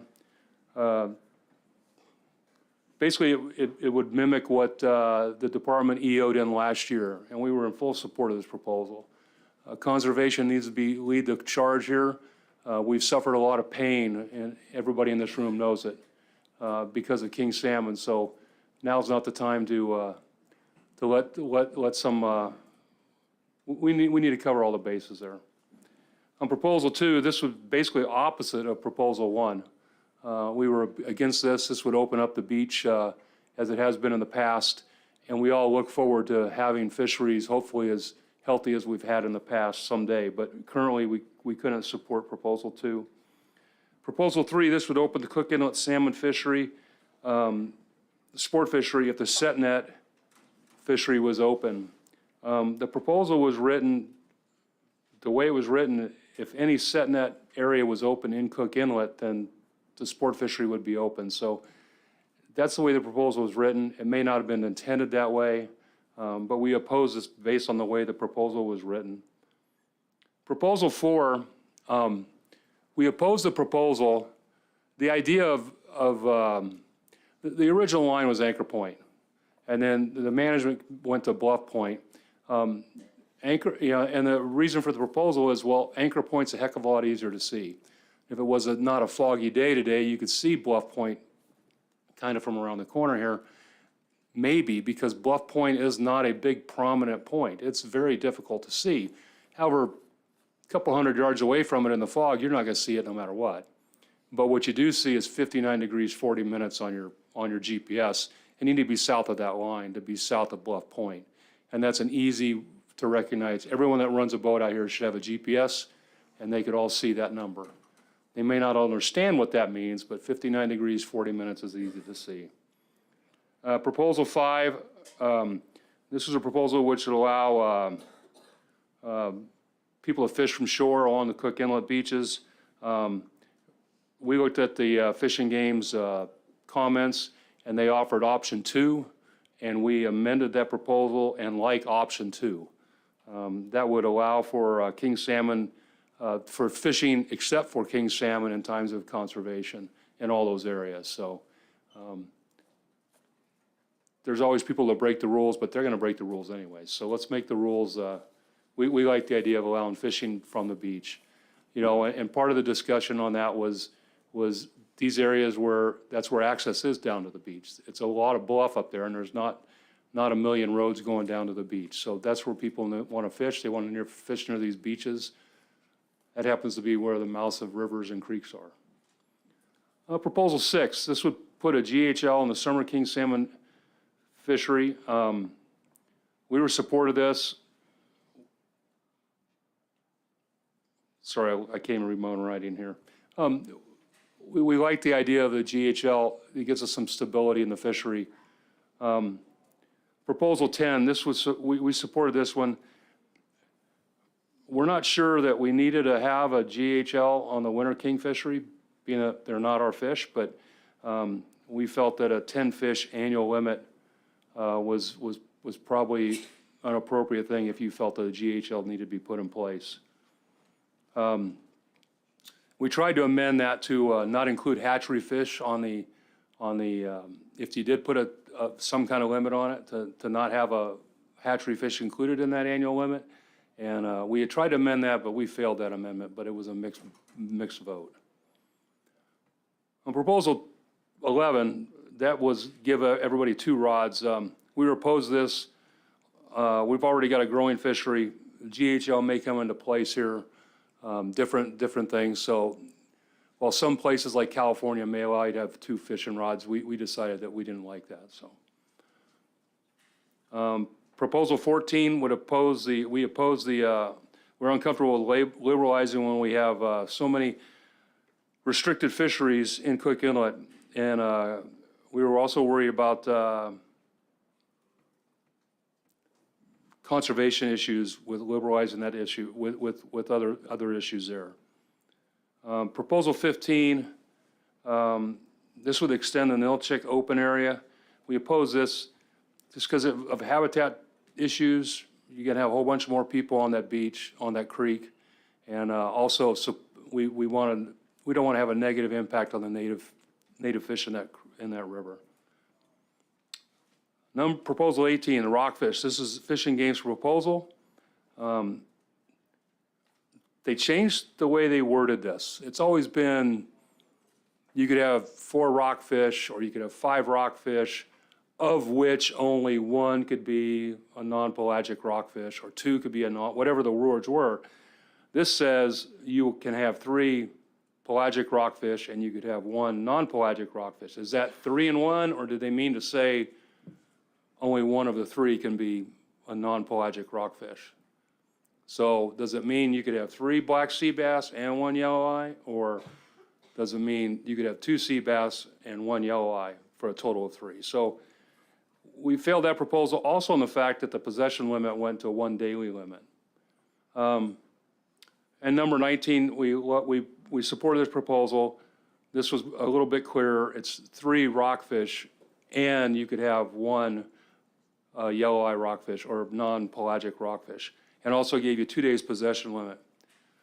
You could limit the 2-day possession limit to non-guided anglers. That may be a solution. So that's what we got for you. Thank you, Mike. Any questions, Ms. Van Dort? Hi, Mike. I noticed that in your minutes, you tabled 13, and I was just kind of curious why the AC voted to table, which is to create the management plan for the Anchor River, Deep Creek, and Inlet River King Salmon Sport Fisheries. We didn't have enough information from the department at the time, and we didn't have any department help that evening. I was just going off information off the internet where their written comments were available. Any other questions? Thank you, sir. Thank you. That concludes all 66. We'll now go back and pick up those persons who had signed up that did not appear at the time the name was called. If they don't appear this time, they will have forfeited their ability to provide public testimony. And we'll start off with number 26, and staff, please follow with me, make sure I get them all correct. Alan Parks. Is Alan Parks in the room? Did someone say yeah?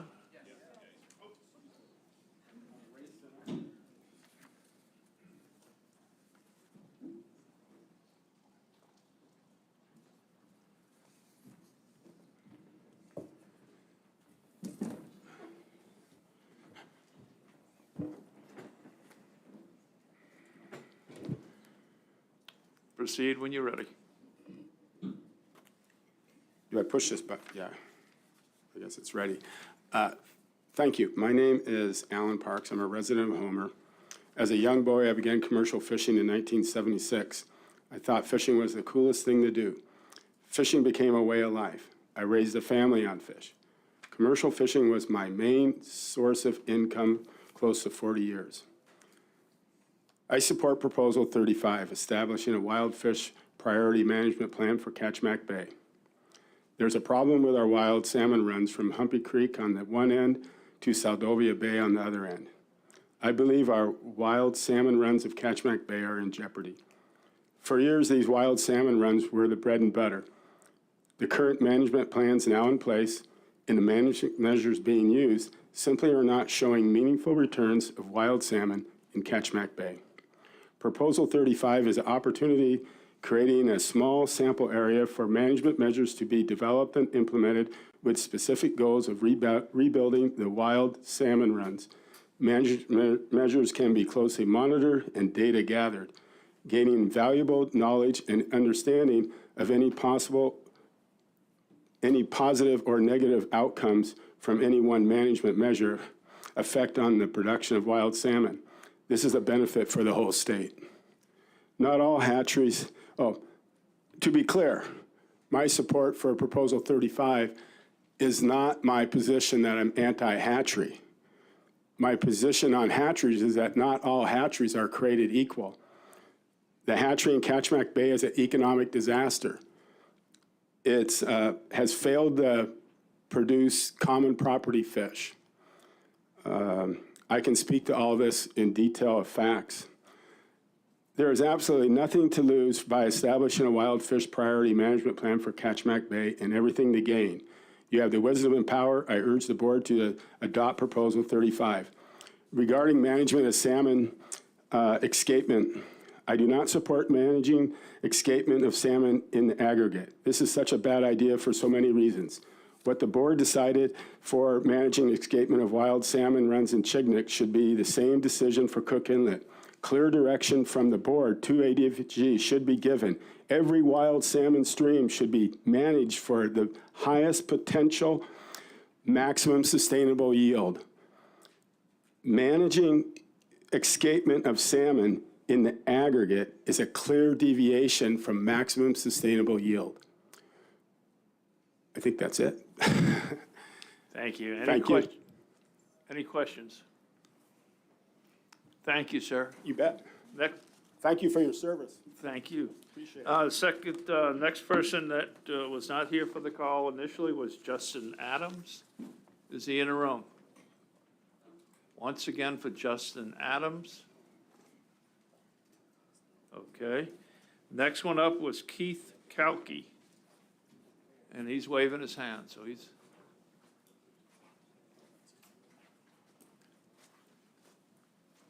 And the next one after that will be Lee. It's either McDavid or McDaniel. We're We've had two different versions. You have the floor, Justin, whenever you're ready. Okay. Hi, my name is Keith Kalki. I've been charter fishing here for 20-plus years and have a lot of history with the lingcod fishery, including having caught the world record. It was a fun fishery, but I've seen a lot of depletion, and I'm trying to make this all quick here. Over the years, we've been going further and further and further out, and there's more boats doing it. When I was here, it was kind of an unwritten rule. We'd take one per client, even though the rule was two. We self-regulated, and we didn't make a big deal out of it. Today, we have a lot of newcomers to the fishery that don't understand how good it used to be, and the fish are moving progressively further out. That's one of my concerns. I'd be all for another part of that is with the size limit of 35 inches plus, I mean, we're really targeting the breeding females. I don't know if a slot limit would be good and still give them room for a trophy above 55 inches or something, so they could possibly break that world record. Something should be done about it.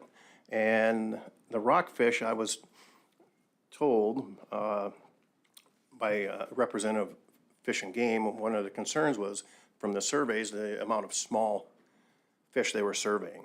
Now, if you look at the map, most of us that know rockfish fishing, we go down around the islands, East Chugach, Double 11 area, Barren Islands, you get adults. In the bay here, pretty much it's a nursery.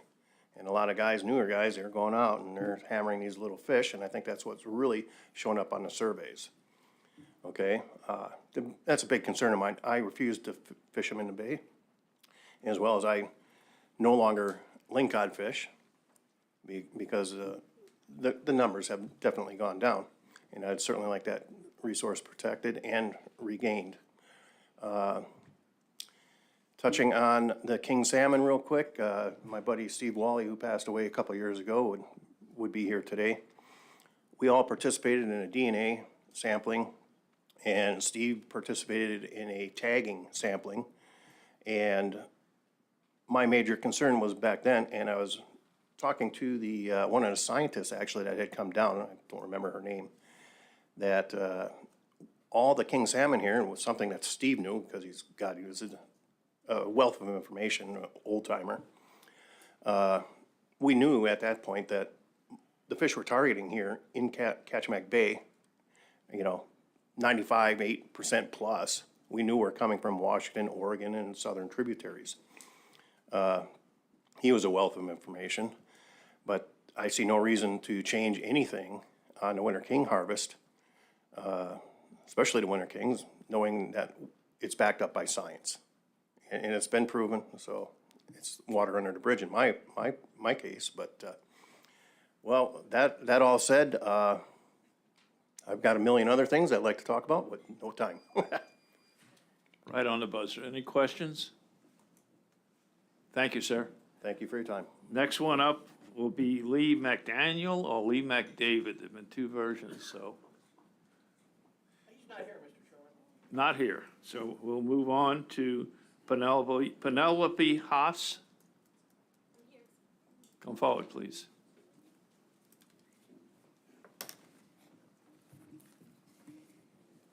Thank you very much, everybody, for all your patience and listening to everybody today. Really appreciate the opportunity to speak. My name is Penelope Haas, and I'm here today with the Kachemak Bay Conservation Society here in Homer.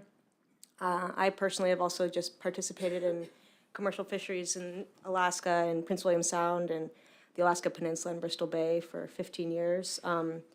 And we want to speak today on Proposal 35. We support this proposal. We wanted to really underscore the statute for the critical habitat area. Figure you guys are familiar with the general principle of maximum sustained yield, which is what you're usually going to use for managing fisheries. But here in Kachemak Bay, we've got that standard and another standard on top of it, the standard for the critical habitat area. And we really need to try to hit both of those targets. And the statute for the critical habitat area demands that the department protect and preserve this critical habitat.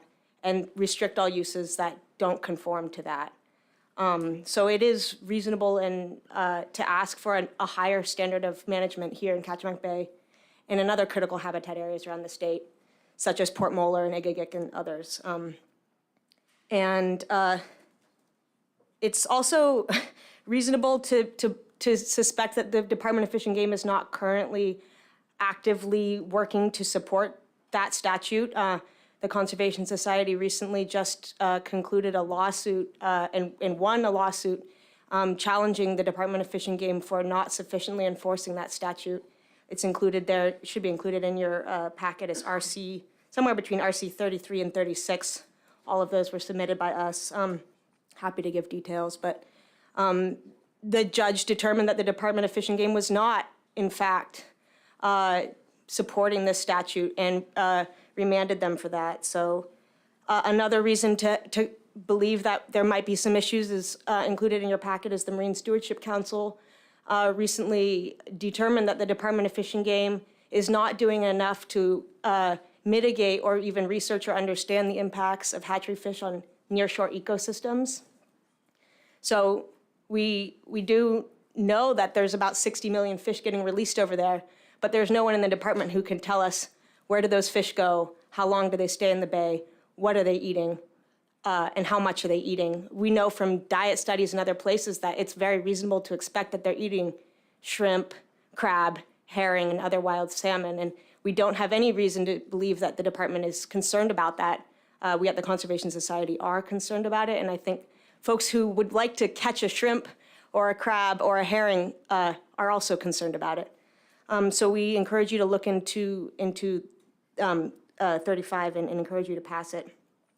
And that concludes our testimony. Thank you. Thank you. The RC number you were looking for is 34, and I do not have the last page or pages of your motion for summary judgment, which I presume you're referencing. Yeah. So I don't know when that was entered. It was today, and so we were limited to 10 pages. And she said, I just said, well, just give the first 10 pages, but if you all would like to see the full document, we can figure out a way to I make certainly that happen. would, and would staff, even if it goes beyond 10 pages, please provide that to me. Thank you. And I just want to ask legal real quick while you're up here, where are we as far as on this case? Is the motion being appealed, or what's the status? Mr. Chair, it's not my case, but my understanding is the order was entered granting summary judgment last week, or maybe the week before, and there's a period of time in which the state, the state has a period of time to make a decision about what to do next, and it's in the process of making that decision. Okay. Okay. Thank you. Any questions? Thank you very much.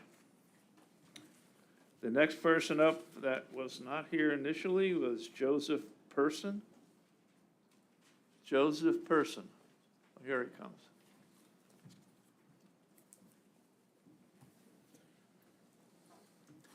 My name is Joseph Person. I live in Anchor Point and fish a variety of small boat commercial fisheries in South Central between Cook Inlet and Prince William Sound, and also extensively sport fish, mostly in saltwater. I primarily am interested in talking about rockfish and lingcod issues that are before the board at this meeting today, and these are something I care quite a bit about and have quite a bit of concern, both from a conservation and a management point of view.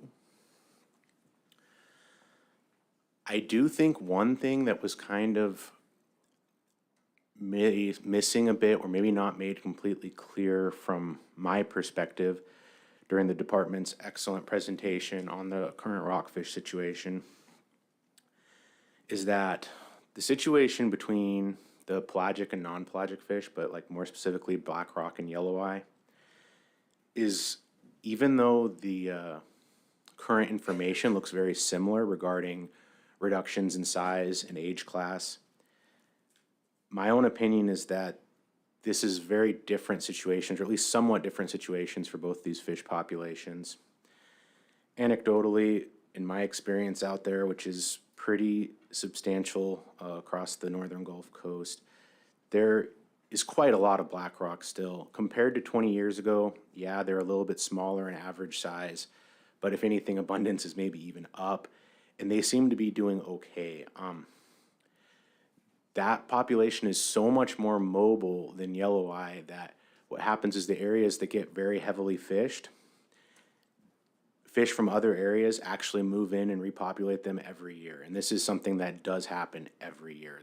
The fish that are close to the ports, all of the major fishing ports, get caught primarily by sport harvest. And by, the fall, it seems like, well, there's no rockfish left. And then every year there are young rockfish that have moved back into these areas, and then they're harvested again next year. Is this ideal harvest? No. It would be preferable for people to harvest on older, more mature fish. But at the same time, it's been doing this for a while, and I think that it's not currently in super dire straits.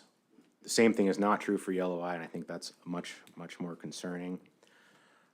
Commercial fisheries, as the department numbers showed at this point, are a very small percentage of the overall harvest. Most of this has to do with just, market and other reasons. They want to target on the larger black rock if there's going to be directed commercial fishery. So the commercial fishing always happens far out of port, not in the close-in areas. Markets don't want those little younger rockfish. They want bigger ones. So if there's commercial directed harvest, it's on larger, older fish. And that harvest isn't even being particularly utilized. And the GHL is very conservative in the first place. I don't think it requires adjustment right now for the pelagic rockfish. I very much would support the department's long-term plan of managing by individual species and having, I'd love to see a GHL specifically for yelloweye and specifically for black rock that was managed to independently rather than an overall one. And I am very appreciate the department's efforts in reducing yelloweye harvest and other means. Any questions? Thank you, sir. Next person up would be Paul Shadura the second. I don't see him. Paul, are you out there somewhere? Usually if Paul's here, you'll know it. Okay, I do not see him. Now we'll move on to Nancy Hillstrand. I did see Nancy somewhere earlier. There she is. Hi, good afternoon. My name's Nancy Hillstrand. I've been in Homer for 50 years, and I'm a seafood processor right here on the Spit, and I'm sorry I missed my calling. I was actually working. I had to take over for the gal that was working there, but anyway, we have a corporation that was created in 1964, so we're a real fishy family. I've put in some proposals pertaining to mostly this area here, which is not only two critical habitat areas, but also it's a state park. It was the first state park that was created in Alaska, and that was in 1970, 1972. The Fox River Flats Critical Habitat Area, and then the Ketchmeg Bay Critical Habitat in 1974, all prior to hatcheries. So it was a wild fish, mainly shellfish, lots of herring, amazing fisheries. So it was incredible to behold. I think that what we should have here would be a showcase of what the potential is of this bay, because we have the habitat attributes. But what has happened is we've gotten to the point where pretty much everything has been depleted. And I'm really concerned about the salmon right now, because they're little portfolio stocks that are being in mixed stock fishery, and they're not being counted or monitored properly or enough, and they're not being reported as wild fish. So the significant stocks are being overrun by hatchery fish from Prince William Sound. And for instance, Barbara Creek, which is a significant stock, in 2014, 92% of that was hatchery fish, and 87% of that was from Prince William Sound, 250 miles away.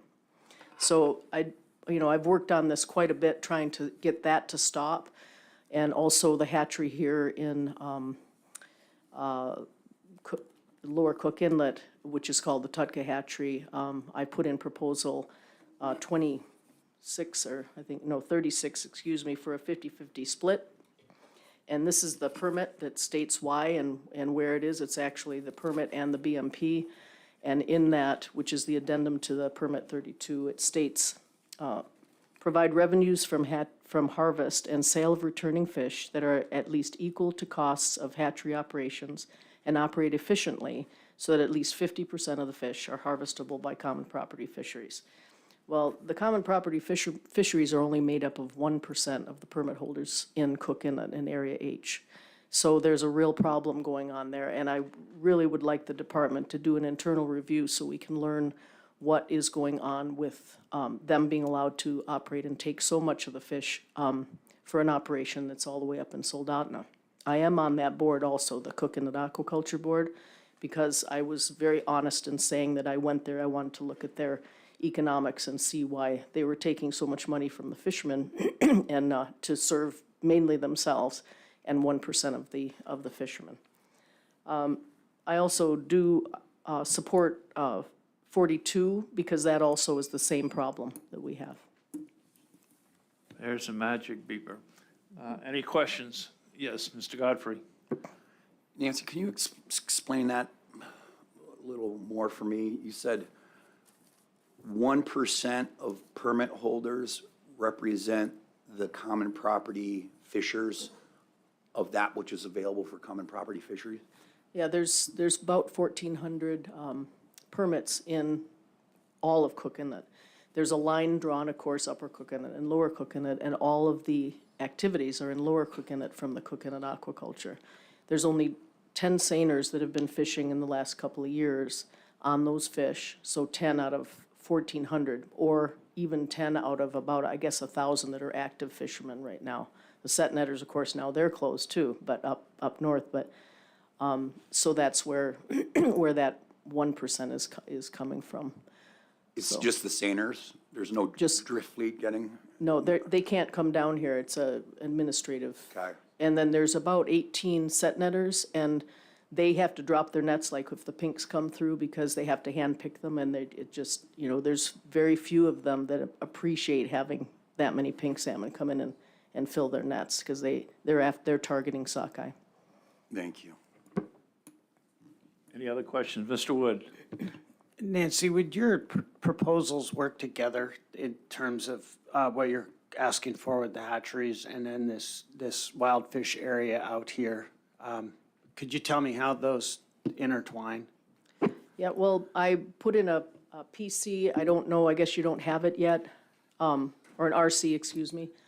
And I also have PC 100, but the RC, I guess you don't, when you get that one, I've explained what I wanted to do with the wild fish priority management plan. And I'm working with, I'm on the state park board, and we have, we work with have an MOU with the National Estuarine Reserve, with the No Habitat Focus Area, a number, there's so much wealth of research and education down here in the Homer area. And they're all willing to work on this, to actually put together this. And I also, this is the plan that we have for the Ketchikan Bay critical habitat area, and it gives goals and policies that that is a guidance to the department. And so what we would like to do is be able to score what the results are. It's 50 years old, so we'd like to make a scorecard and say how have they succeeded or done well in these goals and policies. And this is another management plan that's in here, and this is the Ketchikan Bay that took us 11 years to put together.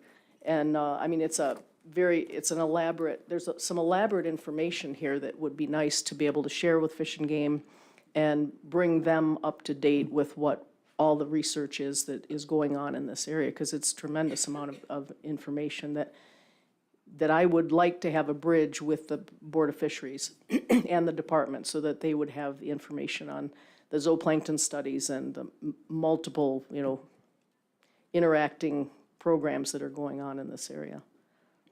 If I may, you say 50 years old. How old is the other one that you held up? This one was started, the statutes are from 1970. Wow. And so there's been 3 different revisions, and we just finished this one in 2020. but it took 11 years to put it together. Okay, And thank so you. there's a lot of information and a lot of work in both of these management plans. Any other questions? And I assume you see this committee as the bridge you were referencing? Yeah. Okay, thank you. No other questions? That concludes public testimony for this meeting. Oops, there's another question where, Mr. Bowers, you're much too late. Go ahead. Thanks, Mr. Chair. Just wanted to make sure all the board members had a chance to ask questions. I just had a comment related to the last, some of the last testimony you heard. I think there was a statement made that all of Cook Inlet Aquaculture Association's work is confined to Lower Cook Inlet, and they actually are doing habitat enhancement work in the Susitna River drainage, and previously had a hatchery facility at a Clutna Tail Race, although that project's been taken over by the state, and previously have done enhancement work at Tustamia Lake in the Kasilof River. So I just wanted to point that out for the record. Appreciate it very much. Excuse me, can I say something about that? No. Being on the board? I can't? Nope. Okay, that's too You'll do it bad. under committee of the whole. All righty. Any other comments before we go into a break, because we'll be going to committee of the whole next? I'd just like the board to be considering while we're on break. I'm anticipating changing the agenda so that board deliberations on Group 3 would follow immediately after committee of the whole on Group 3, leaving Group 4 to be their own committee, and then followed by deliberations, because what I'm trying to avoid is the air in the room being taken out totally by southeast issues, and I want to make sure LCI has a full attention of the board, and should we get pressed for time, it won't be they that are penalized. So give some thought to that as we take a break, and we'll come back at, let's say, 3:20. And with that, we'll start with Committee of the Whole, Group 1.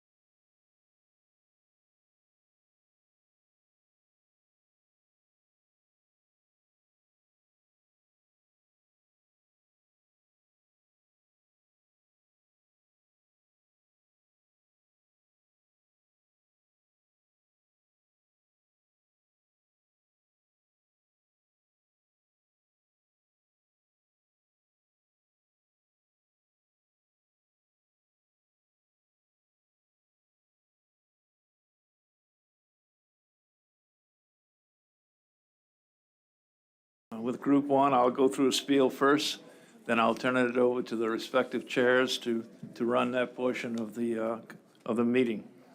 Parliamentary procedure for committee work will follow the New England Towns meeting style. Committee meetings are intended to provide opportunities for additional information gathering and at times for dispute resolution. Committees are not a forum for debate. I really want to stress that, nor a platform for repeating information already received through public testimony.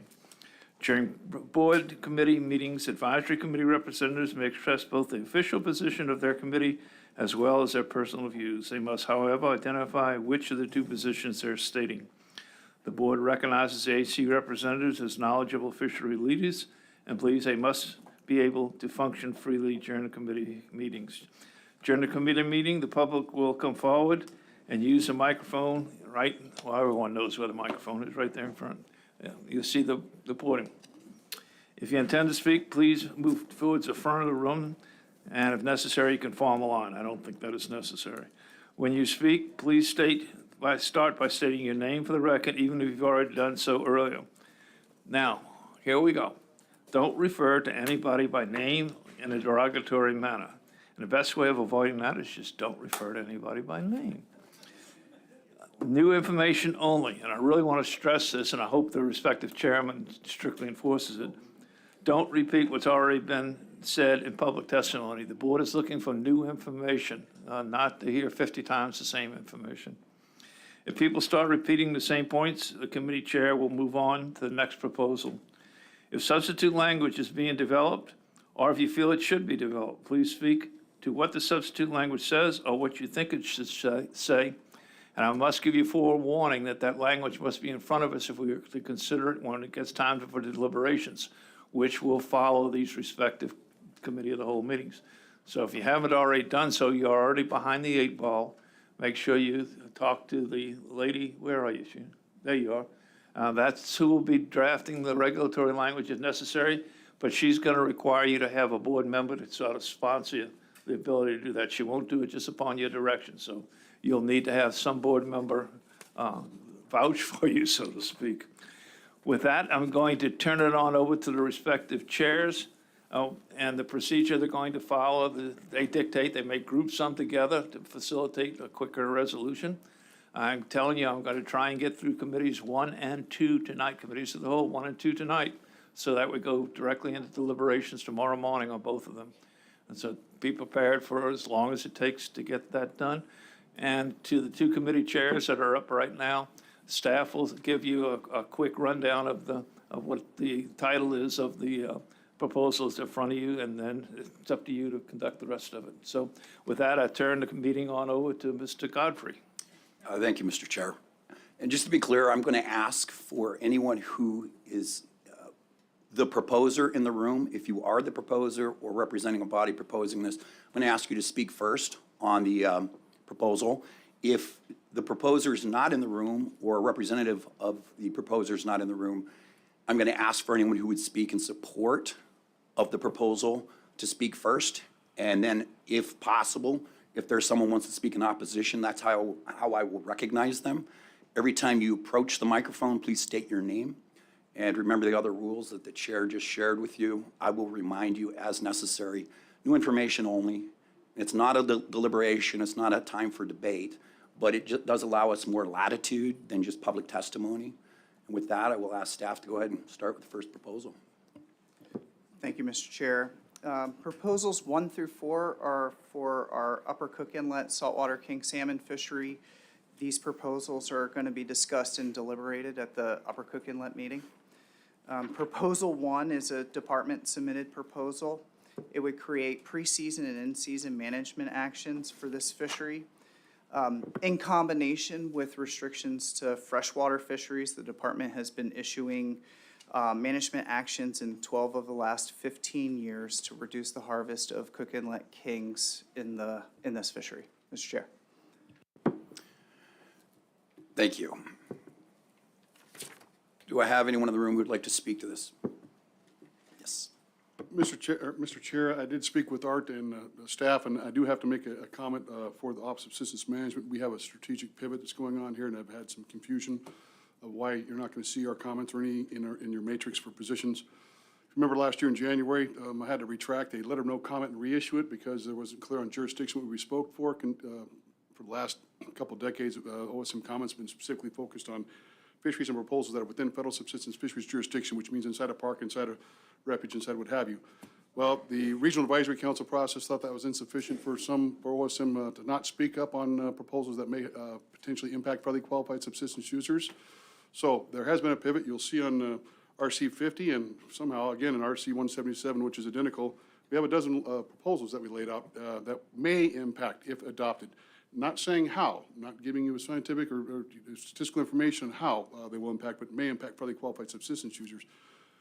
I mentioned this at our last meeting that we might go this direction. It is going this direction, and we do not. Art approached me and said, "How's this going to work? It doesn't have a position per our matrix. It doesn't fit the model." We're working on that. So, bottom line, you will see more comments from OSM outside of federal subsistence fisheries jurisdiction that may impact federally qualified users. I don't want to confuse anybody. That's new, and that's new information, and we do have those. I will not speak on any of these throughout the meeting unless I'm asked. Thank you, Mr. Chair. Thank you, George. Just a comment back to George for feedback. It does me no good whatsoever to know that your office may have some impact on the subsistence users without having specifics of just what that may defines. Just, you know, when you pass it up the ranks. This is will be a two-tier type of comment process. I agree with you, sir, and I'll elevate that, but you'll notice that none of the proposals are within federal subsistence jurisdictions. Ones that will be in federal subsistence jurisdictions that we have concerns about, you'll hear about, and we'll have information like normal. But outside that, I will elevate that. I appreciate that. Thank you, Mr. Chair. Do I have anyone in the room who'd like to speak in general support of this? Please come to the mic. It's right over here, Gene.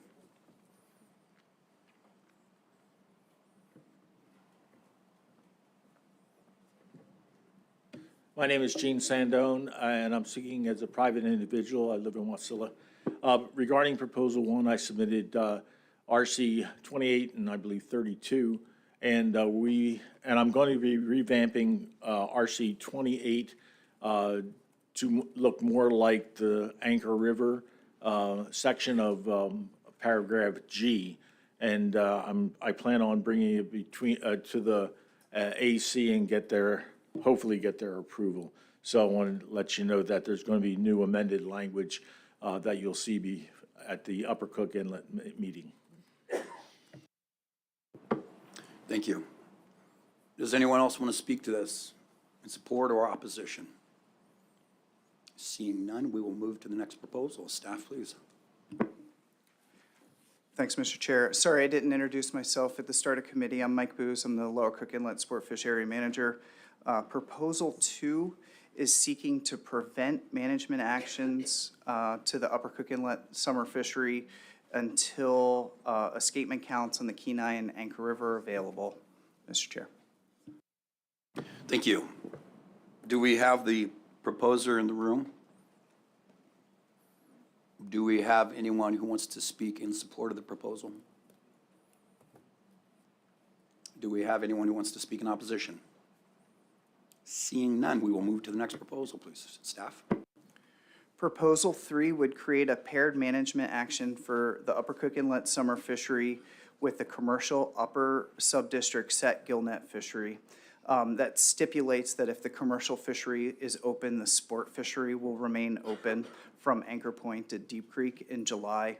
Our emergency order actions that we've been doing for early run stocks have been effective through July 15th.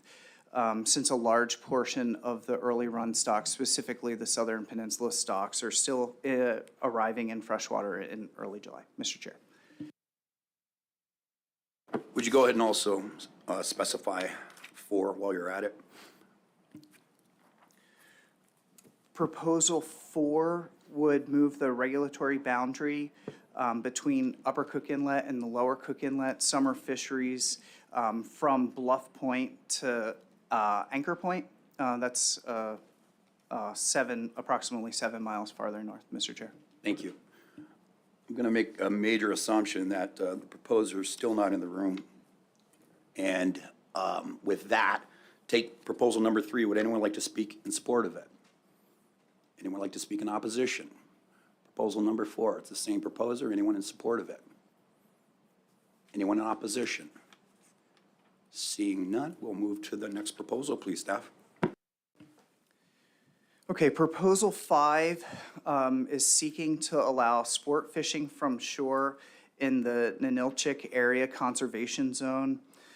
Currently, this conservation zone closes all sport fishing from April 1 through July 15th around the mouths of the Lower Kenai Peninsula streams to protect king salmon. The surf fishing along the Lower Kenai Peninsula has been increasing in recent years. There's a limited access to locations, road accessible locations in this area for gaining access to the beach. The Ninilchik Conservation Zone, where that is located with the road access is in the heart of that conservation zone, Mr. Chair. Thank you. Is the proposer in the room? Would anyone like to speak in support of this proposal? Would anyone like to? Yes. Obviously, I'm not going to speak in support or opposition, but I would note that under department comments, they noted that both options rather, would require establishing a new boundary immediately surrounding the stream mouths. Is staff prepared to do that, or would that be something done just in the course of business following the meeting? Yeah, through the chair to Member Wood, currently we establish regulatory markers for these conservation zones as they are to all sport fishing. So we don't see it as a burden to provide additional markers for a shore-based. So it's nothing that's going to slow down this process. That's all I'm concerned about. No. Okay, thank you. Yes, you'd like to speak on this? Microphone? Microphone? And be sure to identify yourself, please. My name is Steve Anick. I live in Ninilchik. And the only thing I have to say is whenever it puts up a red flag to me, whenever somebody starts moaning about children or old people or somebody else who can't fish someplace. It is a red flag to me that says that person has a vested interest in that himself. And so that's why I oppose it, and our AC did too, but you can read that. Thank you. Would anyone else like to speak in support or opposition? Seeing none, we'll move to the next proposal. Staff, please. Proposal 6 is a department-submitted proposal for the board to consider creating a management plan and establishing a guideline harvest level for the Lower Cook Inlet saltwater king salmon fishery. Due to shifting effort from Upper Cook Inlet, the Lower Cook Inlet summer fishery is an expanding mixed stock king salmon fishery. The harvest is provided in Table 6.1 on page 16 in staff comments for you to see the current harvest. In recent years, the harvest in this fishery has been nearly double, Mr. Chair. Thank you. Would anyone like to speak in support or opposition to this proposal? All right, supporters, come up first.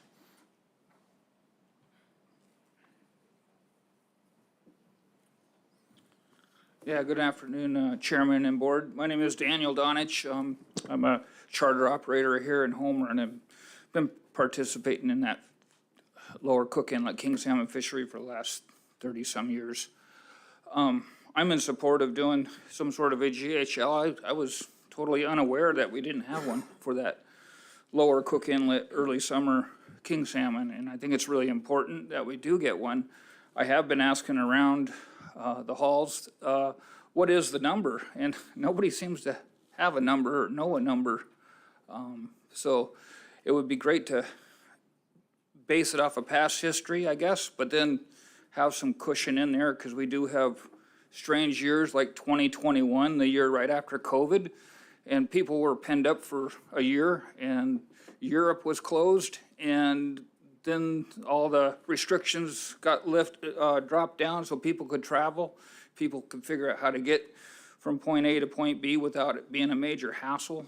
And so we had a lot of participation in our fisheries all around, from salmon to halibut, rockfish, everything was up. And so that was a really high year, but I think it's important that we take that in consideration when we're coming with a GHL for that Lower Cook Inlet early summer fishery. Thanks. Thank you. Next, if anyone else supports it or opposes, I'm fine either way. Not support or against, but just a question. I believe the GHL we have for this area now for the winter or summer or whatever is based on a Pacific salmon treaty. I'm not sure that that's true with Canada, because that line's way east of here. So if we're not basing it on that, what are we basing the GHL on? Why are we limiting a fishery that seems to be healthy and robust? Why have limits on it? Where are we coming up with the number for the limit? Is this just a number that we feel good about, or is this a scientifically based number because we could only catch this much of it? Perhaps I can jump in here, Mike. When one of the people who were testifying earlier, they say, why have a GHL? There's no consequences for going over the numbers, et cetera. And I asked staff if they make a presentation of GHL 101 so we all understand what the implications are, how they're established, and to give that presentation either during committee of the whole or during deliberations. I guess my request of staff is, when do you wish to give that presentation?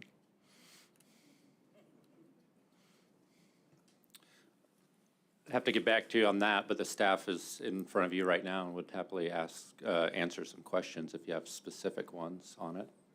Well, yeah, I do have specifics, but a more general term, what is the purpose of GHL? How is it established? And what are the consequences for going over? What use is GHL? Mr. Wood and Mr. Chair, Mike Booz is ready. We can discuss some of those and answer those questions right now and delve into a little bit during committee if you'd like. That's up to the chair, but.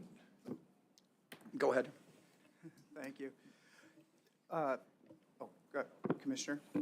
Can I add something just as a kind of introduction? So to me, a guideline harvest level is something where the board establishes that number to kind of guide what the upper limit of that fishery is going to be and to monitor it. So that if we start exceeding it, we come back to the board and ask for guidance on how to do it. It's not a harvest ceiling cap. It's not a number that we manage to in season. It's a guideline that we're trying to manage to between board seasons, and if in fact we go over that, then it comes back to the board and say, how do you want to manage in accordance to that? So again, it's not a harvest cap, it's not a ceiling, it's kind of a guideline harvest that we're trying to monitor to figure out whether we're exceeding or going below, and then it's up to you to determine whether you want to make that a hard cap, you want to regulate the fishery down to that number or something else. So we don't treat it as a hard cap per se in season. Before you get into it, I was just gonna say that I don't know whether it's the chair's intent to have a presentation on this, but if it is, I would appreciate that being done prior to deliberations. So. Do you have more to add from after the commissioner's comments? Because I think he illuminated A it. lot of what I was going to say, the commissioner covered. I can get into the specifics on how the two GHLs were established for the Upper Cook Inlet Please do. summer fishery. Okay, so the Upper Cook Inlet summer fishery has a GHL of 8,000 fish. That was established back in '96 when the plan was first adopted. The harvest during that time was increasing pretty significantly and pretty rapidly. The board took a bunch of management actions to restrict the fishery, and they established a guideline harvest level of 8,000, which was about the peak of the harvest during that time. Since the establishment of that GHL, it's never been exceeded. The winter fishery GHL is a little bit different. The winter fishery was first established in regulation in 2002 with the management plan. During that time, there were concerns of harvesting Cook Inlet stocks during the winter period. The board established a GHL of 3,000 fish at that implementation of the management plan, with the assumption that the harvest was between 2,000 and 2,500. We didn't have good harvest data, but listening to the public for where we felt like the winter portion of the harvest was, that's what was established.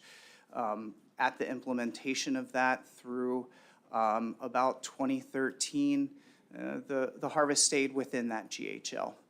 In 2016, the department came to the board with the results from the genetics work that we were doing kind of midstream to show that two things. One, that Cook Inlet stocks were only really present in Cook Inlet during the time of year where they're returning to spawn, and they weren't in the winter fishery.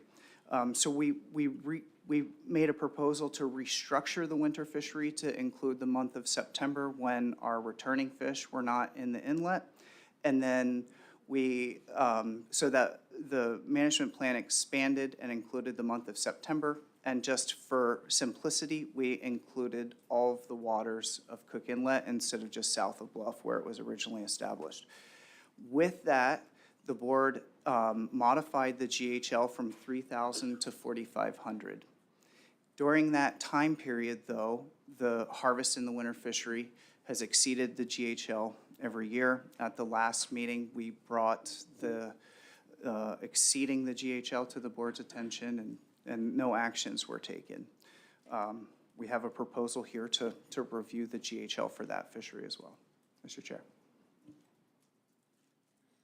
So earlier in public testimony, there was a question, or maybe it was Mike's question just now, about whether or not, treaty impacts these fish. And we heard a bit in public testimony about the origin of these king salmon.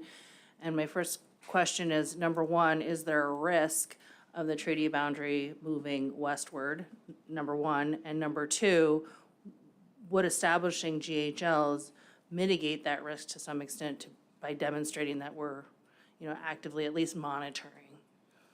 Well, through the chair, the current treaty line is Cape Suckling, so that's where we account for fish against the catch quotas that are established by the commission. The more information that we get on stock composition of fisheries and mixed stock fisheries, I imagine there'll be more questions regarding where those fish should be accounted for.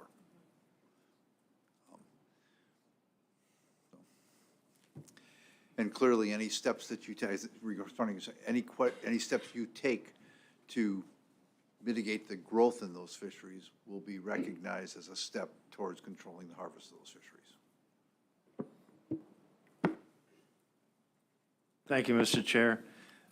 What caught my attention, reason for the next question, is one of the public comments that was submitted was advocating from a rise from 4,500 to 5,500.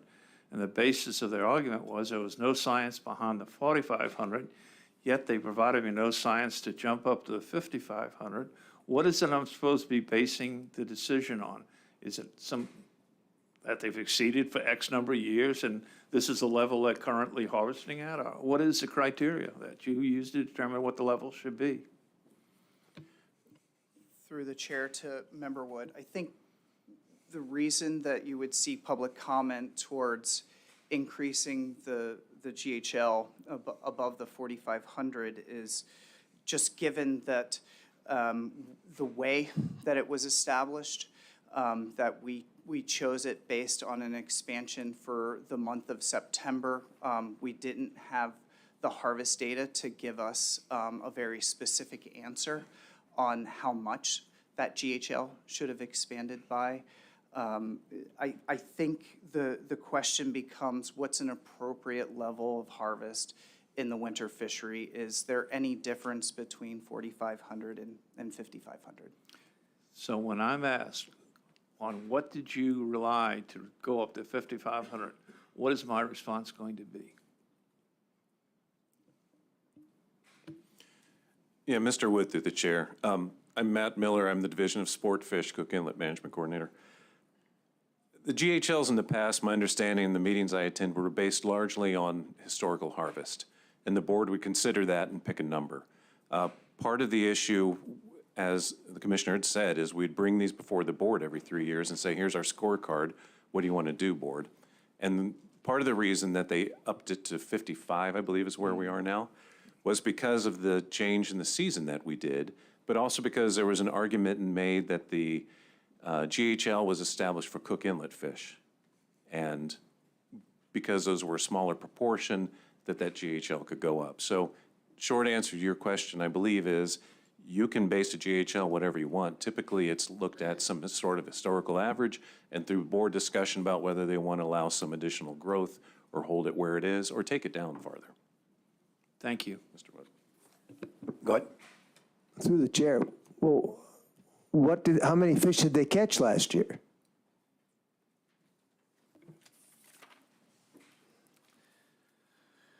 Through the chair to Member Swenson, the harvest in the most recent year that we have harvest data for is 2022. The total harvest in the winter fishery was just over 4,900, so exceeded the GHL by less than 500 fish. Okay, thank you. I just want to clarify, you bumped it up, you changed it to September at the last board cycle? Through the chair to Member Wood, that was 2 cycles ago. 2 cycles. At the 2016 meeting. Okay. All right, well, thank you. Go ahead, Matt. Yeah, Mr. Chair, I know I'm trying to keep this moving, but it's a bit complex, and we do have a few proposals that are asking for similar things because we have several plans that are very similar.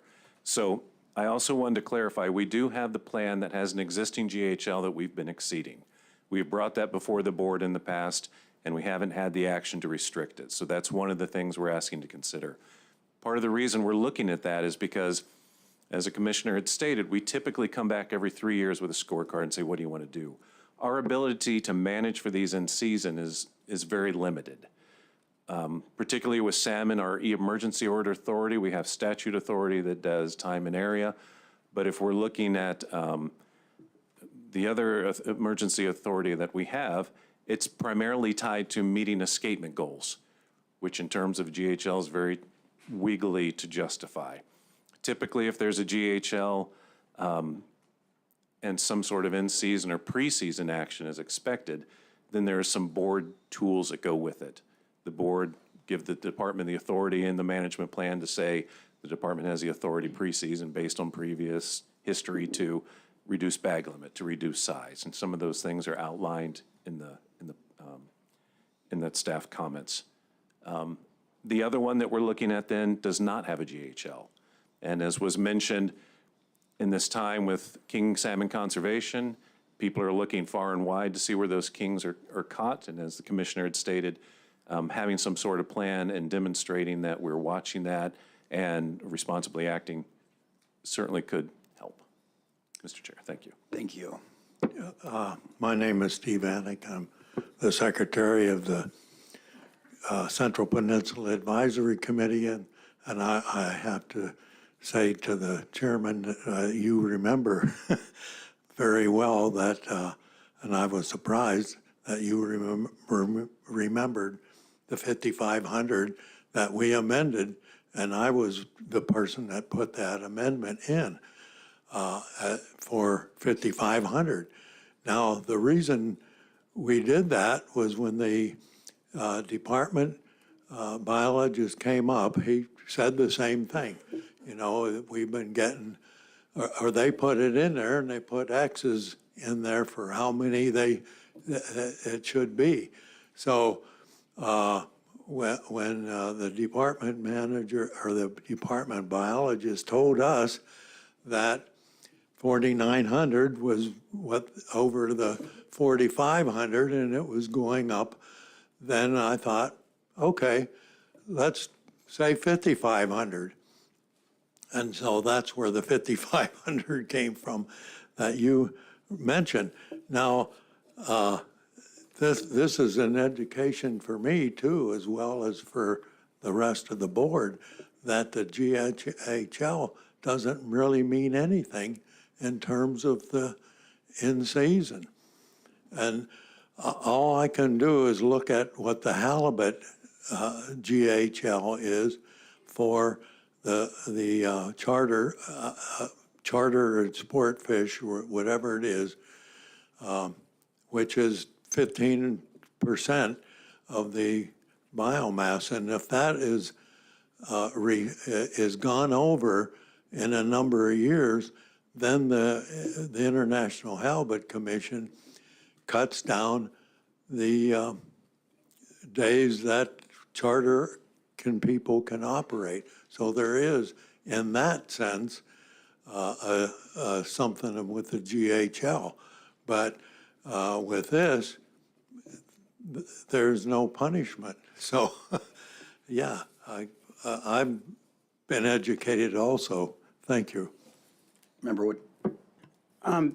Maybe a crazy question, but I got to ask it to understand. If 2 cycles ago you moved it to September, would it, for the signs of conservation, would it be, okay, we're going to keep it at 4,500 and now change it back to October?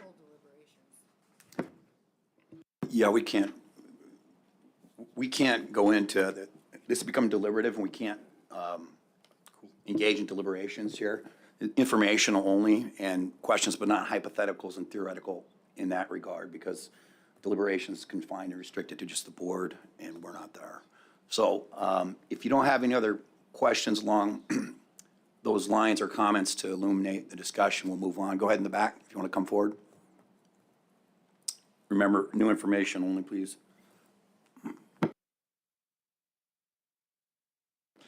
I'll try to make this original. When I spoke with the Canadian scientist a long time ago talking about stocks of concern in the Kachemak Bay fishery, the first thing he said is, where? And you look at the map and you see the size of this bay compared to all of the shoreline between here and their fisheries, and he wasn't aware of Kachemak Bay. The regulations we're looking at now are just a little, to affect a little pinpoint of this place having a substantial effect on that entire fishery. Pretty marginal, even though our fishery has grown.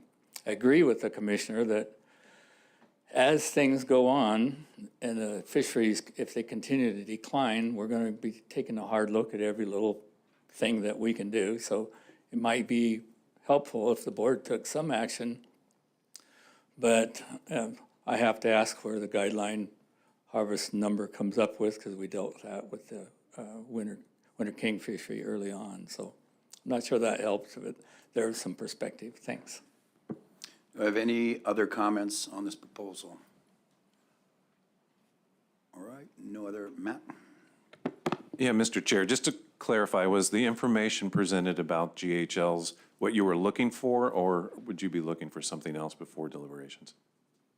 Well, I think that, I will defer to my 2 fellow board members who had a comment about it. I think you illuminated a great deal of the discussion with what you shared. The question is there value in the rest of the unknowns for us? We may not know, but I will ask my colleague to the left and the right if they would speak on that. Colleague on the right, figuratively only, you've satisfactorily answered my questions. I still don't understand why.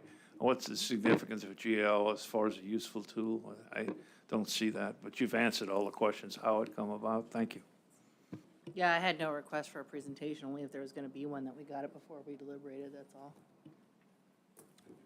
Thank you, Ben. Okay. Moving to the next proposal, please. Staff. Proposal 7 would prohibit snagging and spearfishing in the Seldovia Harbor and Lagoon until June 24. At the 2019 Lower Cook Inlet Board of Fish meeting, the board adopted a department proposal to simplify the snagging regulations in Lower Cook Inlet, but as an unintended consequence, snagging was allowed year-round in Seldovia. Historically, it was prohibited until June 24, Mr. Chair. Thank you. Do I have anyone in the room, well as the proposer in the room? If not, do I have someone that wants to speak in support of the proposal? Anyone want to speak in opposition to the proposal? Seeing none, staff will move to the next proposal, please. Proposal 8 is similar to Proposal 7. It wants to prohibit just snagging in Seldovia and until June 16 instead of 24. This is likely to be in the midpoint of the run. Mr. Chair. Thank you. Do I have a rep from the Seldovia AC in the room? Would you please come speak to this?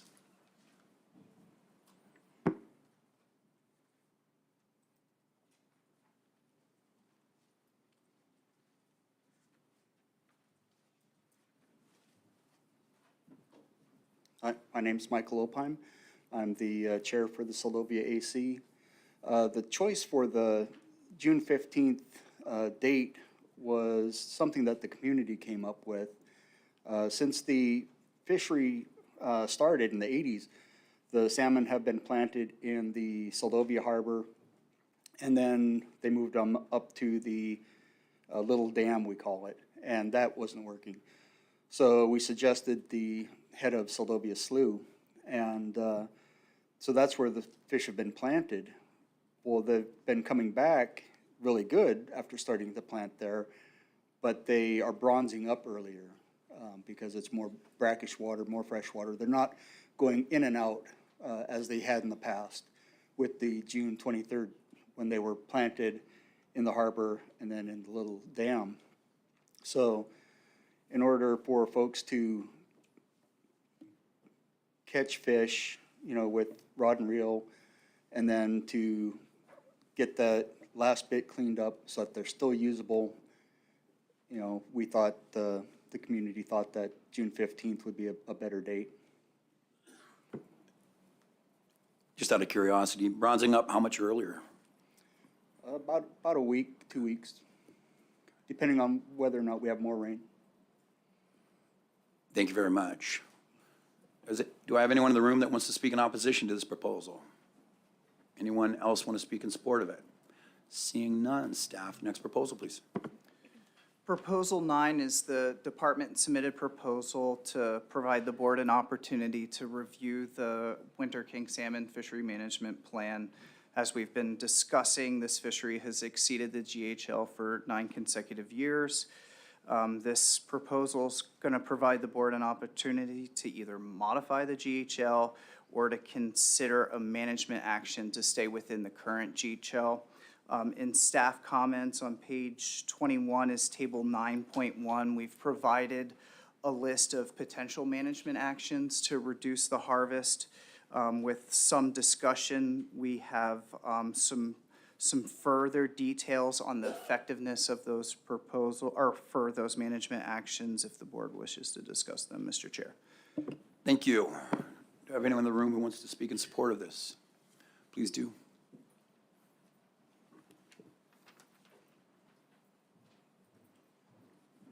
Good afternoon, board. My name's Clay Duda. I'm local charter operator and a board member of the Homer Charter Association. It seems the way it's written that Prop 9 is seeking guidance for the, AD and FG to how to manage this fishery. The HCA supports raising the guideline harvest level from 4,500 to 5,500 fish. A lot of this got cleared up in their discussion about why GHLs are what they are.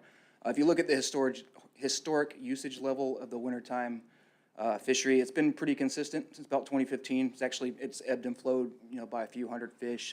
Most recently gone down since earlier highs. So I think if you take that as the baseline and how, guideline harvest levels are calculated, it makes sense to raise it. It's a sustainable fishery that's not seeing increased pressure. Most of the fish taken aren't, a very, very statistically minute portion would be Cook Inlet fish. So yeah. Thank you. Would anyone else like to speak on this in support or opposition? Go ahead.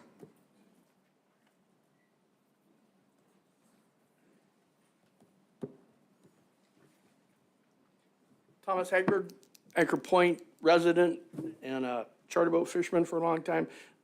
Something that didn't seem to answer a question, why did we go back to September first for opening up the winter fishery. Most of the charter boat operators have already checked out by that time, so there was not the level of fishing pressure that there was even a week earlier. There was, we're not having a whole bunch of people fishing after the 1st of September, as far as charter boat operators go. Thank you. Go ahead.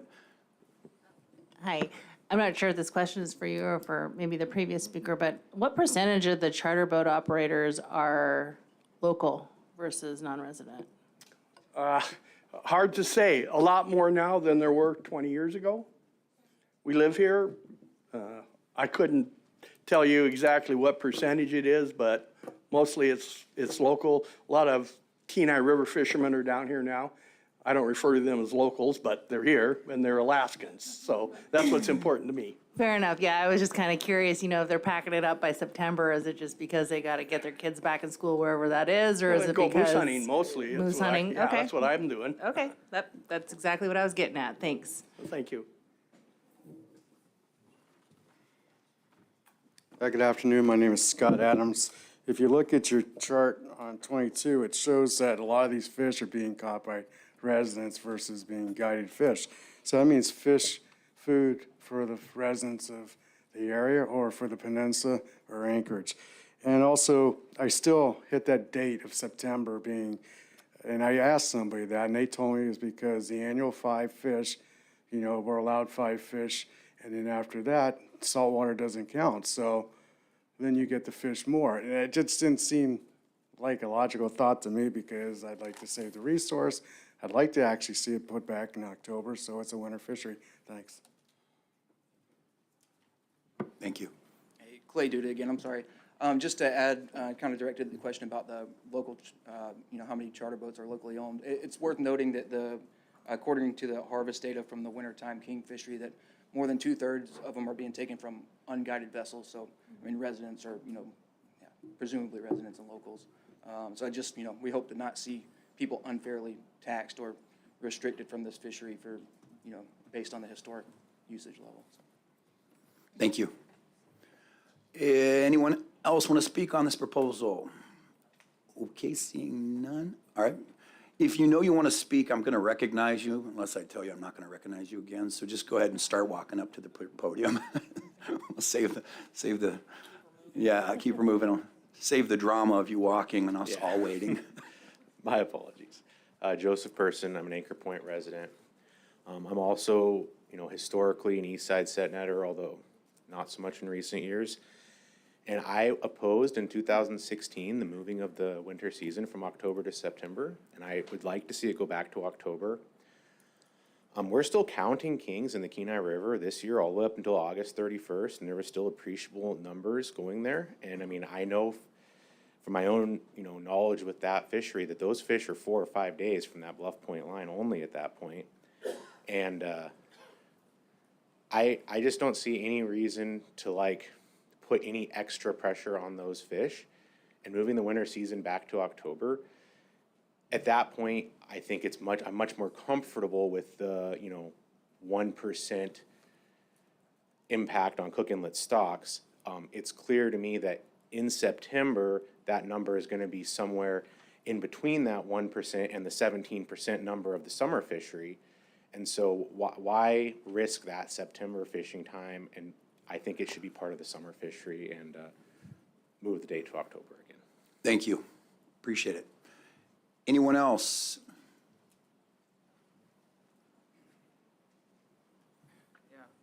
Hello, Board and Chairman. Your name again for the record? I'm Daniel Donich. Thank you. I've been charter fishing in Homer since '92.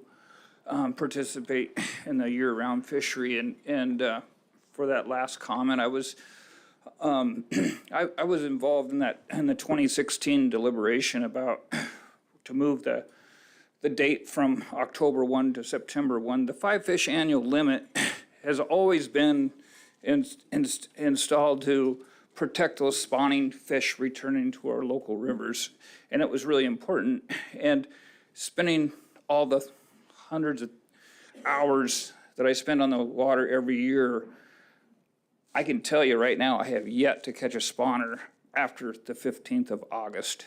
of any kind of king salmon, and I fish all over the place. Primarily, we're fishing south over, below Bluff Point, all the way down to Point Adams is our primary area that we're fishing. We're not fishing up by Nanilchek and Starisky and all those traditional areas where you would find a spawner along the beach. And so the whole reason why we wanted to have it back is because the local guys that live here that invest a lot into their boats and year-round slips and everything else, they're restricted to that 5 fish annual limit. Nowhere else on the West Coast that I'm aware of has an annual limit. And we pay all summer long to keep that 5 fish annual limit. That's fine, we're protecting our local fish. But it's our chance for the local guys to go out and harvest a few fish before the weather turns to crap, as we can see looking out our back door. So that's why you see a lot of non-guided anglers participating in that fishery, and that's the way they can participate in it. So that's my comment. So, Are you saying you wouldn't rather be out there on the water right now? I would much rather be out on the water right now than in here, but I'm in here. Thanks a lot. Well, I like you too. Me too. All right, I'm going to move the discussion forward to the next proposal. Excuse me. Oh, I'm sorry. I've got a board member. Can I ask quickly, why did the department move it to September? Was there a reason? Through the chair to Member Wood, we're fairly confident that, Cook Inlet fish have completed their annual run and would be in freshwater by the end of August. Most of our counting here on the Kenai Peninsula towards king salmon escapement, almost all of the fish are completely counted by mid-August. Thank you. All right, staff, we'll go to the next proposal, please. Okay, proposal 10 is looking to increase the king salmon possession limit from 2 to 4 fish and establish an annual limit of 10 king salmon for the winter fishery. Mr. Chair. Thank you. Anyone like to speak in support of this proposal? Anyone like to speak in opposition?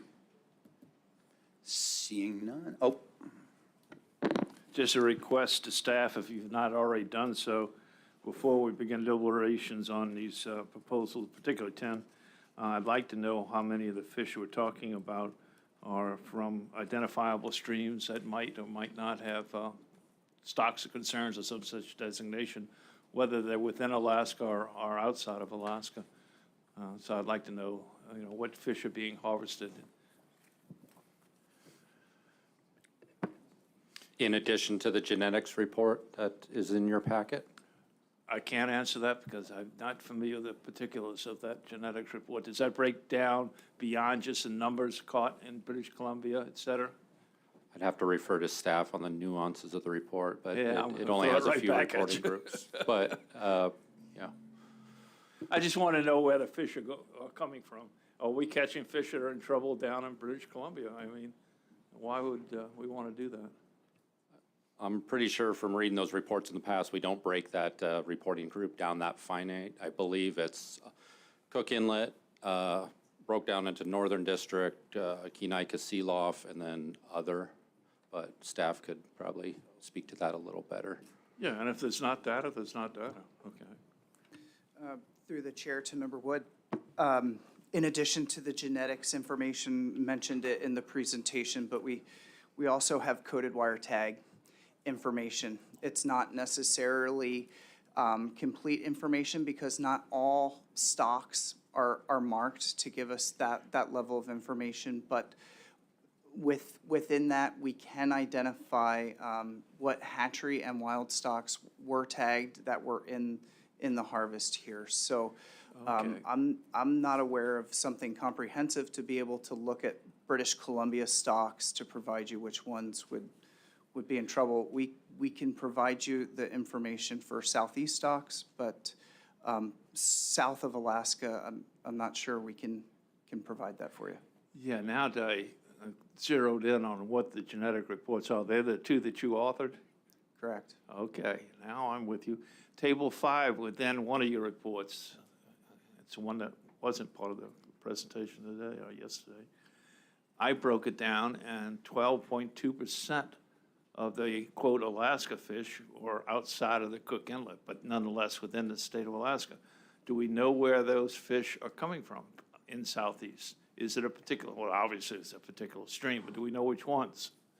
Through the chair to Member Wood, for the transboundary stocks that have marking programs like the Unic, we in Stikine, we saw very small numbers of those fish recovered in our monitoring during that 2014 to 2018 period.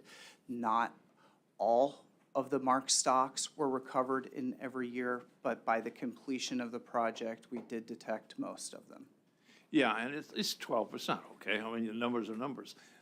What I want to know is that 12%, are they coming from streams that have stocks of concern within Southeast? We know Southeast, okay?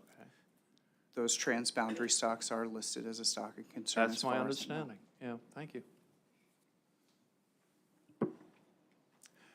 Yes, please. Clay Duda, I just wanted to, I guess, speak in opposition to a 10-fish wintertime limit. I guess with the question as in like, what's the intent that the advisory committee had in mind when they proposed this? If it's to bring down the number of fish being harvested, or if there's data on people that are catching more than 10 a year during the wintertime to see how much it would impact the number of fish being brought in during the wintertime king fishery. Just speaking on behalf of myself, I just wonder if it's just legislating for the sake of legislating, or if there's, some sort of cost saving involved. Thank you, Clay. Does anyone in the room want to speak to that? I guess it's going to remain a hypothetical question. Thanks. Okay, any other comments on this proposal? Seeing none, we'll move to the next. Staff, please. Proposal 11 would allow resident anglers to use 2 rods from October 1 through March 31 in the winter fishery. Mr. Chair. Is the proposer in the room? Is anyone in the room who wants to speak to the proposal? Yep, thank you, Mr. Chair. My name is Malcolm Milne, and I'm speaking on behalf of the proposer. He had to go coach basketball. He's the high school basketball coach for the women. So the intent of this was to allow people with smaller boats to have more of an opportunity to catch king salmon in the winter here. You can see the weather is often like this, makes it hard for a boat to get out. There's limited days that they can fish, and a small boat that can take less anglers is more effective. Apparently, he doesn't have any friends to go with him fishing, so he's by himself. But just to point out that the department comments that this is a method that's used in Southeast. So it is allowed in Southeast under certain circumstances, I think based on abundance, whether it's a resident or non-resident. But so it's not an unprecedented ask here.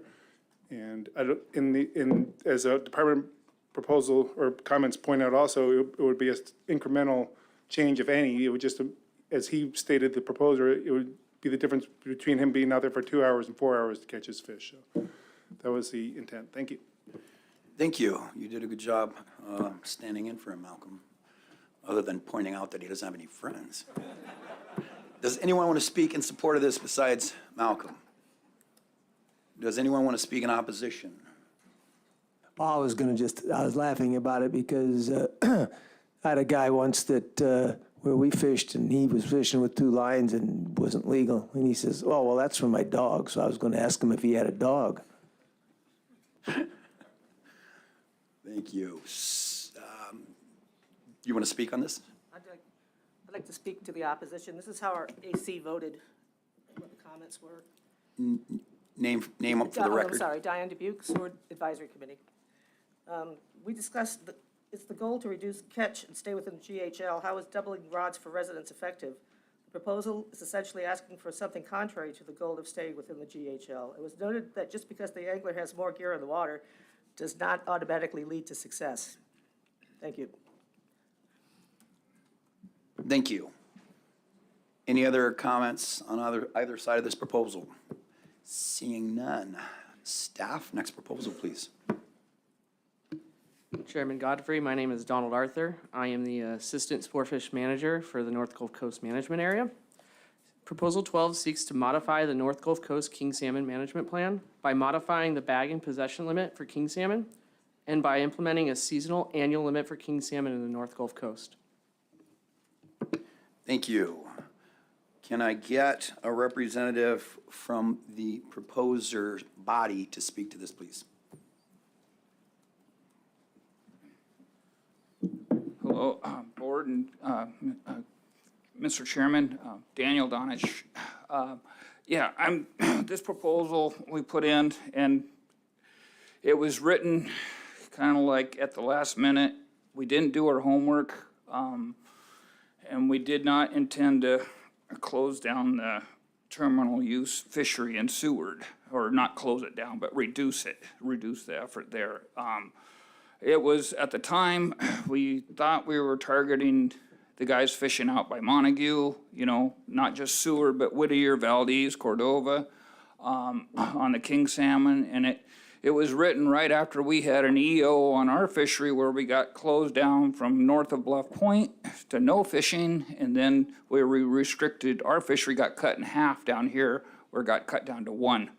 And then we had customers that we had to notify and let them know, and they go, well, okay, we're just gonna go over to Seward. Well, I guess Seward was the dog and we decided to kick it. And so it was written wrong, and we were sorry about that. So I guess the next cycle it comes down to Prince William Sound, then we'll look at that again and possibly readdress the thing. So we would like to just So are you withdrawing your support for the proposal you Yes, submitted? I'm withdrawing the Homer Charter Association support. Thank you. Appreciate it. Let's go ahead and move to the next proposal. Staff? Thank you, Mr. Chair. For the record, my name is Holly Dixon. I am the Lower Cook Inlet Assistant Area Manager for Sportfish. Proposal 13. This is a department proposal that would establish a management plan for the king salmon sport fisheries on the Anchor River, Deep Creek, and Ninilchik River. Due to poor runs, the department has been issuing pre- and in-season restrictions and closures in 12 of the last 15 years. The language in this proposal is similar to how the department has been managing the fisheries by emergency order. Adding this language to the management plan would add stability to these sport fisheries and would reduce the number of EOs that the department issues each year. For the Anchor River and Deep Creek, the plan states that no harvest will be allowed until the midpoint of the SEG is projected to be met. We submitted this management plan proposal last year prior to managing the Ninilchik River sport fishery during the 2023 season. The department has provided substitute language, and I apologize, I don't think it has made its way to you yet, but it's in the process. This substitute language simplifies the Ninilchik portion of the plan and specifies how the department managed the Ninilchik during 2023. I'll explain the substitute language for the Ninilchik quickly. Okay, so the Ninilchik portion has 2 sections. The first section says that the Ninilchik sport fishery will remain closed to the retention of naturally produced fish unless the in-season projection is greater than the number needed to meet the SEG and broodstock collection goals. The second part of the Ninilchik section gives the department the flexibility to manage the hatchery part of the sport fishery to help meet the wild SEG, meet broodstock collection goals, provide harvest opportunity, and reduce the number of excess hatchery fish that reach the broodstock weir. Thank you. Would anyone like to speak in support of this proposal? Go ahead and make your way up, please.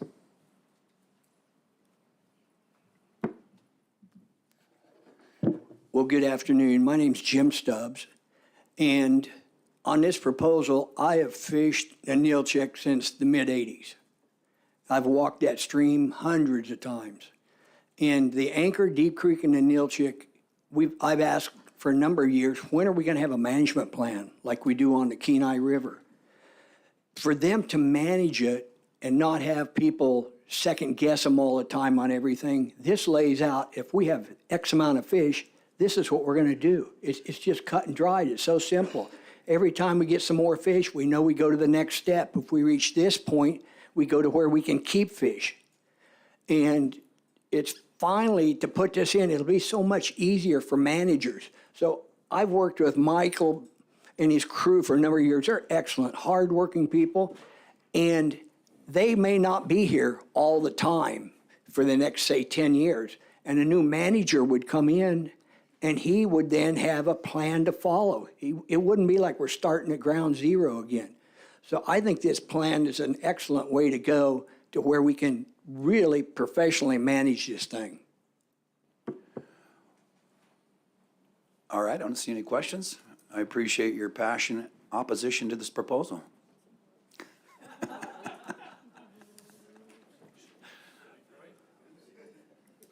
Careful there.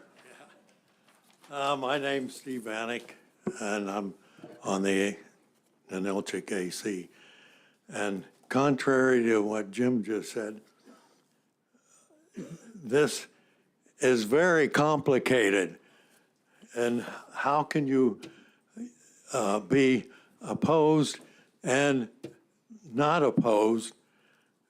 Some of it I'm not opposed to, including the Nilchik River in the anchor point and Deep Creek doesn't make any sense to me because it's an enhanced run with the hatchery people. So I'm not going to even look at the anchor point part, but it's complicated. For the Nilchik part, very simple. It's going to open on Memorial Day. I don't care what the department says. It's going to open on Memorial Day because it always has. If you worried about it, put a one fish limit on the fish on the Memorial and the 3 weekends after that. But the first fish you catch, whether it's natural or not, that's the one you keep. And that's what I oppose to this complex plan. It's not simple. A simple one says you catch one fish, whether it's a natural or hatchery, you keep it and get off the river, and you don't fish anywhere else. That's the simple plan.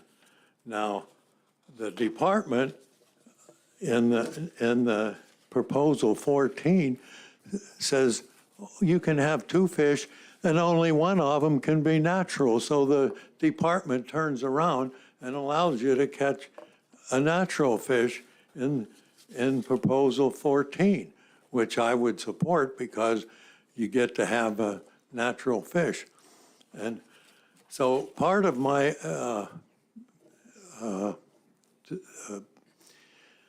opposition to this is that I didn't get to finish all my testimony for myself. I was against hatchery fish, and I joined the Cook Inlet aquaculture because I didn't want hatchery fish put into the Nilchik River. That was the main reason I joined although the Cook Inlet aquaculture didn't put the fish in there, but the state did. And I've talked to biologists, and they said, yeah, we made a big mistake, but now you can't do anything about it. We never should have put enhanced fish on a natural run.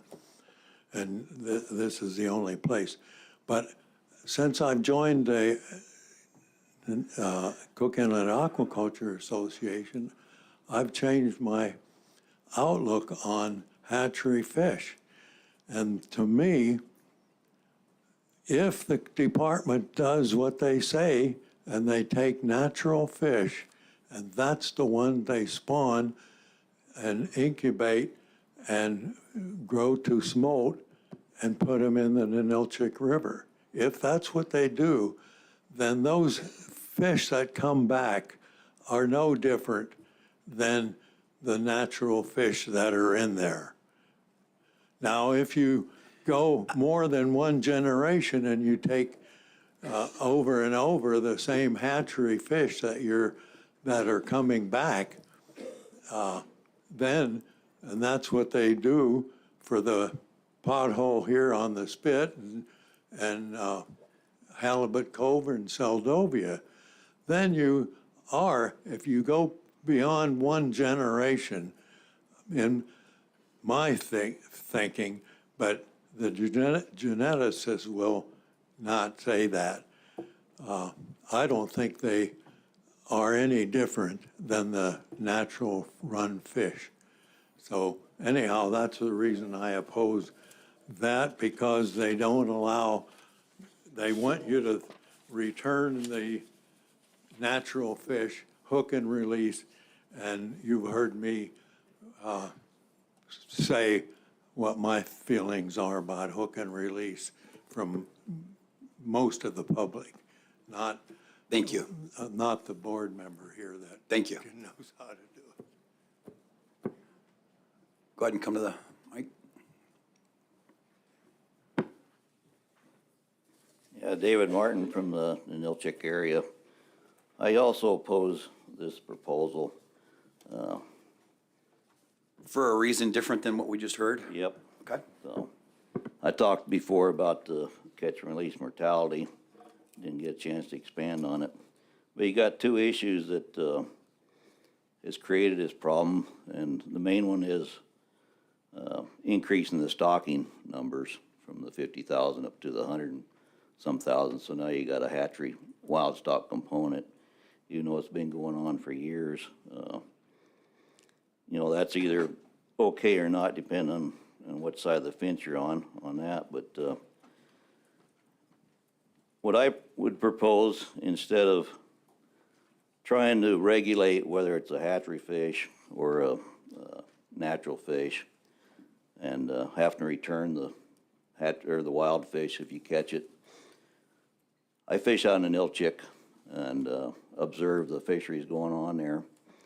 And every fish that's caught, brought up to the bank, even if it's maintained in the water and is released like it's supposed to, it's flopping around in the mud, and a lot of them are pulled up on the bank. Those gills are just chucked full of the mud because it's a muddy basin. They dredge it every year, just like most places. That fish is dead. And also, it's been brought up that the catch and release mortality is low. That's based on studies that were done quite a few years ago, the tagging studies, some in the Kenai River, where they didn't follow the fish through clear to the spawning beds. There's been other reports in that you get the stress and the lactic acid buildup in the fish, where it makes the eggs either non-viable or part of them non-viable, or they don't spawn. And so there's a lot of more studies that need to be done on that, on how it's released, and it's pretty much obvious that if it's catch twice, it's dead. So my position on this one is, and that goes into 14 too while I'm standing up here, is have it 2 fish. You catch your first 2, you're done fishing. Two fish daily limit, whether it's a hatchery or a wild fish. If you release the wild fish, you're going to kill it, and you might as well utilize it. So, thank you. Thank you for the 2-for-1. Speaking on proposal 14. Yes. Through the chair to Matt over there, can you speak to the gentleman up there said a lot of that stuff was outdated on catch and release. Can you speak to the catch and release, some of that stuff that the board has, or, you know, that you're aware of? Please do. Thank you, Mr. Svensson, through the chair. Yeah, there has been a lot of talk. Obviously, catch and release mortality is a hotly debated topic. The information that we have is that going back to, I think it was 92, was the Alexander's Talter study on the Kenai River. that came up with, I believe the estimate was between 8 and 12%. And so the department, it was around there somewhere. And the department then, for years, has used an average of about a 10% release mortality. There have been other studies that have gone since then. There was one in the 90s, I believe, on the Susitna drainage, specifically with coho. And I think the lead project manager on that is sitting at the table now, Mr. Lang. And the coho study at that time, they did a catch and release study down at the mouth of the Susitna and reported fairly high, I believe up as high as 70% for coho mortality in that case. There's a more recent study that was done on the Nushagak, and I believe the information from that one is suggesting about a 7% mortality rate. So depending, the studies overall point to hook placement. That's the biggest cause in the release mortality, is how deeply they take it. If the fish is a bleeder, then it's going to have a higher chance of mortality. The biggest factors that weigh into hook placement go into whether you're using bait and how you're fishing. If you got two people coho fishing side by side, one's fishing eggs under a bobber, the other one's casting, coho are probably going to be hitting the bobber heavier. And so that is going to happen. So those two factors, hook placement, how you're fishing and using bait. The other takeaway from that is that the information that we came from those studies has been used by the board. It's a two-pronged approach. And the first one is that they've taken that information and recognized that in places like at the Copper, there's areas down in the intertidal where you don't want to fish. There have been board actions that are taken that say if you catch a coho, you don't remove it from the water. Same thing has gone for kings. There's also, once you're done, caught your bag limit, you're done fishing or you're done fishing with bait. So that information has been applied by the board. And then the other prong of that is angler education for best practices. As I believe you brought up, Mr. Svensson, there are best practices that can decrease the mortality rate on releasing. Mr. Chair. Any follow-up? No, thank you. Mr. Chairman, respectfully, this is a very deliberative discussion, and we want to keep it to the committee of the whole. The opportunity for the board to question staff comes in deliberations, and we're here to hear from the public and get additional information from the public through that process. Thank you. Duly noted. Okay, go ahead. Yes, I'm Lynn Whitmore, and when you guys, I'm in support of the concept of this multi-stream management plan, because in the past, if you restricted one of the streams, here comes everybody to the other stream. It's a really big deal on this lower peninsula with the number of anglers that are here during king salmon season, if we ever have one again. And when you restrict the Deep Creek, then everybody comes to the Anchor River and vice versa, to the point of where they restricted silver salmon fishing once, that I can remember, on the Kenai River. And I saw guides and people down on the lower peninsula streams chasing silver salmon. So just as you go through this deliberation process, remember, if you restrict one of these, you're going to push pressure somewhere else. Thank you. Okay, seeing no other speakers on the proposal, let's move to 14, please, staff. Okay, Proposal 14 is seeking to increase the bag limit for hatchery king salmon on the Ninilchik River to 2. There's also an RC as requested by Board Member Carpenter for this proposal, and I'll describe it quickly, if that's all right. The RC proposes to also increase the bag limit for hatchery king salmon on the Ninilchik River to 2 and close the retention of naturally produced fish. It also specifies that gear will be limited to one single hook artificial lure with bait. The department has increased the hatchery bag limit and closed the retention of naturally produced fish annually by emergency order since 2019. Thank you. Would anyone in the room like to speak in support of the proposal? Go ahead and make your way to the front, please. Jim Stubbs.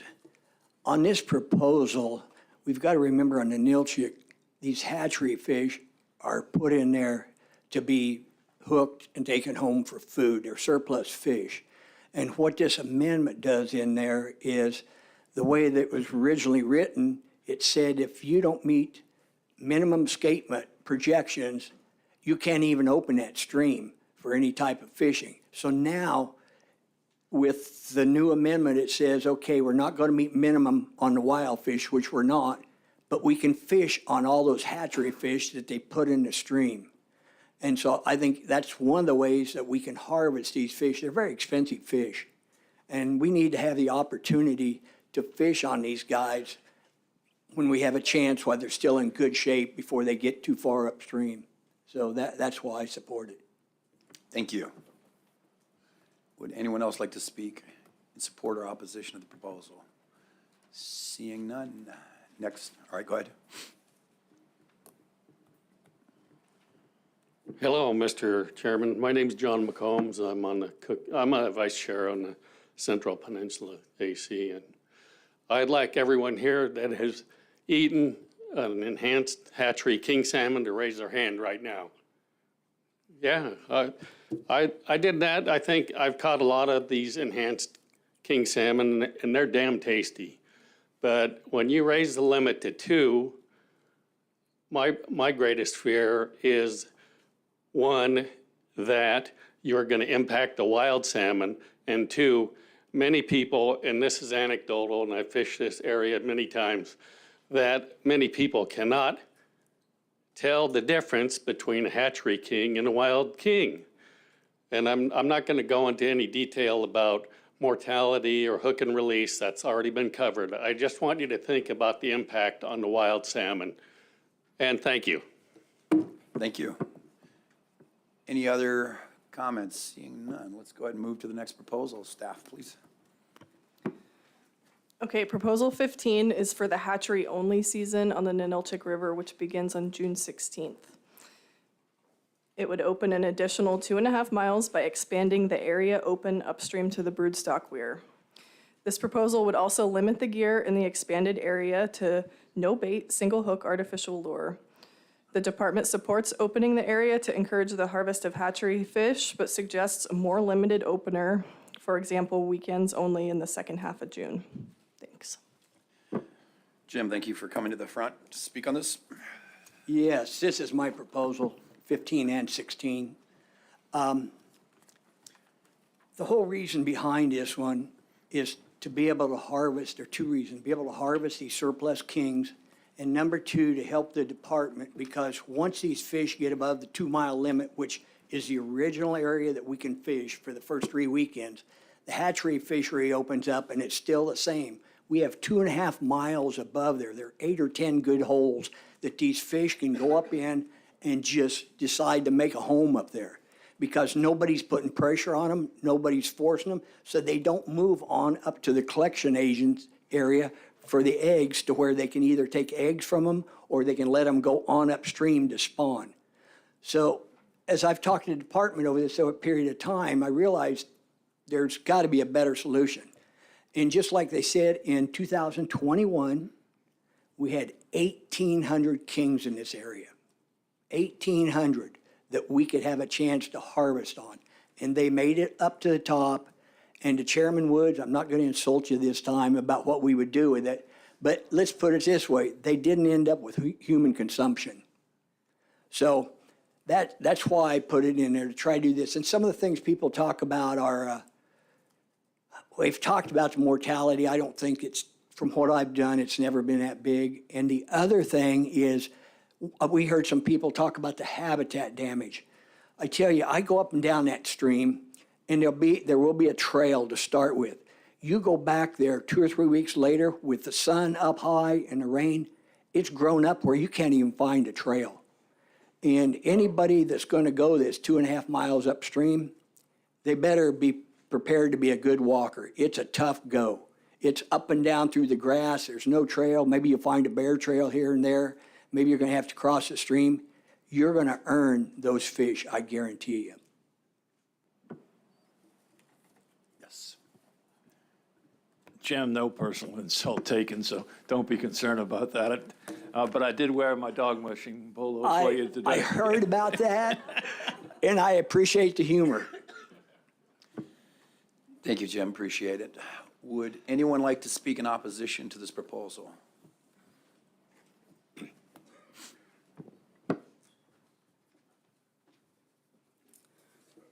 Yeah, David Martin with Central Peninsula Advisory Committee. I'm the chairman of that. Although I wasn't at the meeting, I know the feeling of the community there. This was unanimous, this was opposed by the community. By approving this, the board would be encouraging trespass on private property. And the whole purpose of advisory committees having local comments come before this board from the local people is to address this issue. A little bit of irony here that the people that are opposed to it live in the area, have property in the area, and the people that are supportive of it are from another area and want to come and trespass on people's property. This is also opening up spawning grounds that shouldn't be opened up. This is a small stream you can damn near jump across in places. And it's no different than Anchor River, Deep Creek River, where you fish so far up, and then you stop fishing, you stay off the spawning beds. And every place you've not allowed that to happen in line, you're gonna be in trouble with the populations in those streams. Crooked Creek was another one. We eliminated fishing in that. A lot of small streams. I know several streams in the Susitna drainage have the same problems. And any place that allows this fishing upstream, you're just in trouble. It's the hatchery component. There's two avenues, either reduce the stocking population or just catch and keep. As mentioned, a lot of people don't know, they don't even know what an adipose fin is. You know, the hatcheries are adipose fin clipped. People don't know that. Most of them don't. And back to the releasing, I failed to mention most of the fish I see released, there's kicked them back in the water and or thrown, you know, and those fish are dead. And one thing on the catch and release studies that wasn't followed up for, and you can look it up, is what I mentioned on the lactic acid buildup. So these are old studies. They're not fictitious. This catch and release mortality is lowballed in my mind and others just to keep a catch and release fishery going. So, thank you. Thank you, Ms. Martin. Anyone? Yes, go ahead. I just have one comment. Do you feel that people cannot stay off of private property because you can walk a stream bed to the high water marks? So I don't know, I haven't fished an Ilchik, but if you can stay in the high water marks, you can walk up any stream.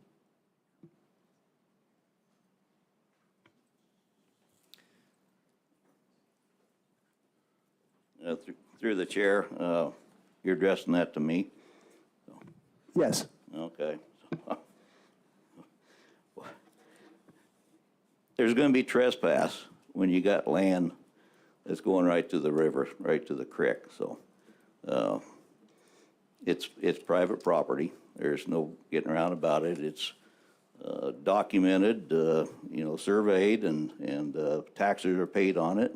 And I know on an example is snow machine trails that we wanted to put bridges across creeks to access seismograph trails, and it was denied because it would encourage trespass. And that's what you're doing here. If you pass this proposal to extend that up, you're encouraging trespass. And that's not what this board should be doing. And the local communities are opposed to it. The people that own the land are opposed to it. So it's not a make or break a fishing experience. You know, for some, it might be, but there's a lot of places you can go fishing. But thank you, Dave. Thank you. Yes. Yeah, one question for you before you leave. Okay, these new areas that would be opened, are these areas where actual spawning beds are, you're talking about people walking up and down the streams. Are these also areas where spawning beds are actually being made by the fish? Correct, there's spawning holes in there. And so basically, you're talking about spawning beds are going to be walked on? Correct, so if they're in the creek, which a lot of places are, depending on, you Okay, know, thank you. how much Yep. water there is, so. All right, you that's, bet, that's, so. yeah. Thank you. Thank you. All right, we're going to go ahead and move on to the next proposal. Staff? Proposal 16 would expand the area open for the one-day youth-only fishery to be from the mouth of the Ninilchik River to the 2-mile markers, which would make it the same area open to fishing on the regular opener days. Jim? Jim Stubbs, the proposer. So I'm not a pessimist, I'm an optimist. So what I tried to do was look at our youth and the generations to come. And one of the things, we didn't have any youth fisheries down here on these streams. And in 2016, I put in to have one on Anchor, Deep Creek, and the Ninilchik. Well, that was too big a mouthful, I guess. So they gave us a small area on the Ninilchik to start with to see how it worked. Well, it's worked well. And there's only about 4 or 5 holes in this area that you can fish. And we're getting enough people on it now, enough youth, that 2 things are happening. Number one is it's getting crowded. So that's 2 things. It's not as fun for the kids, and it's a safety area. It can be a safety problem, too, as they're jerking out, trying to cast again. They're not educated. They're just learning. And the second thing is, if they show up about 9 o'clock and this thing's opened at 6, those holes have been fished out, but then you're not going to catch anything. So we have the rest of the 2 miles of where we have the regular king salmon area. And so I've asked that we use that area now. It has 8 or 10 holes up in there. And we can have people go in and get on fresh holes. They can be on one all by themselves. Or if you have, like I take my granddaughter with me, and if she gets tired of fishing in that hole, I say, let's just go downstream. And we go around the corner, it's new to her, and she's excited, and we start fishing this one. The whole area, reason why this was put forward is the department has a management plan that talks about they want to bring new people into the fishery, they want to make it fun, they want to make it interesting. So this is one thing we can do right there. And as we go on into this, we've got to bring new people into the fishery. Now, I'm the baby boomer generation, and no matter what I do, Father Time is timing me out. I thought you said you weren't a pessimist. I guess you have me on that one, but I guess maybe I'm a realist too. Copy that. Thank you, Jim. I'm assuming Seth Anderson, proposer for 17, is not here, and these are mere proposals. Does anyone want to speak in opposition to this? Seeing none, that concludes the Committee of the Whole 1. Mr. Chair, I hand the figurative gavel back over to you. Oh, Mr. Wood at the end. Yeah, quickly, could I ask the department to verify the first 2 miles? Are those spawning reds in there? You're asking about the first 2 miles of the Yeah, Ninilchik, not the new area, the current sport fishery area from the mouth to the 2-mile boundary marker. Correct. Yeah, just to back up what the last test, or second last testimony was, Mr. Martin's. Sure. Yeah, through the chair. The first 2 miles of the river, there are not spawning beds below in that section. We have our escapement weir at the top of the 2-mile boundary marker, and we count all of the king salmon through there. Thank you. And then one follow-up. Is there a reason for the difference between youth fishing and youth hunting? And I don't know if this is for the department or law, but don't answer it if you don't have to. But I'm just curious if there's a different, why age differences between fishing licenses and hunting? All right, well, the commissioner's shrugging his head, and he's not delegating anyone to answer, so I'm going to look at Israel because I think he probably knows off the top of his head. I'd have to look that up. Yep. All right, no more curveballs there. All right, the gavel is yours, Mr. Chair. Thank you, Mr. Godfrey. Excellent job, and you've set the standard for those that follow you with the committees of the whole. We're going to go immediately into Committee of the Whole number 2, which will be chaired by Member Carpenter, and we'll start as soon as staff transitions into. Mr. Wood, can we, do we have any idea how long committee of the whole group two is going to take? Do you have are you setting a time certain? Can we take a bio break? Like, what's the plan here for tonight? My plan was to go through both of them until we got through tonight. If you want to take a break in between and come back, I'm receptive to that, but I want to get through both subcommittees, so. Fair enough. I just want to point out, we do have all day Friday. Mr. Chairman, Mr. Chairman, would you like us to put up the table from the presentation on rockfish during this? If you can do so without taking a lot of time. I think she wants to take a 10-minute break Who? now, Mara, Oh, okay. and then start, so that's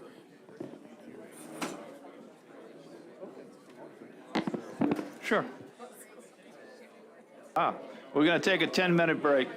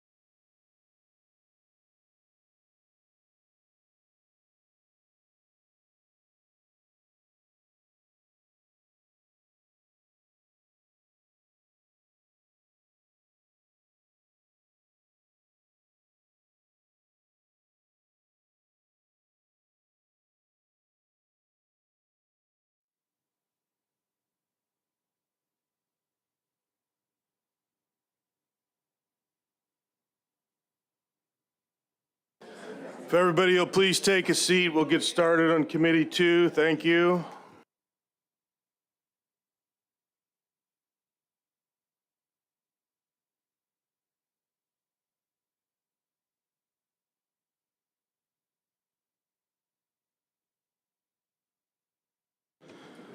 Okay, just a few guidelines before we get started.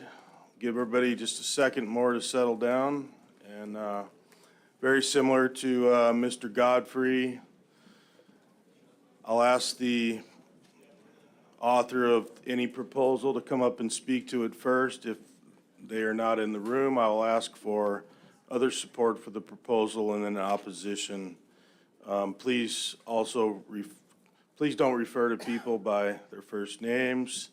Be respectful, and we'll move through this process in an orderly fashion. So, having said that, if the department would bring Proposal 18, please. Mr. Chairman, for the record, my name is Brittany Blaine Roth, and I'm the Area Management Biologist for the North Gulf Coast for the Division of Sportfish. Proposal 18, this would reduce the rockfish limits in the Cook Inlet, Resurrection Bay, and North Gulf Coast saltwater areas to a bag and possession limit of 3 pelagic rockfish and a bag and possession limit of 1 non-pelagic rockfish. Mr. Chair. Thank you. This is a department proposal. Does the department have any more comments on that before we open it up to the audience? Mr. Chair, I think we provided you a lot of information in the presentation, and then we've got this table up to talk through the next few proposals. Thank you very much. Would anyone like to speak in favor of Proposal 18? Any opposition? State your name for the record, please.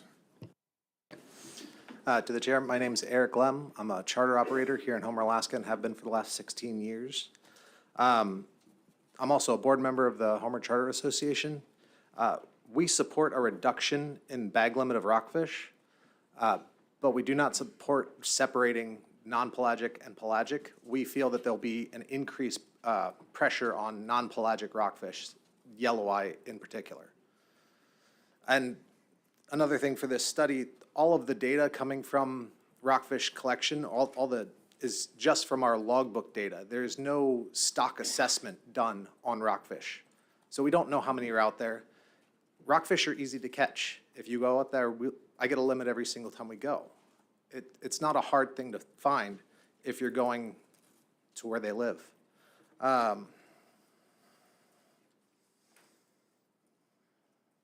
One of the reasons they're proposing a reduction is due to the smaller size that we've been seeing. Due to the halibut closures, we've been forced to change our dynamics of what we're fishing for. And that's also put more pressure on, I think it's been brought up earlier, fishing closer to home, especially on bad weather days. People still want to catch rockfish, so we're fishing closer in where these rockfish are smaller. Whereas traditionally we used to fish further out where the rockfish were much bigger. And also with price of fuel, we're not traveling as far to go catch 3 rockfish, whereas we used to go for catching 5. Ms. Carlson-Vindor. Hi, thanks. Question for you. So the Charter Association is not supportive of distinguishing between pelagic and non-pelagic in the bag limit, is that correct? Yeah. Basically, we would like to still lump together. We have a proposal, I believe it's 20, that is still a bag limit of 4, which is the same proposal which they have now. It's a bag limit of 4. It'd be 3 pelagics and 1 non-pelagic, or 4 pelagics. The way most charter operators work is the first 4 rockfish you catch, whether they be pelagics or non-pelagics, you keep them. Otherwise, we have to deep water release them, sometimes in a large amount of current. Sometimes it's not really feasible. They sit on deck for a little while before we can get them back down in the water. It's not ideal. We'd rather be able to keep the first 4 fish that the customers catch and be done and not have to traumatize more fish. What if those first 4 are all non-pelagic? That becomes a problem. Exactly. Then we move to a different spot. Well, maybe, hopefully, but No. there's nothing that's really You have to requiring that. And if you have a non-pelagic that's, potentially 100 years old versus pelagic that are much younger at sexual maturity, like, you're cool with that? That's why we are trying not to target if you separate your pelagics and non-pelagics, people are gonna wanna catch that extra non-pelagic that's not aggregated in your collection. Okay. If you can go catch 4 pelagics and call the customer done, and they may have caught a yellow eye in that, they like the chance of catching one, but they don't need that one opportunity of definitely catching one. Okay, that's helpful, thank you. Yeah. Mr. Wood. I'll try and be brief. If I understood your response to Ms. Carlson Van Dort, let's assume that you caught 4 non-pelagic and the good wildlife trooper comes up to your boat and says, hey, you know, we got a problem here. How do you respond? You would have complied with the 4 fish regardless of whether they're pelagic or non-pelagic. If they're non-pelagic you're talking about, you have to deep water release them. So if you're bringing up one non-pelagic, the customer's caught that one non-pelagic, he can continue to fish in their proposal for 3 more pelagics.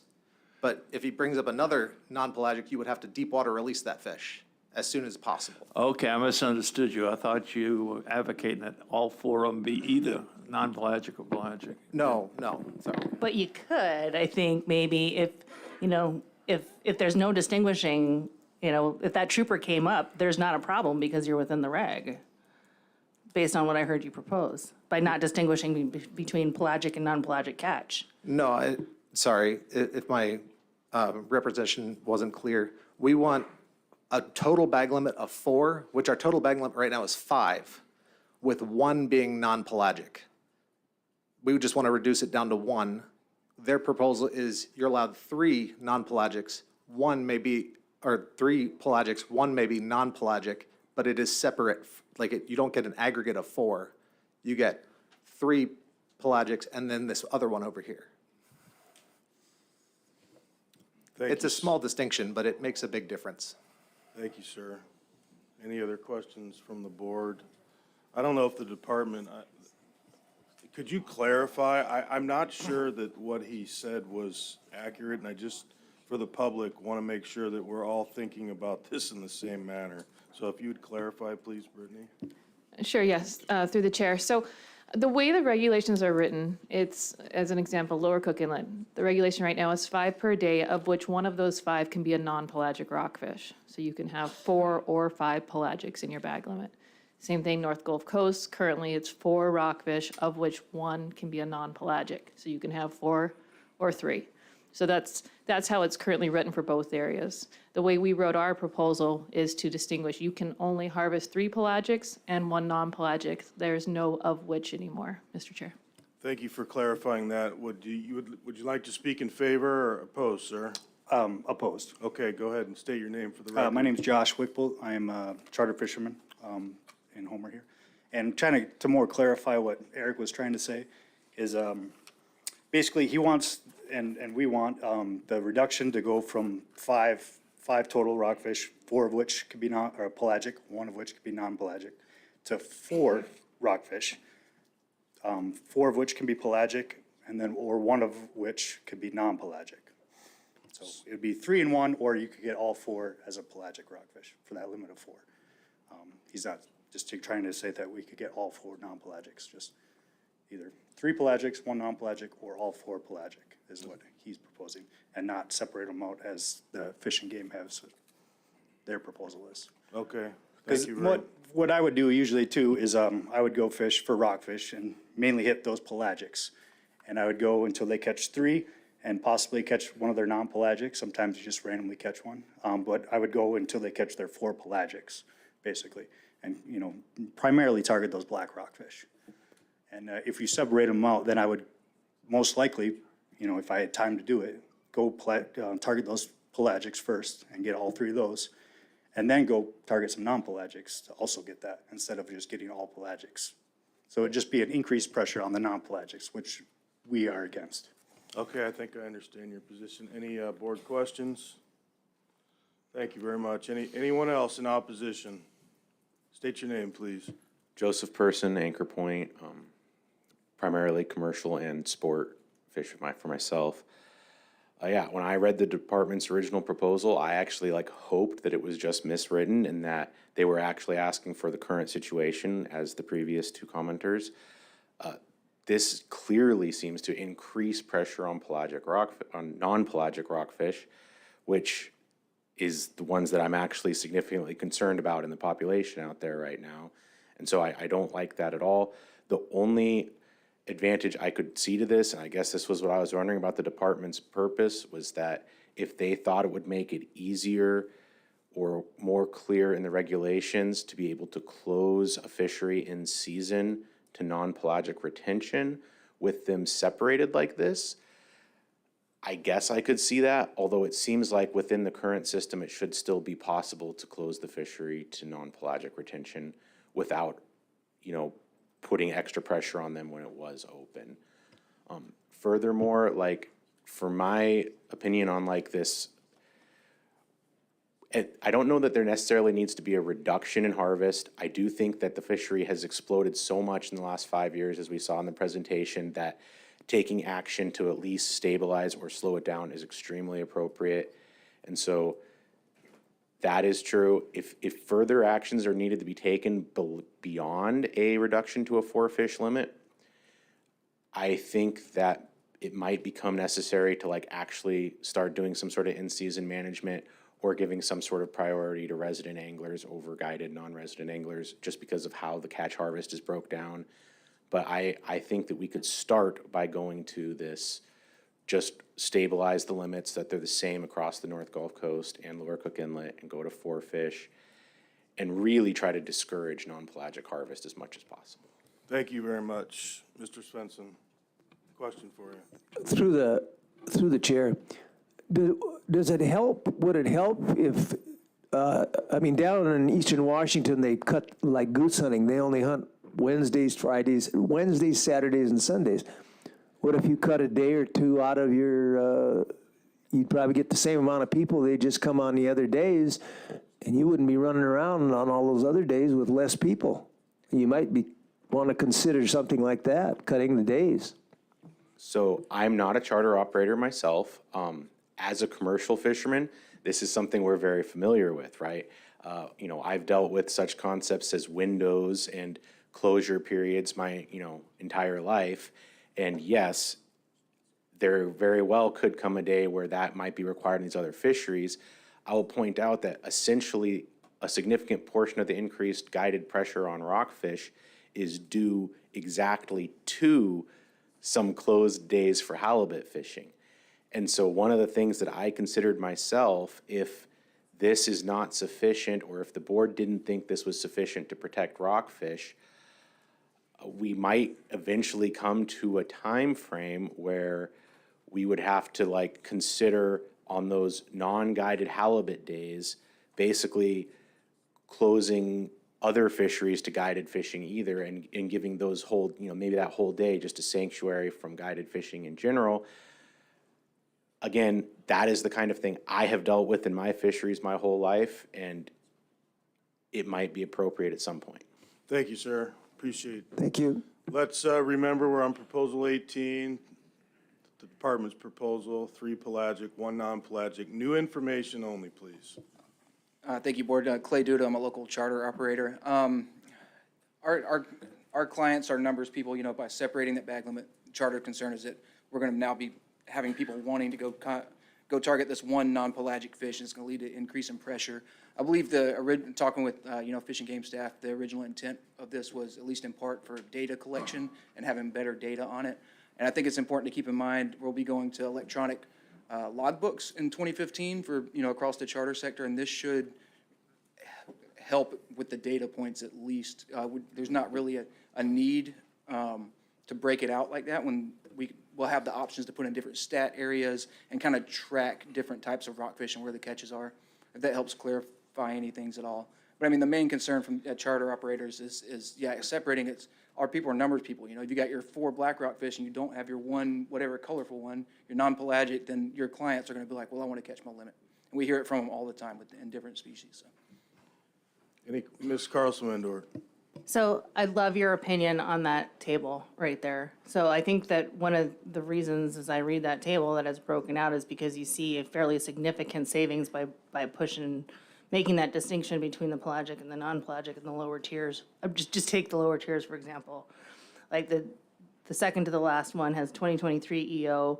You had was that a 19%? Well, I guess I'm looking at North Gulf Coast and not Lower Cook Inlet, so. But still, there's, 10+% savings potentially by making that distinction between pelagic and non-pelagic, and just appreciate your thoughts on that. It really depends on how that's going to shake out, right? I mean, I don't know. It'd be nice to have more of a chance to review 2023 numbers, because this year, anecdotally, I mean, myself included and other charter operators, I've seen an increase in targeting of non-pelagic species when we were at a 3 rockfish level.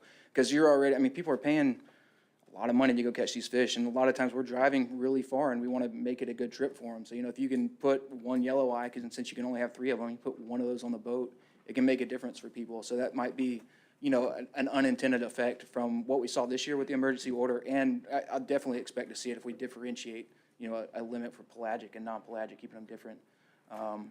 Because as what Eric was speaking to too, typically we go to an area and we fish until we either catch a limit of pelagic rockfish, and if they get a non-pelagic one in there, then that's cool. They get a colorful one. They're pretty happy about it.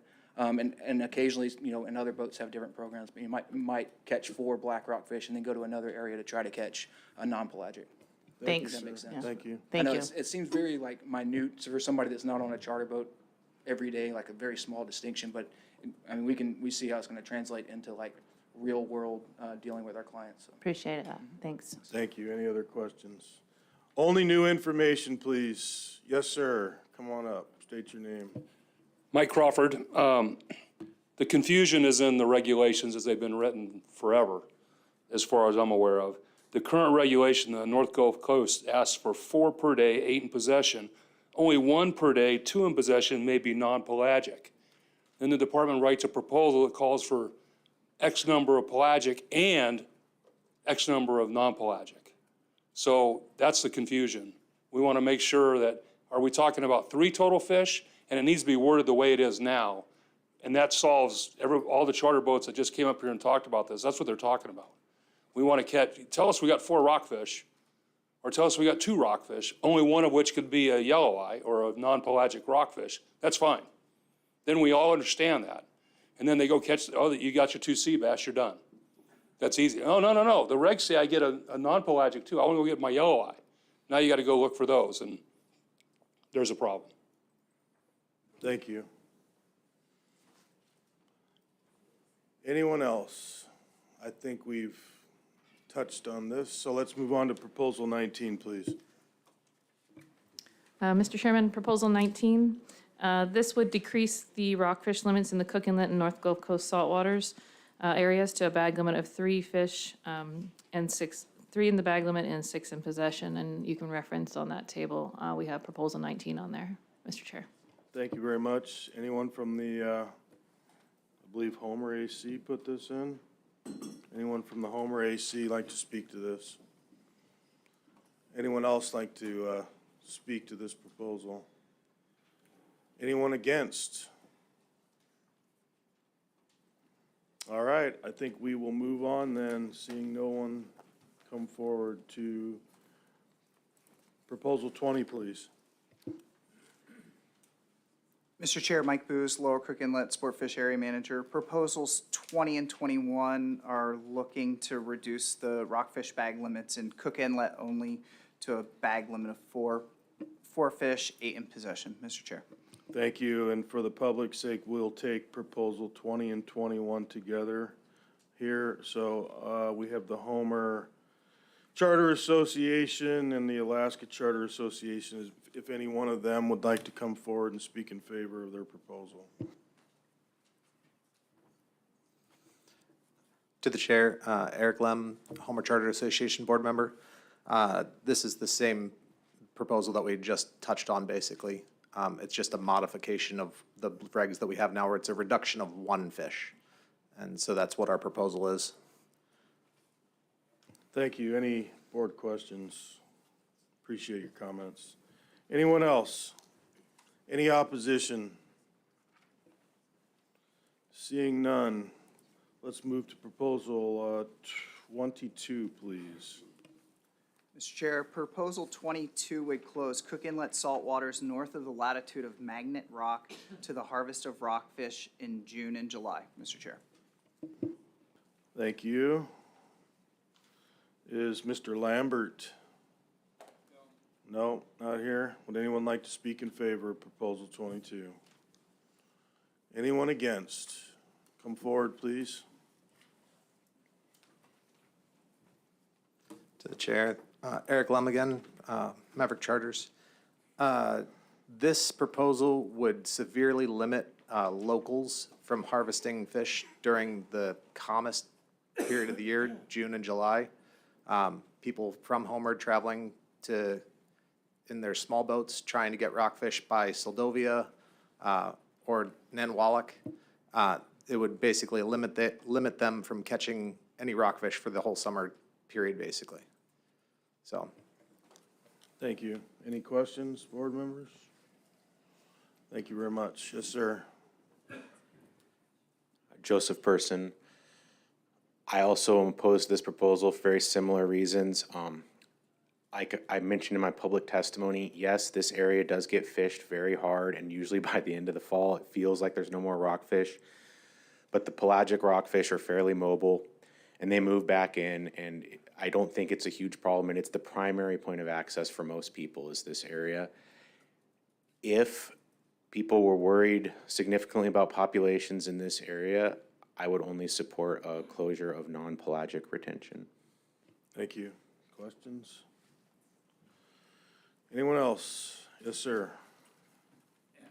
Good afternoon, Board and Mr. Chair. I'm opposed to this proposal just mainly because that particular area from the Homer Spit to Magnet Rock is an area that we really target a lot of king salmon. And now, while we're trolling for king salmon, we do catch rockfish, and it would be ridiculous to have to let them go when they come up all bloated. And I know we have the deep water releases and all that, but I still have a hard time believing that when a rockfish comes up with their eyes popping out that they're gonna go back down to the bottom. Everything's just gonna be fine. So I really oppose this proposal. Thank you. Thank you. Anyone else? All right, let's move on, please, to Proposal 23. Proposal 23 would reduce the lingcod bag limit from 2 to 1 fish in Cook Inlet saltwaters, Mr. Chair. Thank you. Is anyone from is the author of this Homer Association in the room? Would anyone like to speak to this in favor? In favor?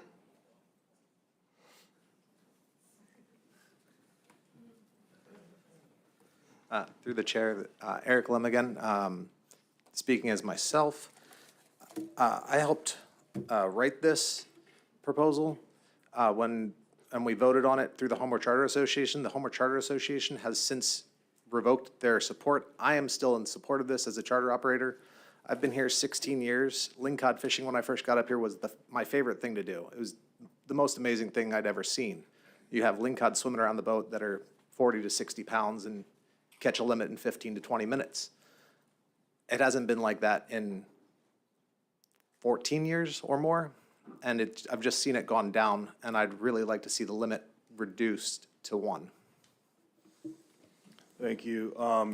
You stated that the Homer Charter Association has withdrawn their support, and obviously you said you still support it. Do you know if they've put anything, submitted an RC stating that, or are you speaking for them on this proposal right now? I'm not speaking for them. I believe they have someone to speak for their, and they did submit an RC saying that they retracted their support for this. Okay, I'll have to look for that again. Thanks. Appreciate it. Yes, sir. Joseph Person. I've fished lingcod pretty extensively all the way from Cook Inlet to Prince William Sound, and of those 3 regions, in my experience, the lowest population and the least productive fishing is actually Lower Cook Inlet, and it has the most liberal limit right now. So moving it to 1 fish and aligning it with the other 2 areas seems eminently reasonable to me. Thank you. Yes, sir. Board, Clay Duda, I'm the board member of the Homer Charter Association, speaking on behalf of the Charter Association. Yeah, we originally proposed this reduction, and then through through additional talking with AD and FG staff, and took a vote with our full membership and decided to rescind our support for our own measure. A lot of that has to do with ADF and G's statistics, data on it, that lingcod in the area are being harvested at sustainable levels. We're not seeing a huge increase in impact for them, and it's largely self-regulated within the charter fleet. A lot of boats only keep one per person if they decide to go target them, especially if they don't go really far. There are some boats that do these super long-range trips and even go down into Kodiak waters and get 2 lingcod for their clients, and that's one of their selling points. And this would do nothing to affect that at all. So it's kind of one of those things, if it's not broke, don't fix it. If the lingcod are being harvested at a relatively consistent level and a sustainable level, then we don't see a need to change it. Thank you. Anyone else? All right, I think we'll move on to proposal 24, please. Proposal 24 would remove the bag and possession limits for spiny dogfish in Cook Inlet saltwaters.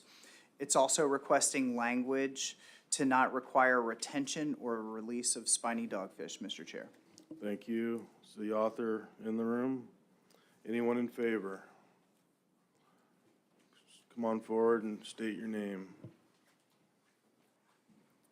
Yeah, David Martin from the Nilchik. Yeah, I support this proposal.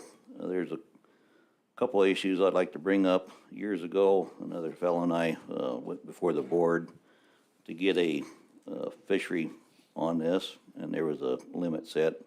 I can't remember what it was, 50,000 pounds or whatever. And I know of a local guy that went to Fisheries and caught a lot of mud sharks, we call them, they're spiny dogfish. The Japanese was the market for it, but they didn't want to pay for it. So it's not physically or financially viable to do so. But since then, that was quite a few years ago. Since then, basically there's a school of spiny dogfish out there from north of Kenai clear to the Barrens and shore to shore. I mean, everybody can testify to that. And there is no harvest on them. There's no conservation concern. So there's no need to have a limit. They eat the same food and compete with the halibut, the cod, the other species that are more desirable for people to catch, both for sport and commercial. And they're detrimental in the young crab population and shrimp because they eat the same thing. So I would recommend supporting this. There's no reason not to. Thank you. Thank you. Any board questions? Yes, sir. Hello, I'm Robert Roth. I commercial salmon seine in Lower Cook Inlet. There's a lot of spiny dogfish in Kamishak. Like, they'll steal fish out of my net, like rip them through the web. I think this is a good proposal. Less spiny dogfish is good for salmon. Thank you, sir. Yes, sir. My name is Josh Wickbolt. I'm a charter fisherman out of Homer. For the intent of, I believe, of the proposal of it is try to get people to retain more spiny dogfish. And most people don't keep them to eat. So the real issue is trying to get people to keep them. I would suggest that you just allow them to be used as bait, and then you can keep them and use what it is right now with the limit. You cannot take one and use it for bait only. You have to take it to retain the meat. So if you allowed them to use like bait, like a pink salmon, there'd be substantially more people keeping them to use them as halibut bait or whatnot. I believe the Homer Advisory Committee put an amendment in their testimony as well to do the same. Thank you. Any questions? Appreciate it. Anyone else?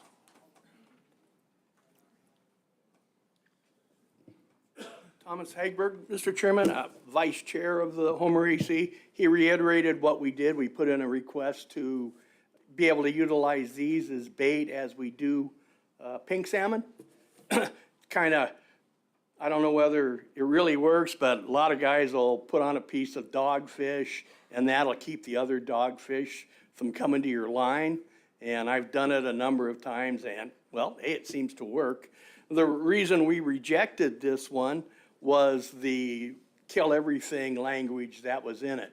We weren't in favor of passing something that said, well, let's just kill these buggers and get rid of them. We think you got to utilize them, and the bait amendment would really help us out, and it will get rid of some of the dogfish. Thank you. Thank you very much. Anyone else? Anyone opposed? Proposal 25, please. Mr. Chairman, for the record, my name is Martin Schuster. I'm the area management biologist for groundfish and shellfish in Prince William Sound and Cook Inlet. Proposal 25 would reduce the commercial rockfish guideline harvest level and sport harvest of black rockfish in Cook Inlet by an unknown amount. Sport and commercial harvest can be found on table 25.3, page 56 of the staff comments. Thank you very much. Is Mr. Hagberg here? Yes, sir. Come on forward and speak to your proposal, please. This is behind this podium. This is usually the point where somebody says, stand up, Tom. But you wanted new information, so far I've seen people talking about Halibut Cove when they're stocking salmon. We haven't stocked salmon in Halibut Cove in a number of years. No one's mentioned proxies.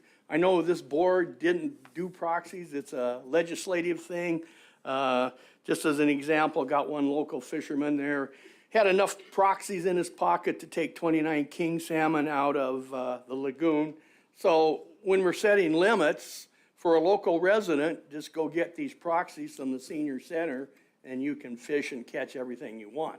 I call those ghost fish. We're not accounting for them, but you know, for instance, when we set a 10-fish limit on the winter fishery, a local guy, go to the senior center, get yourself a proxy, and you'll catch more fish. Proposal 25, as I did on proposal 26, was just in support of what Fish and Game, when they did an emergency opening, or closure, excuse me. You know, we got smart people working really hard. If you were concerned about Cook Inlet commercial fish, if it's a conservation concern, then yes, we're gonna do a sport fish closure or reduction. And we also need to do a reduction in the other fishery, which is the commercial fishery. Commercial fishermen jumped on me about this. I am not advocating that we take fish from one group and give it to another group. I'm simply left the numbers bare. Let's do what we need to do to conserve these rockfish. As far as it goes, if I bleed, you bleed. And that's what the board has told me in the past, that we were going to do a fair reduction. As far as lane cod, last time I was in front of this board in Seward, I said exactly, I think this fishery is on the edge of sustainability, but I don't support going to one. 3 years later, I am willing to go to one lane cod, and also with a reduction on the commercial side. I don't need a big reduction, but I need to limit that fishery. The proposal that I would like to see is we're going to do a reduction in the sport fish harvest, and we're going to cap the black cod commercial fishery at what its last 5-year average is. I think it's 40,000 something. There's 150,000 pounds on the table, which is not being harvested. I think it's careless to leave that much out there where a boat or a fleet of boats can harvest that many fish, which is a lot of 3-pound rockfish. Thank you, sir. I think you're mixing proposal 25 and 26 together, which I guess is fine. You're the author of both of them, so. But if you can kind of streamline things here a little bit and we move on. Do you have a question, Mr. Chairman? I don't have a question. I just wanted to make sure that we're talking about 25, but you're mixing lingcod and. I understand. So. I was just trying to get the point across that if you're doing conservation issues, you've got to reduce both sport harvest. We can decimate fish. Commercial harvest can also decimate fish. Please take them together. Gotcha. It makes sense. Okay, thank you. Yes, sir. For or against? Against. Okay. Joseph Person, I have participated in the directed rockfish fishery. It's a jig fishery. It's very small. That quota was set pretty conservatively in the mid-90s. At the time, the boat that was, there wasn't a quota. One boat was putting in a lot of effort, and basically they were catching about that much every summer. And Fish and Game was rightfully concerned because rockfish, we didn't know that much about them. And so they kind of set the GHL at that, harvest and said, this should be sustainable. And the truth is, in recent years, effort in that fishery has dropped off a lot. While I very much subscribe to the idea that the burden of conservation should be shared between user groups in the proportion of their impact on the resource, this is a case where the commercial fishery is well-regulated, stable, has historical levels, and there's been no increase in it. In fact, there's been a decrease in it, and it's managed in season. Fish and Game knows, how much fish are being killed before they even make it back to port because there's prior notice of landing requirements. If we were ever anywhere close to catching the GHL, it would be shut down promptly and immediately. There's basically no risk of overharvest. And like I said, it's not utilized that much anyways. It's a very unique fishery. There's not very many small boat, low barrier to entry fisheries where people can get into. It's been underutilized primarily because of market reasons. The fishery isn't financially viable to do at a large scale, deliver to big processors type method. That's never going to happen. It's only viable for small operations to direct market or sell to higher value things, work with little processors. And I would like to see it remain available for those things. And, considering that currently the Black Rock harvest is like 95% sport and 5% commercial, even if the commercial fishery harvested its entire GHL, it would still be somewhere in the range of 25% of the harvest. So I'm not sure that a reduction in the commercial GHL is warranted. Thank you. Any questions? Yes, sir. Come on forward. Yeah, David Martin and Ilchik. I am also opposed to 25 and 26.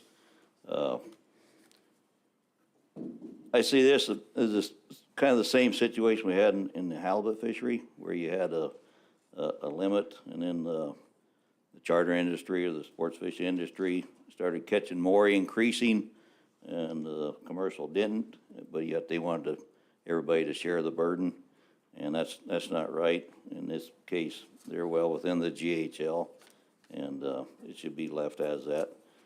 And probably they fish different areas, but just because one fishery is increasing at exponential numbers, they shouldn't be punished for the commercial side of it. Thank you. Thank you. Anyone else? I guess on proposal 25. Yes, sir. Come on forward. State your name, please. My name's Josh Wisniewski. I'm a fisherman. I'm based in Seldovia. I'm also a jig fisherman.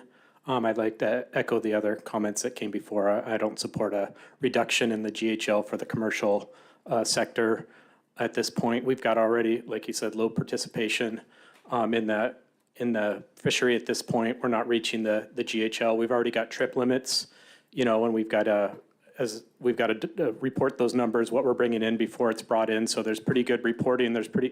And just at this point, it just seems a little heavy-handed to ask the commercial sector to take a further cut when we're, I think, not the major contributors to the issue at this point. I support conservation and doing my fair share. I think we're already, though, pretty below where we could be. So thank you. Thank you. Anyone else on 25? I think we've heard a little bit on 26 from the proponent. Anyone else like to speak in favor of proposal 26? Anyone against proposal 26? Yes, sir. Joseph Person again, Anchor Point. I will refrain from repeating what I said on proposal 25, although basically it all applies. Specifically on lingcod, the lingcod are a higher value fish, and so we've seen that fishery be utilized a little bit more in recent years. We've still never had issues with going over the GHL. I made 3 directed jig trips on lingcod this year. I had over a 30-pound average on the fish, and so I'm only saying this as sort of give an indicator of like what this quota actually represents, I mean, we're talking less than 1,500 fish for the entire commercial quota.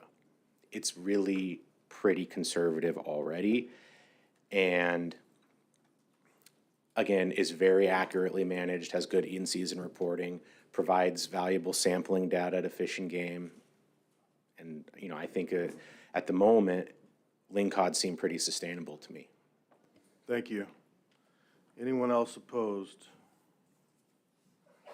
All right, seeing none, I guess we'll move to proposal 27, please. Proposal 27 would change the season start date for the Cook Inlet commercial sablefish fishery from July 15 to April 15. Thank you. Is the author in the room? Yes, sir.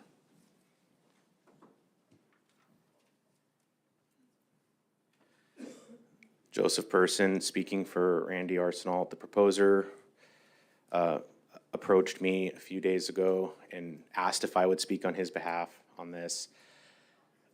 To be honest, there's been over the years a whole string of proposals to try to like utilize this state waters black cod fishery that has historically been very underutilized. When you look at harvest, there's been pretty much none for a long time. So there's, you know, he put in a proposal in 2016 to try to legalize pot gear in order to try to utilize the fishery more. It was passed. Still nobody's made it work. This proposal just aligns the start dates to line up with the state waters black cod fishery in the Sound and with historical black cod fishing times. It was historically more of a spring fishery. He thought that this would maybe help a little bit with encouraging effort in it. In practical terms, him and I are in agreement that at the moment, this fishery is pretty much just financially not viable. Black cod prices have gone down drastically, and this is a very small fishery. I still think that moving the start date to April 15, well, probably not going to have much of an effect in the short term. In the event that the market ever improved, might encourage a bit more effort or utilization of this resource. Thank you. Anyone else like, any questions? Anyone else like to speak in favor? Anyone else, would anyone like to speak in opposition to this? All right, seeing none, let's move to proposal 28, please. Proposal 28 would allocate Pacific cod state waters jig quota that is not harvested to fishers using pot gear after July 15. It would also allow retention of all Pacific cod caught during the Cook Inlet sablefish fishery by fishers using pot gear. Thank you. Mr. Kuzman here. Anyone like to speak in favor of this? Opposition? Yes, sir. Good evening. My name's Todd Hoppy. I'm resident here in Homer and commercial pot cod fisherman. I'm opposed to this proposal. I don't like to see when we take from one user group and put to another. Both of them have been underutilized, if you heard in public testimony, different stuff. But I support these jig fisheries. I lost fish actually when these jig fisheries were created. It's coming off the tax, so all other user groups lost some fish in order to create jig fisheries. I do have fellow fishermen that are opposed to them. But anyways, that being said, this is making a special fishery, a caveat fishery. You just heard the economics of black cod. This fish wants to be rolled over so they can fish it with a different gear type in an underutilized fishery. You're going to find that jig fishery is going to increase. If you look at the data in the late 90s when salmon crashed, we had the highest amount of pot boats out of Kodiak ever. And that is happening again. I've just been talking to markets the last few days. Guys and salmon fishermen are bringing pots out. That's what we do. Things get economic. The things we start diversifying. There'll be more jig participation, and thank you very much. I'll keep it kind of short. Appreciate that. Any questions? Appreciate your comments. All right, thank you. Anyone else in opposition? New information, please. Thank you. Go ahead, state your name. Hi, my name is Josh Wisniewski. I live in Seldovia. I echo Todd Hoppy's comments. I also oppose Proposal 28. I'm a jig fisherman. Having that access to the jig fishery, particularly in the summer and into the fall, is pretty important for maintaining some gear flexibility and diversity when we've got fluctuating opportunities in markets. It's a great opportunity to also participate both in your halibut fishery and your peacock fishery at the same time if you've got a small amount of quota. I shared all of this in my previous comments, but I just wanted to reiterate, yeah, I oppose this. It's the most accessible open access fishery in Cook Inlet, and that should be preserved. Thank you, sir. Appreciate it. Anyone else has new information on Proposal 28 in opposition? Yes, sir. Hi, my name is Matt Oxford. I'm a jig fisherman in the inlet here, and there's not a whole heck of a lot of us. And, you know, I direct market and make it work out, and it fills in the gaps with the ever-changing fishing opportunities in the Upper Cook Inlet as a drifter. And so, you know, to mess with this thing and make it, you know, as things get more desperate in different fisheries, you'll get guys chasing this thing around. And there's not a lot of entry fisheries left, and this is one of them. And I think it's a good one to, you know, remain the status quo on it and keep it as it is. So, thanks. Thank you, sir. Anyone else have any comments in opposition? Well, Mr. Chairman, I believe we have finished with Committee 2, and I will pass the gavel back. Thank you. Job extremely well done. We conclude the meeting today. We'll resume at 8:30 tomorrow morning, starting first off with deliberations on Group 1, followed by deliberations on Group 2. I've just asked our Executive Director to make sure we have a last-minute distribution tonight of any RCs that have been submitted that have not yet been distributed, and 1 or 2 of them will wait in your signature, Tom. So if you would take care of that, we can make sure that all members have all RCs that have been submitted up to this time to take into consideration when they're studying tonight. So with that, 8:30 in the morning, folks.